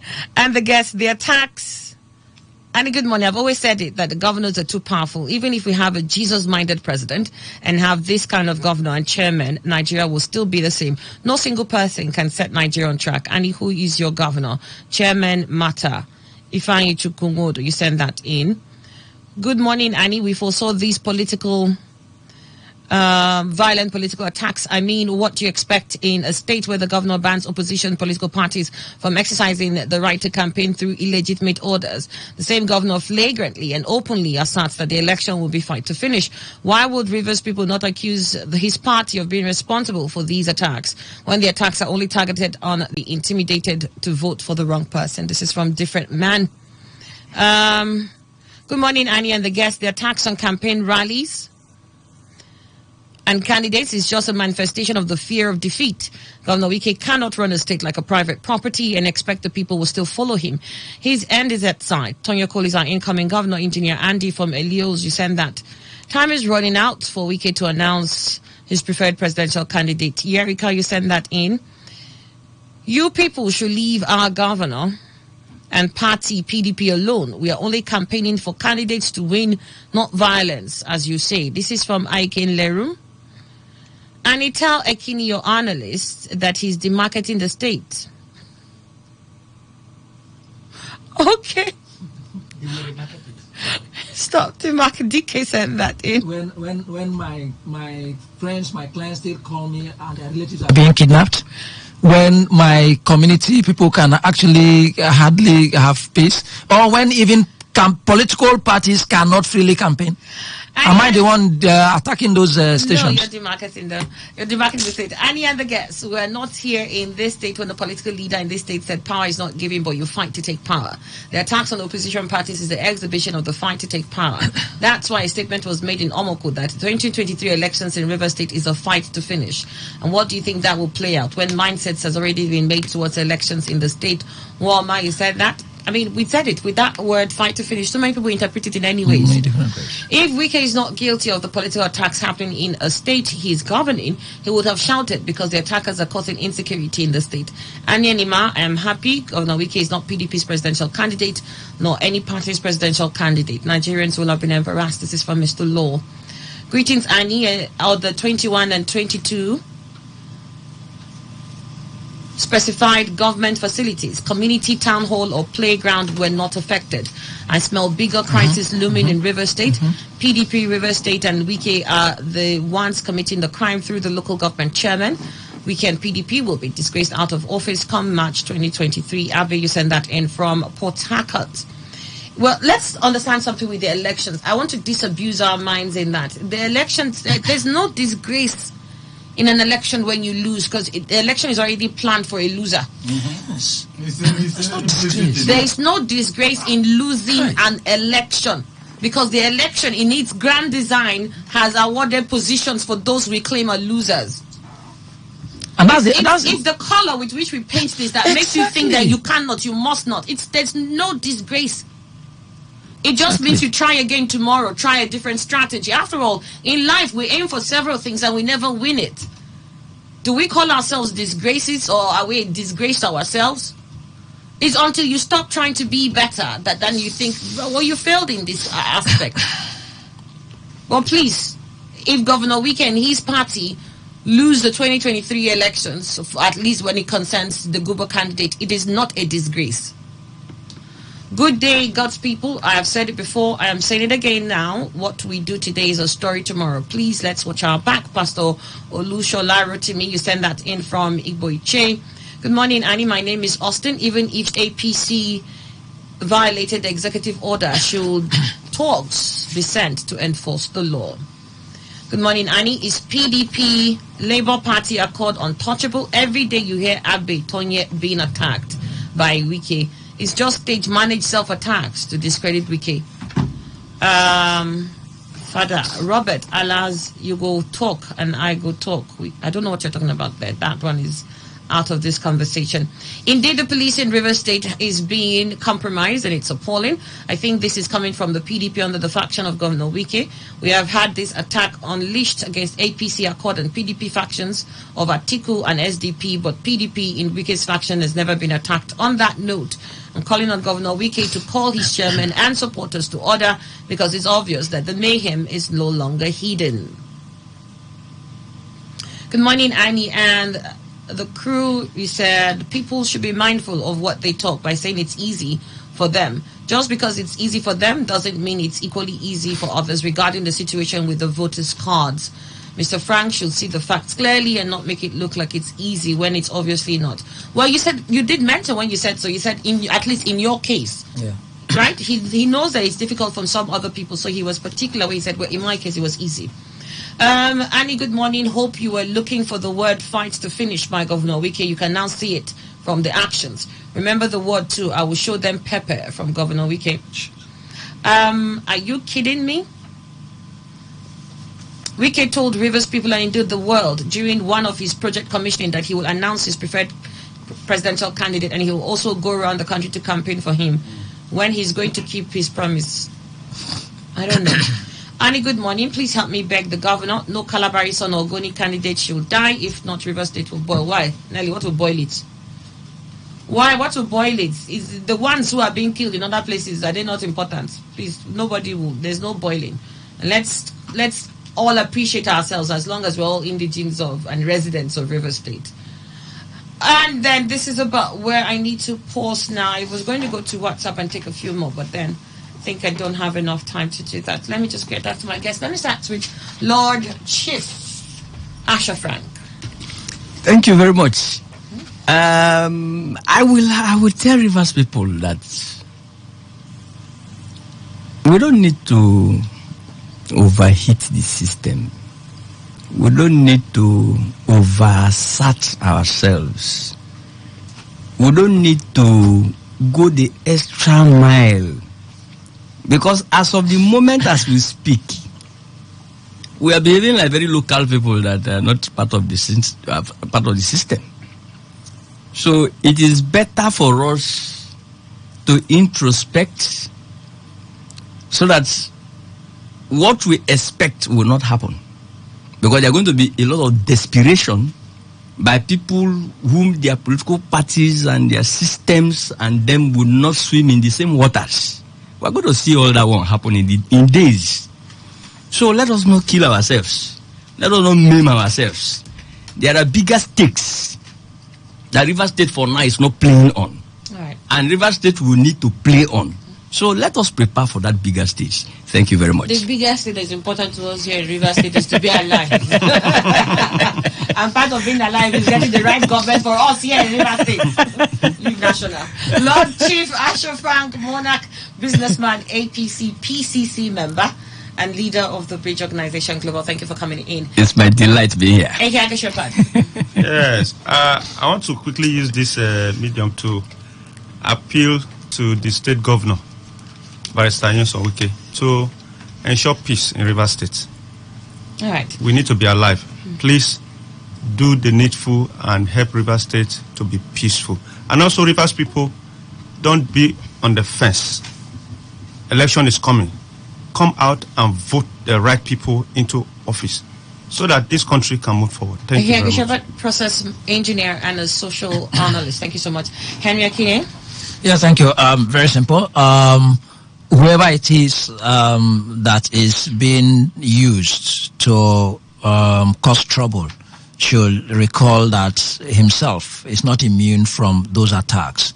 Then again, the police and the governor should please just do the needful. I know and I speak in their favor that they do know the right thing to do, and if they make the right utterances and expressions, we will have peace in Rivers State. Henry Akine, National Legal Advisor Committee for the Defense of Human Rights. Thank you for coming in. Emmanuel, just a moment before I introduce you for your last thoughts. This is the same place Magnus was attacked on Monday. Governor Wike was there yesterday and nothing happened to him. Maduka from Ahoda West, you sent that in. Annie, good morning. Advise the political parties to stop attacking each other. The contestants' children are not in the state with us. From Jerry in Port Harcourt. Welcome to Nigeria, where people who study the law breaks the law. This is from Stanley in Port Harcourt. We have an emperor in the state. There's too much impunity. Ibu Fubara, you sent that. We would like you to have a press conference. Okay. Annie and Ogaima, I cite you guys. Attack on political parties in River State is a clear indication that we're practicing totalitarianism system of government under Governor Wike-led government. When our governor said the battle line has been drawn and this is an election to finish, you think he was joking? When it comes to election violence, Rivers State is the headquarters because of this type of politics of bitterness we play in the state. Chidi from Ajip, you send that. Emmanuel. If there are benefits from election, it is only those who are alive that are going to have it. And so when parties are indeed fighting against themselves, they could also turn out the devilishness in every human. And once such happens, will River State be peaceful, that people will benefit from the supposed benefits of election? I doubt. And that's why we have to go. The world news comes up next. Lucky Maxwell is here to take you. Stay on the dial.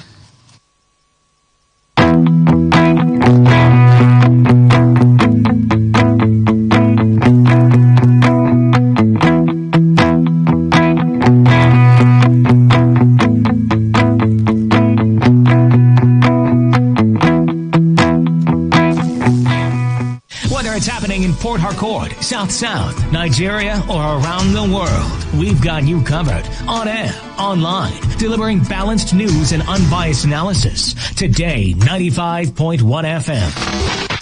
This is Today, 95.1 FM, Port Harcourt. News.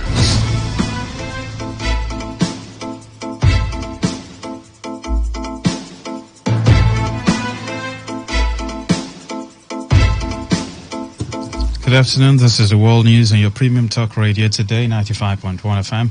And the headlines, INEC admits fuel scarcity may affect 2023 general elections. Governor Nasiru El-Rufai alleges conspiracy against presidential candidate of APC by some persons in presidential villa. On the foreign scene, President-elect of Czech Republic pushes for Ukraine to join NATO. I'm Lucky Maxwell. Now the details. The Independent National Electoral Commission says the current fuel scarcity in the country might affect logistic arrangements for the February 25 and March 11 general elections. INEC Chairman Mahmoud Yakubu raised the concern in Abuja at a consultative meeting with the transport unions such as the Nigerian Association of Road Transport Owners and the National Union of Road Transport Workers, amongst others. Yakubu also urged the transporters to be neutral and non-partisan as they commute INEC staff to and from polling units. The lecturer chief said interstate trips will not be allowed, saying all INEC and ad hoc staffers must not be moved beyond their local government areas. Meanwhile, the Independent National Electoral Commission says it will deploy 707,384 presiding officers for the general elections scheduled to commence on February 25. The Commission also said that since electoral education was important, there was a need to infuse it into the national values curriculum of primary schools in Nigeria. INEC National Commissioner and Chairman of its Information and Voter Education Committee, Festus Okoye, stated this during the public presentation of the Electoral Education Curriculum and Teachers Guide for Primary Schools. Kaduna State Governor Nasiru El-Rufai says some elements in Nigeria's presidential villa are working against the presidential candidate of the All Progressives Congress, Bola Tinubu. The governor also revealed that the individuals had their candidate for the APC presidential primaries, but the candidate could not win. El-Rufai disclosed this today on the television program. He said those individual elements are hiding behind President Muhammadu Buhari's desire to do what he thinks is right. The presidential candidate of the People's Democratic Party, Atiku Abubakar, has hinted that he is meeting with the presidential candidate of the New Nigerian People's Party, Rabiu Kwankwaso, and Labour Party's presidential candidate, Peter Obi, to support his ambition in the forthcoming election. Atiku made this known in a 15-minute interview with BBC Hausa Service.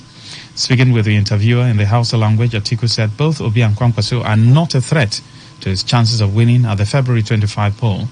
While fielding questions on the lingering PDP crisis, Atiku said each party has its internal crisis and theirs will not be an exemption, but noted that they are looking to solve every difference in no distant time. An appeal court sitting in Port Harcourt has dismissed an appeal by one of the governorship aspirants of the All Progressives Congress in River State, Bernard Miko, against the governorship candidate of the APC, Patrick Tonyo Cole. the Independent National Electoral Commission, and others. The three-man panel of the appeal, led by Justice Joseph Ikiag, in a unanimous judgment, held that the appellant did not exhaust the internal dispute resolution mechanism as enshrined in both the APC constitution before instituting the legal action. According to the judgment delivered by Justice Ikiag, the court held that Miko, who voluntarily swore not to challenge the outcome of the party primary election, did not stand by his undertaking, describing the suit at the lower court as incompetent and premature. The appeal court said the Federal High Court was on the right track when it struck out the case. Today FM's Uchendo Joe reports that the three-man panel of the appeal also dismissed cross-appeal by a fourth respondent, Ujukayo Flaga Makri, and one of the aspirants who sought to rely on the disqualification of Tonya Cole. Speaking to newsmen outside the courtroom, one of the counsels to APC, Chimenem Jerome, explained in details the judgment of the appeal court. The appeal was struck out on preliminary ground. Court of Appeal agreed with the Federal High Court that Ben and Miko haven't voluntarily sworn not to litigate over the outcome of the APC governorship primary in Rivers State, and that he found himself to support the winner of that primary. Haven't done so on his own voluntarily and signed. The Court of Appeal was of the opinion that he cannot appropriate and reprobate, that he was stopped by conduct, by that express undertaking. He has been stopped from pursuing any litigation arising from that primary. The Court of Appeal also of the opinion that the Federal High Court was right to have struck out the suit because Ben and Miko did not exhaust the internal party resolution mechanism entrenched in the APC constitution.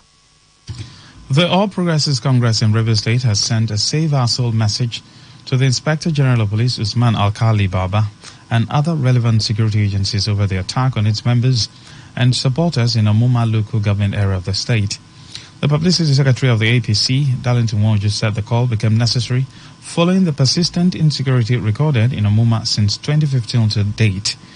Wonju, while calling on the IGP to set up a crack team that will carry out independent investigation to fetch out the criminal element, also complained that there is breakdown of law and order in Omuma. Addressing newsmen at the APC State Secretariat, Onyekachi Ojiegbe, who is the leader of the APC in Omuma, and Charles Chibuzo Nweke narrated how their members and supporters were attacked during a word-to-word campaign in the area.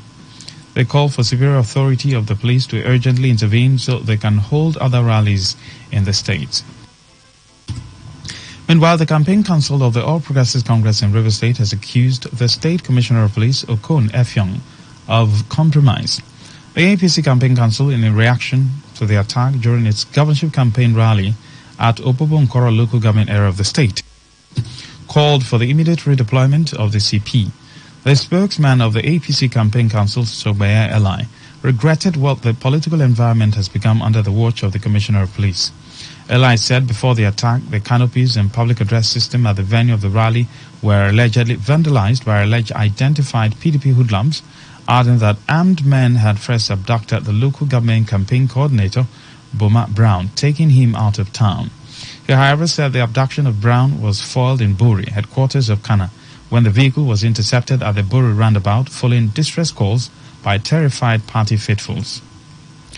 A stakeholder in the Social Democratic Party has described as shameful and barbaric the recent attack on the convoy of the governorship candidate of the Social Democratic Party in Akinima Road by Mbiama in Ahuda West local government area of the state.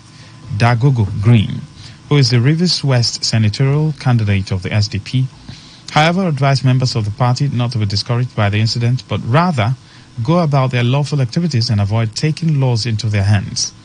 Green also made a clarion call to well-meaning Rivers people to resist the tyranny of one man's greed as he called on security agencies to intervene to avert a possible crisis in the state. The incident is not only shameful, but very barbaric. I wonder why and how we find ourselves at this level. Our democracy will suffer if we do not take steps to right the wrong. A situation where hoodlums will take advantage of people who are going about a peaceful process of campaigning. It's, to me, very unfortunate. I encourage them to go about their businesses, not allow what they see, the violence they see, our experience on the road, deter them from doing what is right. This is a clarion call to well-meaning Rivers people and stakeholders far and near. It's time for us to wake up from our slumber. We all know what is going on in the state. We all see what is happening. We cannot allow it to happen. We cannot allow our people to be cajoled or boxed into a situation because of one person's greed or one person's personal interest. I like to call on the agencies, River State chapter of the Nigerian Police, to do the needful.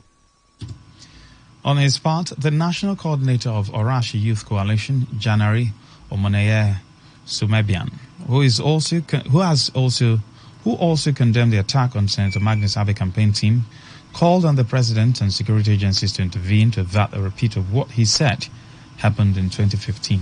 The Commissioner of Police is adamant about the attacks on governorship candidates of opposition parties in Rivers State. This is exactly what transpired in 2015 and 2016, mostly in Yorashi region. We are also calling on the President of Nigeria to call the Rivers State Governor to order to stop ordering his council chairman in Yorashi region to attack law-abiding citizens that are doing their rallies and their campaigns in Yorashi region, because we have left that part for a very long time. We will not like a repeat of what happened in 2015 and 2016 in Norashi region, because we have suffered a lot. We are calling on the IG of police, the Director of State Security, to call these people to order before crisis will blow off in Rivers State. We don't want crisis again in Rivers State.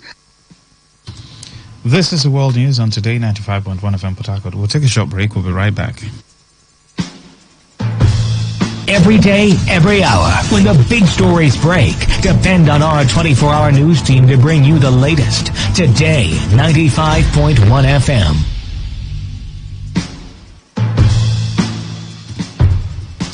Thanks for staying tuned. Now the rest of the news. Residents of Kula community in Akokotoro local government area, River State, are calling on the Central Bank of Nigeria to make the new Naira notes available to their community and other Oceania communities. Some of the residents who spoke to Today FM's Priye Zogu said, despite the extension of the deadline for the phasing out of the old Naira notes, the new currency is still scarce in their area. They also called for the establishment of cash points in the various riverine communities and fishing ports. This month I go collect money for POS. New Naira note no dey inside. Na still old one. And here where we dey now, we want pay transfer go Kula. So yesterday they no gree book us the time pass one because I said they want to get the new Naira note and nobody wey dey around here get them. I'm just coming from Kula today. As of now, the people in Kula is suffering about the new money because they are not using the old money to buy something. Any store that they want to go and collect, buy something, they refuse. They don't want to collect it. I know that the new money is rampant, then I collect it. That is the thing. As of now, Kula people are suffering from the new money. They haven't get any work. I go fishing port to go buy market to sell. So they say without the new money, they don't go sell me market.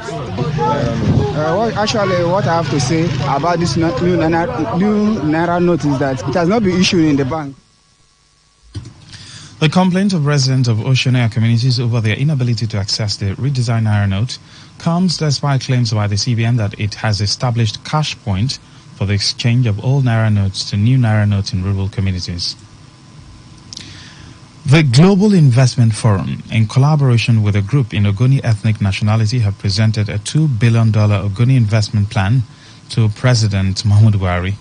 The groups, which explained that the plan also contains master plans for the recovery of the ravaged Ogoni land, also said the plan was presented to the President to give approval before commencement of the project, which would benefit Ogoni communities for the purpose of alleviating the economic hardship caused by years of environmental pollution. The president of Ogoni Liberation Initiative, Douglas Fabeke, who disclosed the development in a statement, noted that the investment would cover a gas processing plant, a modular refinery, and the compensation of the Ogoni people. Fabeke, who is also a member of the Global Investment, said the need for President Buhari to urgently implement the Ogoni Bill of Rights was also contained in the plans, insisting that the Ogonis are more concerned about the development of the Ogoni land and not solely interested in politics without value. The statement asked the President to demonstrate his love for the Ogoni people as promised by giving consent to the investment plan. Just as he said, he has also provided more revealing documents to an independent committee set up by the government to investigate the forensic report earlier submitted containing alleged fraudulent activities in the Ogoni cleanup. On the foreign scene, Czech President-elect Petr Pavel says Ukraine should be allowed to join NATO as soon as the war is over. Pavel, a retired NATO general, said Ukraine would be morally and practically ready to join the Western Alliance once the conflict had ended. In his first broadcast interview with the BBC since his election, General Pavel gave a robust defense of Western military support to Kiev, saying there should be almost no limits to what countries should send. The Czech Republic was the first Western country to send tanks and infantry fighting vehicles, Soviet designs T-72S and BMP-1s to Kiev, part of a series of deliveries of heavy weapons that reportedly began as early as March 2022. Elsewhere, authorities in Australia say they have found a tiny radioactive capsule which went missing last week. Authorities in Western Australia said emergency services had literally found the needle in the haystack. A huge search was triggered when the object was lost while being transported along a 1,400-kilometer route across the state. The capsule contains a small quantity of caesium-137, which could cause skin damage, burns, or radiation sickness. Emergency services used specialized equipment, including radiation detectors, during their hunt. In sports, the British transfer record was smashed on deadline day as an unprecedented January transfer window ended with Premier League clubs having spent £2.8 billion during the 2022-2023 season. Chelsea's €121 million deal for Benfica's Argentina midfielder Enzo Fernandez, once confirmed, will take the total expenditure by top-flight clubs in January to a record-breaking £815 million. More than £275 million was spent on deadline day alone before the window closed for English clubs yesterday. The deadline day outlay was an increase of 83% on the previous January record of £150 million set in 2018. To end the news, as a summary of the major stories. We told you that INEC has admitted that the current fuel scarcity may affect the 2023 general elections. You heard that Governor Nasiru El-Rufai has alleged that there is a conspiracy against the presidential candidate of the APC by some persons in the presidential villa. And on the foreign scene, we told you that the president-elect of Czech Republic is pushing for Ukraine to join NATO after the war with Russia. Ifunanya Obeme Ndukwe edited the news. For comments and inquiries, please call 0818-389-2850. Send your emails to news@todayfmlive.com. You can also read our stories on www.todayfmlive.com. Good afternoon, I am Lucky Maxwell.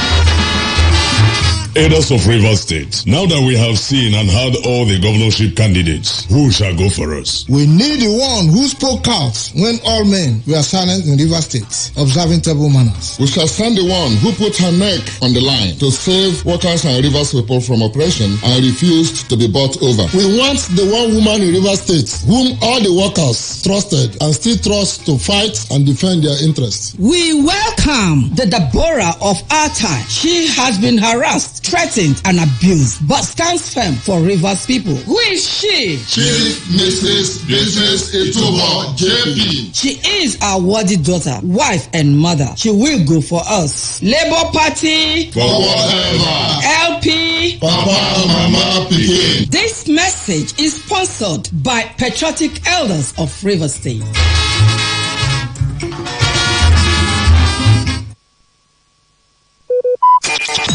Talk radio. I listen to a lot of talk radio. 95.1 FM. It's that time on radio. Let's take you into the life and times of men and women who inspire, role models who have shaped the world. Ambrose Folorunsho Ali, born 22nd September 1929, died 22nd September 1989. Ambrose Folorunsho Ali was a Nigerian medical professor who served as executive governor of the defunct Bendel State, now the states of Edo and Delta, between 1979 and 1989. Ambrose Ali was born in Idoani, Ondo State, on 22nd September 1929. In his childhood, he moved between Okaudo, Epoma, Owo, Efon-Alaye, Benin City, and Asaba, where he completed his secondary education in 1948. He attended the School of Agriculture, Ibadan, and the School of Medical Technology at Adeoyo Hospital, Ibadan, where he gained an MBBS. He served as a house officer at the Adeoyo Hospital from 1960 to 1961. He went to the United Kingdom for a postgraduate course in neuropathology at the University of London from 1961 to 1966, gaining a DC pathology degree. Later, he studied at the University of Birmingham from 1971 to 1972. He was a lecturer at the University of Ibadan from 1966 to 1969 and was senior lecturer at the Ahmadu Bello University, Zaria from 1969 to 1974. From 1974 to 1979, Ambrose Ali was professor of morbid anatomy and head of the Department of Pathology at the University of Benin, Benin City. Following his academic posts, he was elected the governor of Bendel State and later founded Bendel State University, now Ambrose Ali University, Ekpoma. Many campuses in Ekpoma, Abraka and Asaba were established during his tenure. However, with the creation of Delta State by the administration of General Babangida, the university became two universities, namely Delta State University, Abraka, and Ambrose Ali University, Ekpoma, posthumously named after him. Ambrose Ali was a member of the Constituent Assembly that drafted the 1978 Nigeria Constitution. He joined the Unity Party of Nigeria, UPN, and ran successfully as UPN candidate in the Bendel State governorship election of 1979. He brought massive development to Bendel State in different sectors, from the establishment of numerous post-primary and tertiary institutions and massive construction of roads and housing. His main thrust as governor was to increase educational opportunities. He established over 600 new secondary schools and abolished secondary school fees.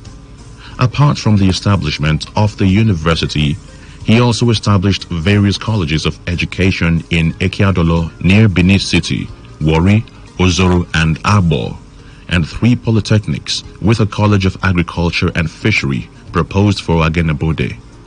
He also established 4 teachers' training colleges to supply staff to the new schools, as well as several other higher educational institutions. In 1981, he laid the foundation of the Bendel State University, which is now named the Ambrose Ali University, Ekpoma. Other reforms included abolishing charges for services and drugs at state-owned hospitals and eliminating the flat-rate tax. His administration carried out massive construction of roads to open up the rural areas.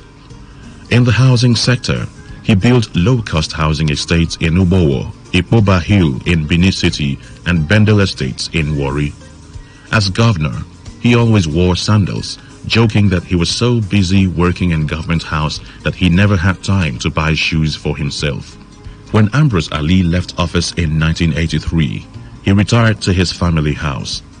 After the military government of Major General Muhammadu Buhari took power, he was sentenced to 100 years in prison by a military tribunal for allegedly misappropriating 983,000 naira in funds for a road project. He was later freed when the Asama of Benin, Chief Gabriel Ibenedion, paid a fine to the government. He finally got released from the prison after the fine amount of 1 million naira was remitted by Chief Ibenedion. After the release, he was hosted by Sir Chief Dr. Ezekiel A. Ainabe. Local Government Council Ekpoma honored Professor Ali by launching his statue. In order to pay respect and for the service rendered to the community, Dr. Ezekiel A. Ainabe erected a statue at the market square in Egware, Ekpoma. Shortly after being released from prison, Ambrose Folorunsho Ali died on his 60th birthday on 22nd September 1989 at the Lagos University Teaching Hospital in Lagos. Professor Ali sacrificed his life for the people of Nigeria. Personality profile. Now you know.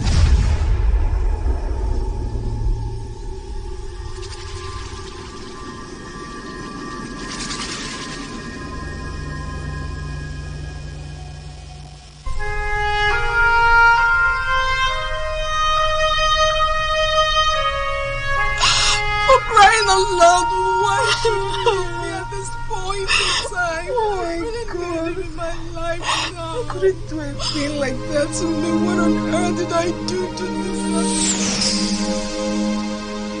Suicide is a practice that is fast gaining dominance in Nigeria. Suicide is the intentional act of taking one's life. Within the first quarter of 2017 alone, many Nigerians have subscribed to suicide as a means to escaping depression, severe anxiety, acute stress, terminal diseases, lack of money or hope for survival, mental disorder, or even a heartbreak. The World Health Organization revealed that no fewer than 1 million people die annually from suicide, which represents a global mortality rate of 16 people per 100,000, or 1 death in every 40 seconds. It is also a fact that approximately 10 to 20 million people attempt suicide every year. But is anything worth dying for? Oh my God. Suicide is a major public health concern, but it is preventable. Talk to someone when you feel depressed. You can also prevent others from a suicide attempt by contacting the Nigerian Suicide Prevention Initiative on 080-621-06493 or 080-921-06493. Choose to live today because life is beautiful. This message is powered by your premium talk radio, Today 95.1 FM, the voice of the people. The voice of the people.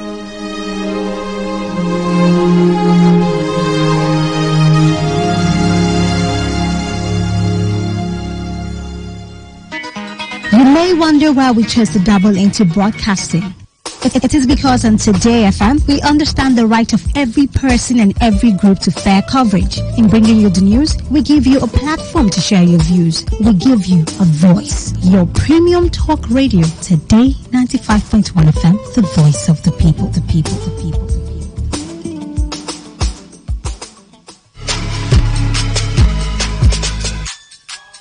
Every day on Today 95.1 FM, there's always an opportunity to comment and air your views on our various programs. It's not just about us. It's about you, your opinion, and your voice. President, don't you think that it's time to step down, sir? Be part of the story, the gist, reactions, intrigues, and the news. President Neil Patrick Harris has called for greater regulation. Give us a feedback or join the conversation on Twitter at TodayFM951. Our Facebook address is Today95.1 FM, or join us on the number 0701-933-9962. That's our WhatsApp application. Be informed, be educated, and have fun. We are Today 95.1 FM, voice of the people. Okay, all right. All you need to know about this one is that 95.1 FM. Such your next dial. Really play this thing again. Okay.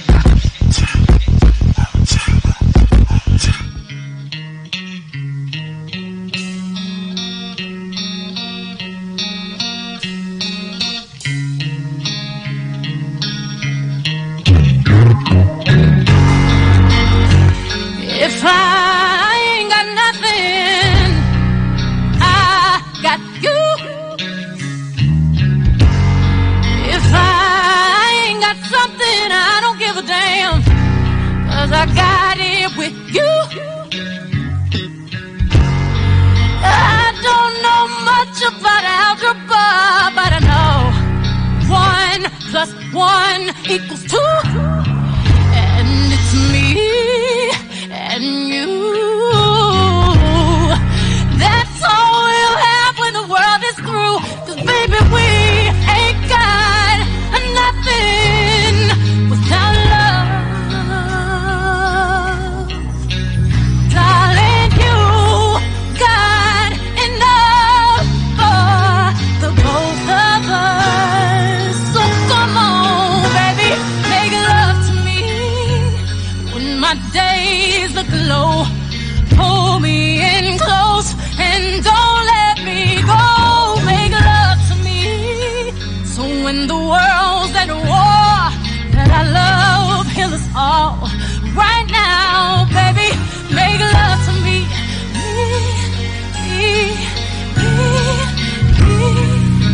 Oh, make love to me.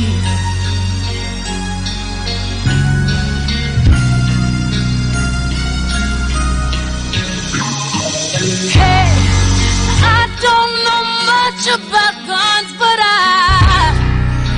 I've been shot by you. Hey, and I don't know when I'm gonna die, but I hope that I'm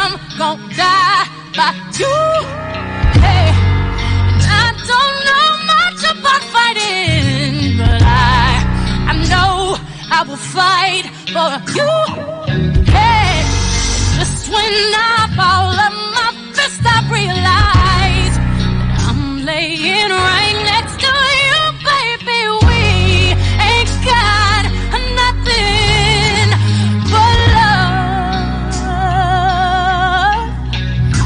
And darling, you got enough for the both of us.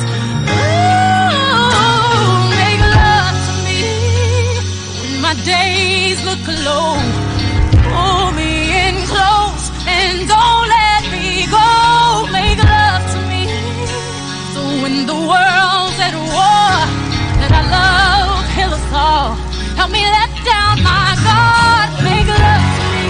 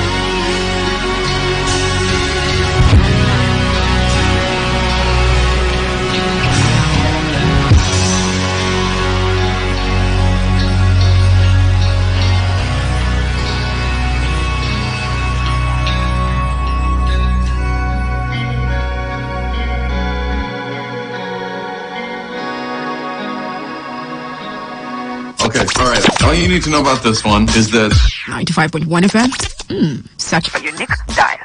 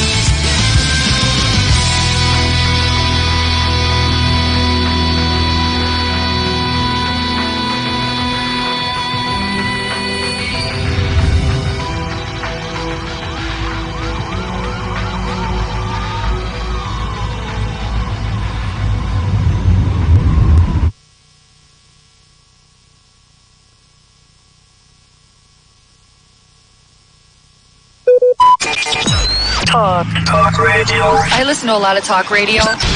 95.1 FM.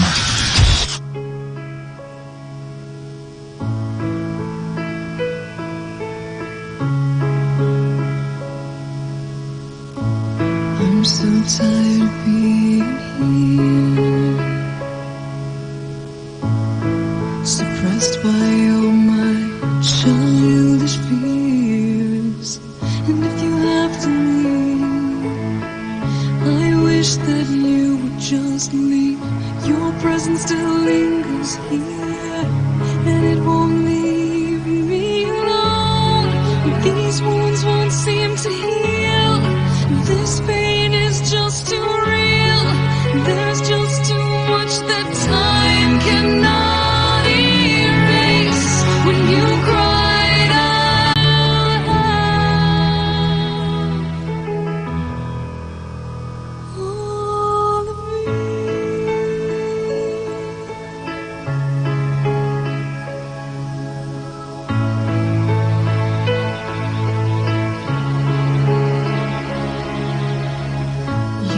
used to captivate me by your resonating light. Now I'm bound by the life you left behind. Your face, it haunts my once pleasant dreams. Your voice, it chased away all the sanity in me. These wounds won't seem to heal. This pain is just too real. There's just too much that time cannot erase. When you cried, I'd wipe away all of your tears. When you scream, I'd fight away all of your fears. And I held your hand through all of these years, but you still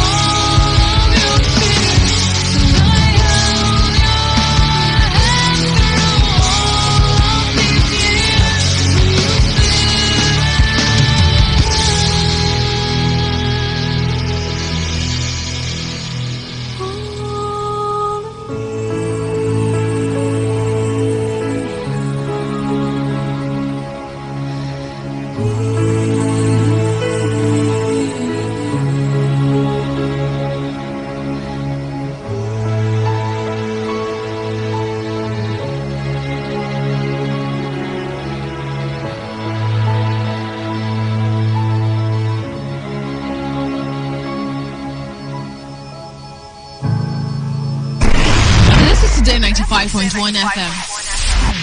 To copy this tune, press 9. This is Today 95.1 FM.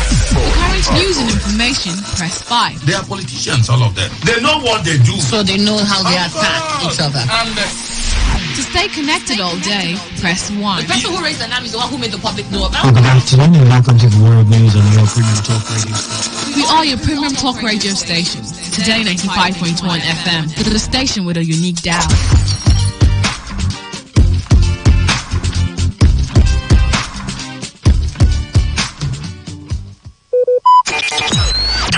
Talk radio. I listen to a lot of talk radio. 95.1 FM.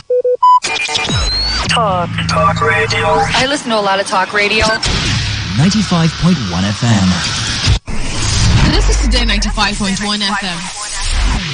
To copy this tune, press 9. This is Today 95.1 FM. For current news and information, press 5. They are politicians, all of them. They know what they do. So they know how they attack each other. To stay connected all day, press 1. The person who raised the alarm is the one who made the public know about Good afternoon and welcome to the World News on your premium talk radio station. We are your premium talk radio station.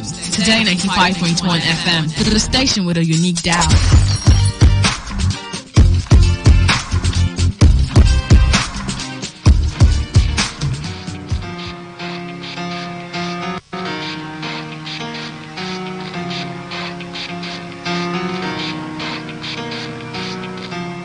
It starts with I don't know why. It doesn't even matter how hard you try. Keep that in mind. I designed this rhyme to explain in due time. All I know, time is a valuable thing. Watch it fly by as the pendulum swings. Watch it count down to the end of the day.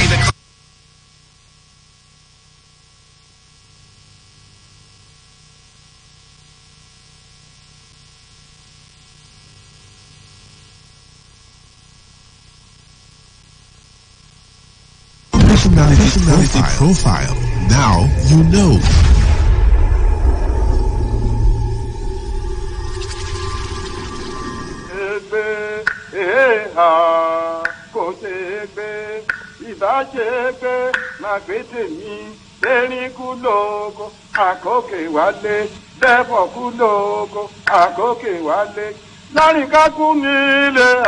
Fela Anikulapo Ransom Kuti definitely needs no introduction to Nigerians, or the most of the entire world anyways.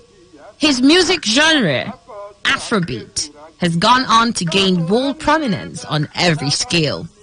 But do you know that Fela, becoming an iconic artist or musician, as you may say, did not fall far from the tree, as his grandfather, Reverend Josiah Jesse Ransom Kuti, as far back as the 1900s, blazed many trails in bringing Nigerian culture and music to the world.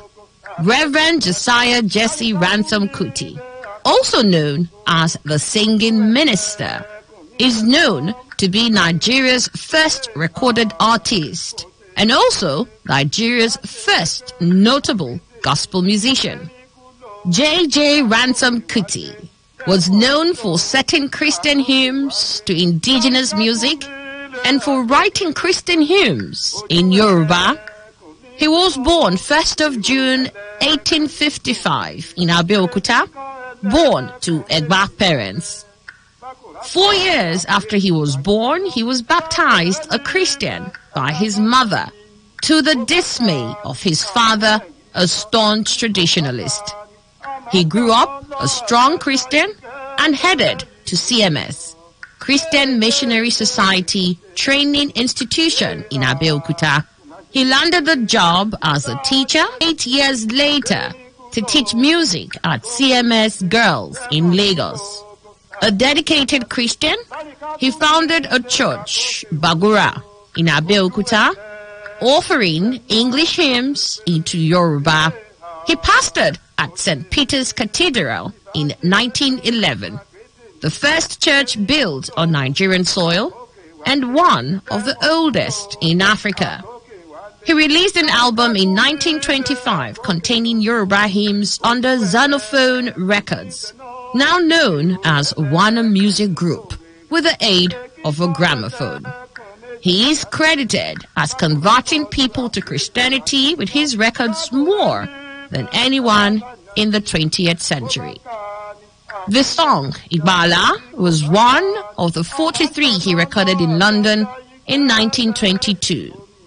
Fela Anikulapo Ransom Kuti's father, Reverend Israel Oladotu Ransom Kuti, was one of the Singing Minister's 8 children.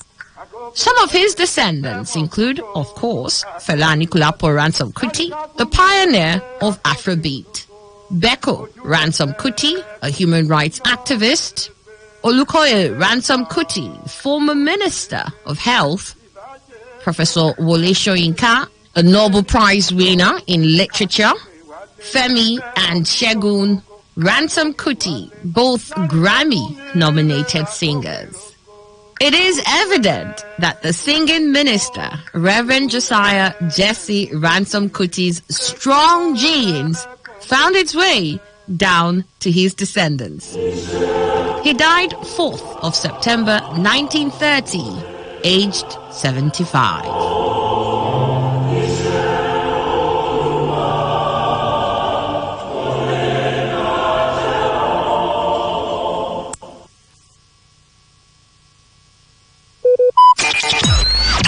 Talk radio. I listen to a lot of talk radio. 95.1 FM.